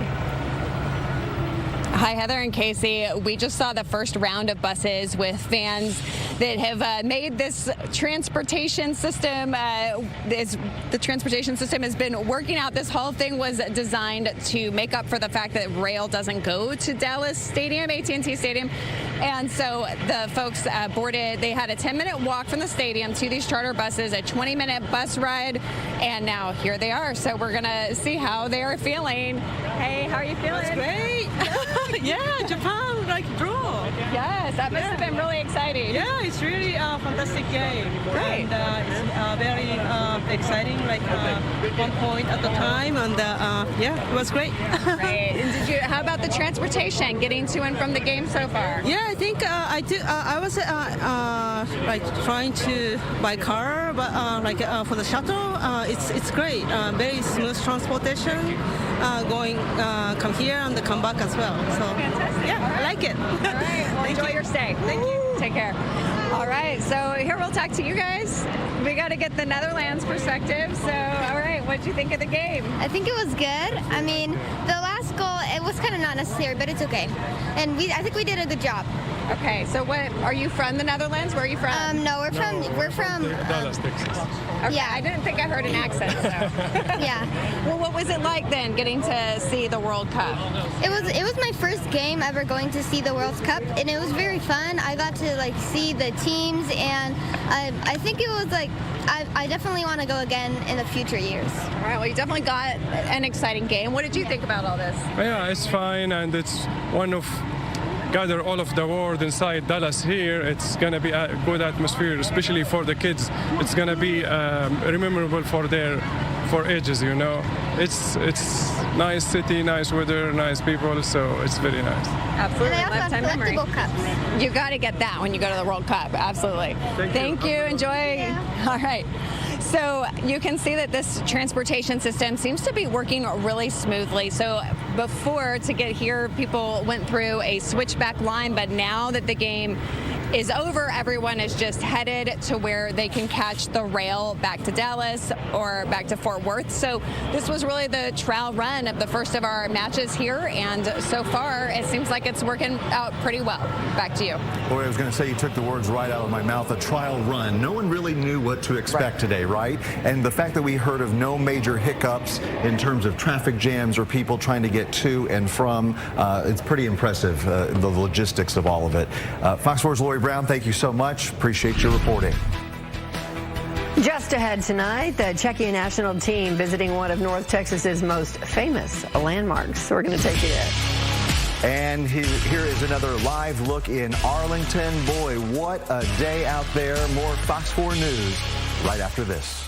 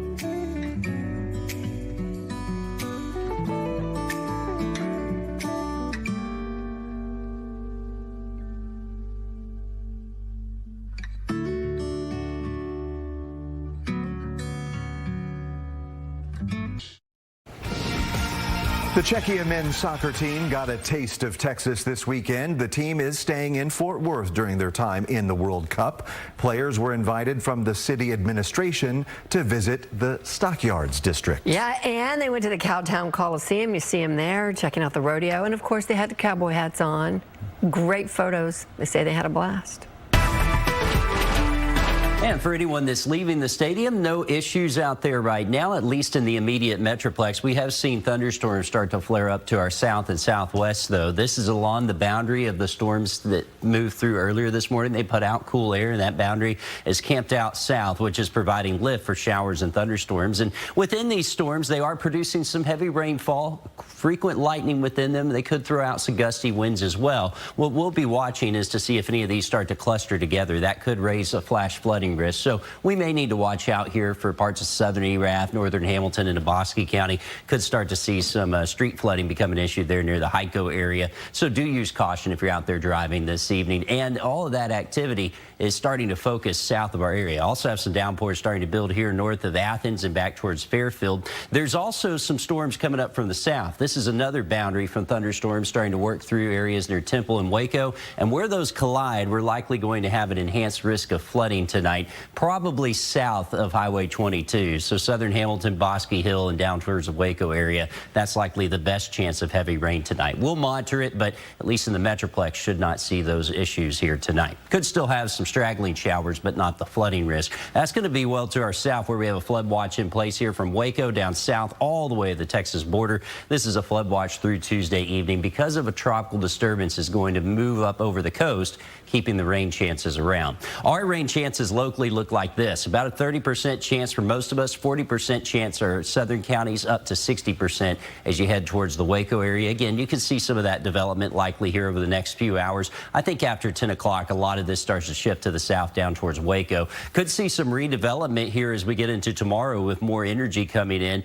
This will likely favor areas south of I-20 and east of I-35. Some heavy rain will be possible with that. And then as we head into Tuesday, a lot of this is starting to clear out as that moisture coalesces along that tropical disturbance. Again, we will have to monitor for a flooding threat, though, south of I-20 towards the Waco area here as we go into the nighttime hours. Some areas could see some 2 to maybe even 3-inch totals. Here's the tropical disturbance. That's going to be lifting up into the Texas coast. About a 30% chance this forms into a tropical storm.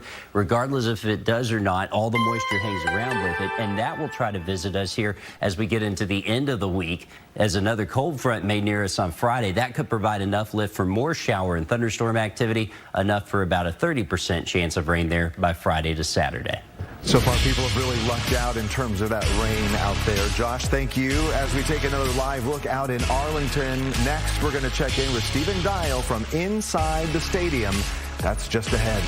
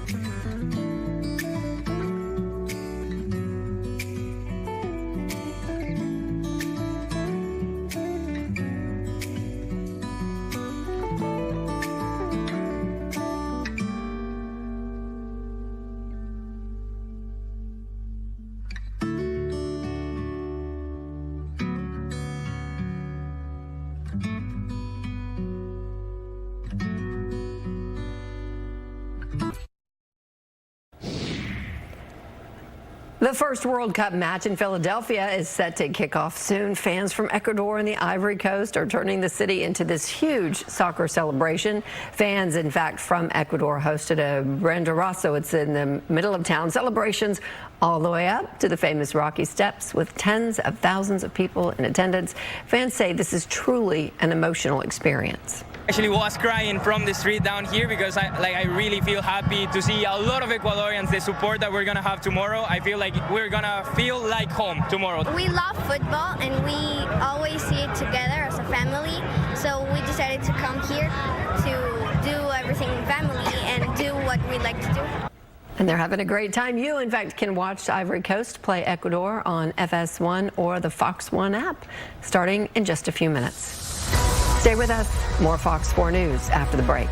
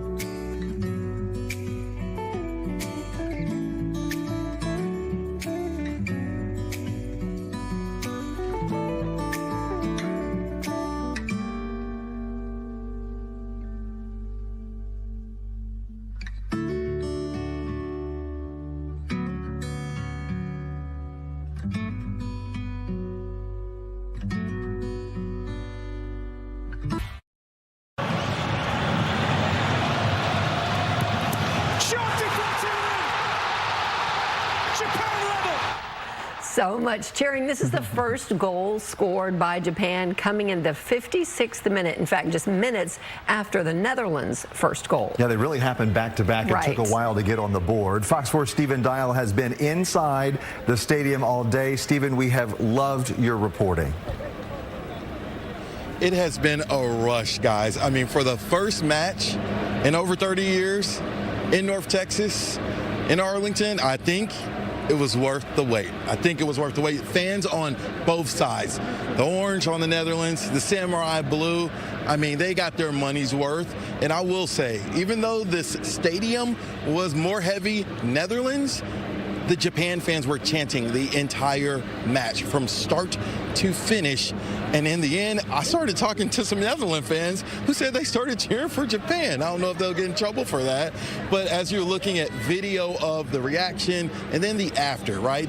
Japan has gone viral in the last World Cup for their fans cleaning up in their section after their match. That is something that they have been doing, and they did it today. Now, it didn't look like there was a lot of trash to clean up for some of them, but we did see a few full bags. Again, the energy was still going after the match ended. And then I guess you don't see this in other sports, but the fans were friendly to each other, and I guess that's because it ended in a tie. I want you to take a listen at the instant reaction from the fans moments ago. Unbelievable game. Honestly, I've been to 2 games in my life, El Clasico and this game, and this is one of my favorite games I've ever been to. The energy in here was crazy. It was so fun in here, better than anything ever in So again, the fans, the Japan fans, the Samurai Blue faithful cleaning up in their sections after. And we also saw, Jameis Winston, who's working for the Fox crew, he also joined in wearing a Samurai Blue jersey and cleaning up with the fans. One moment that's going on right now that we're not going to pan to, but off to our side are the families of some of these players, and it's pretty cool seeing in real time the players now got their warm-ups back on, coming in the stands to see their family members. That is pretty dope. Again, for the first match, I mean, there's pressure. For the second match, guys, it has to be as good or better. That's what I got. So, Stephen, it didn't seem like they said that the wind was sort of taken out of their sails. Peyton said that it felt like a couple of the fans that she spoke to felt that way with no distinct winner. Yeah, I think for those who are in here and enduring the highs and the lows, I think they understood the moment. They didn't lose. Us Americans, what is a tie, right? But the people who were in the building, they weren't as deflated because they got involved in the moment. And so being in the moment and maybe watching it at a watch party or outside, yeah, if you're invested in your team, you're definitely going to be upset that you did not win, especially because Netherlands are expected to go deep in this tournament, or a lot of people think they will. And so, yeah, I didn't see any deflated fans in here for sure. Good time had by all. Nice. Stephen, thank you. Tonight on After Hours, we are live, catching you up on all of today's biggest games and moments. Alexi Lalas is going to be here. Plus, I test my skills against the Norwegian superstar, Erling Haaland. You don't want to miss it. After Hours, right here, only on Fox. And we're watching some storms cluster together there between Stephenville and Hamilton. These will carry a lightning, heavy rain, and gusty wind threat. Best chances overnight tonight will be south of the Metroplex. There's a 40% chance of rain tomorrow.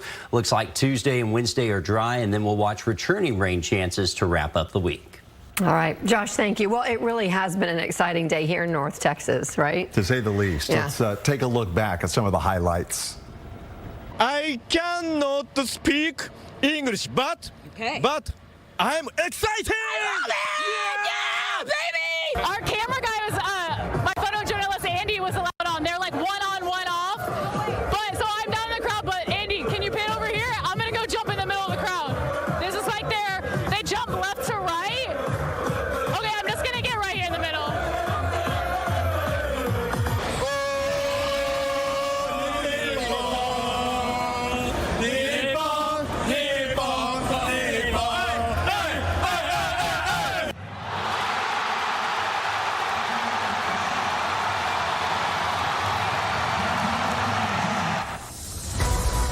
Just incredible.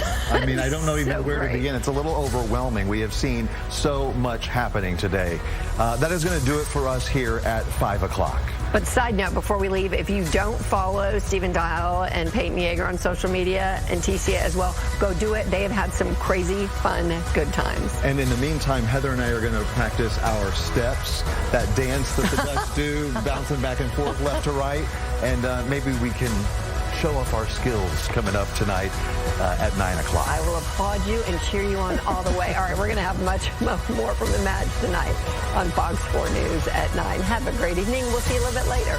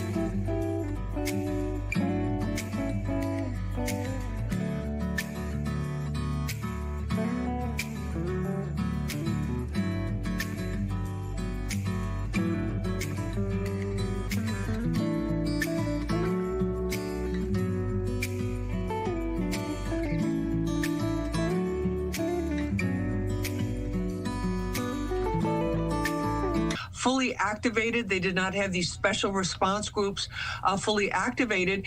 And then, Ryan, you throw in this other element that is so huge this year are the live streamers. A lot of what you're seeing, these are people, you see very young people, some of them, not all. There were adults that were participating in these acts of vandalism and destruction as well. Well, there you see some of them. There's a few they were actually given helmets. They did not have the areas that they knew where people would be gathering.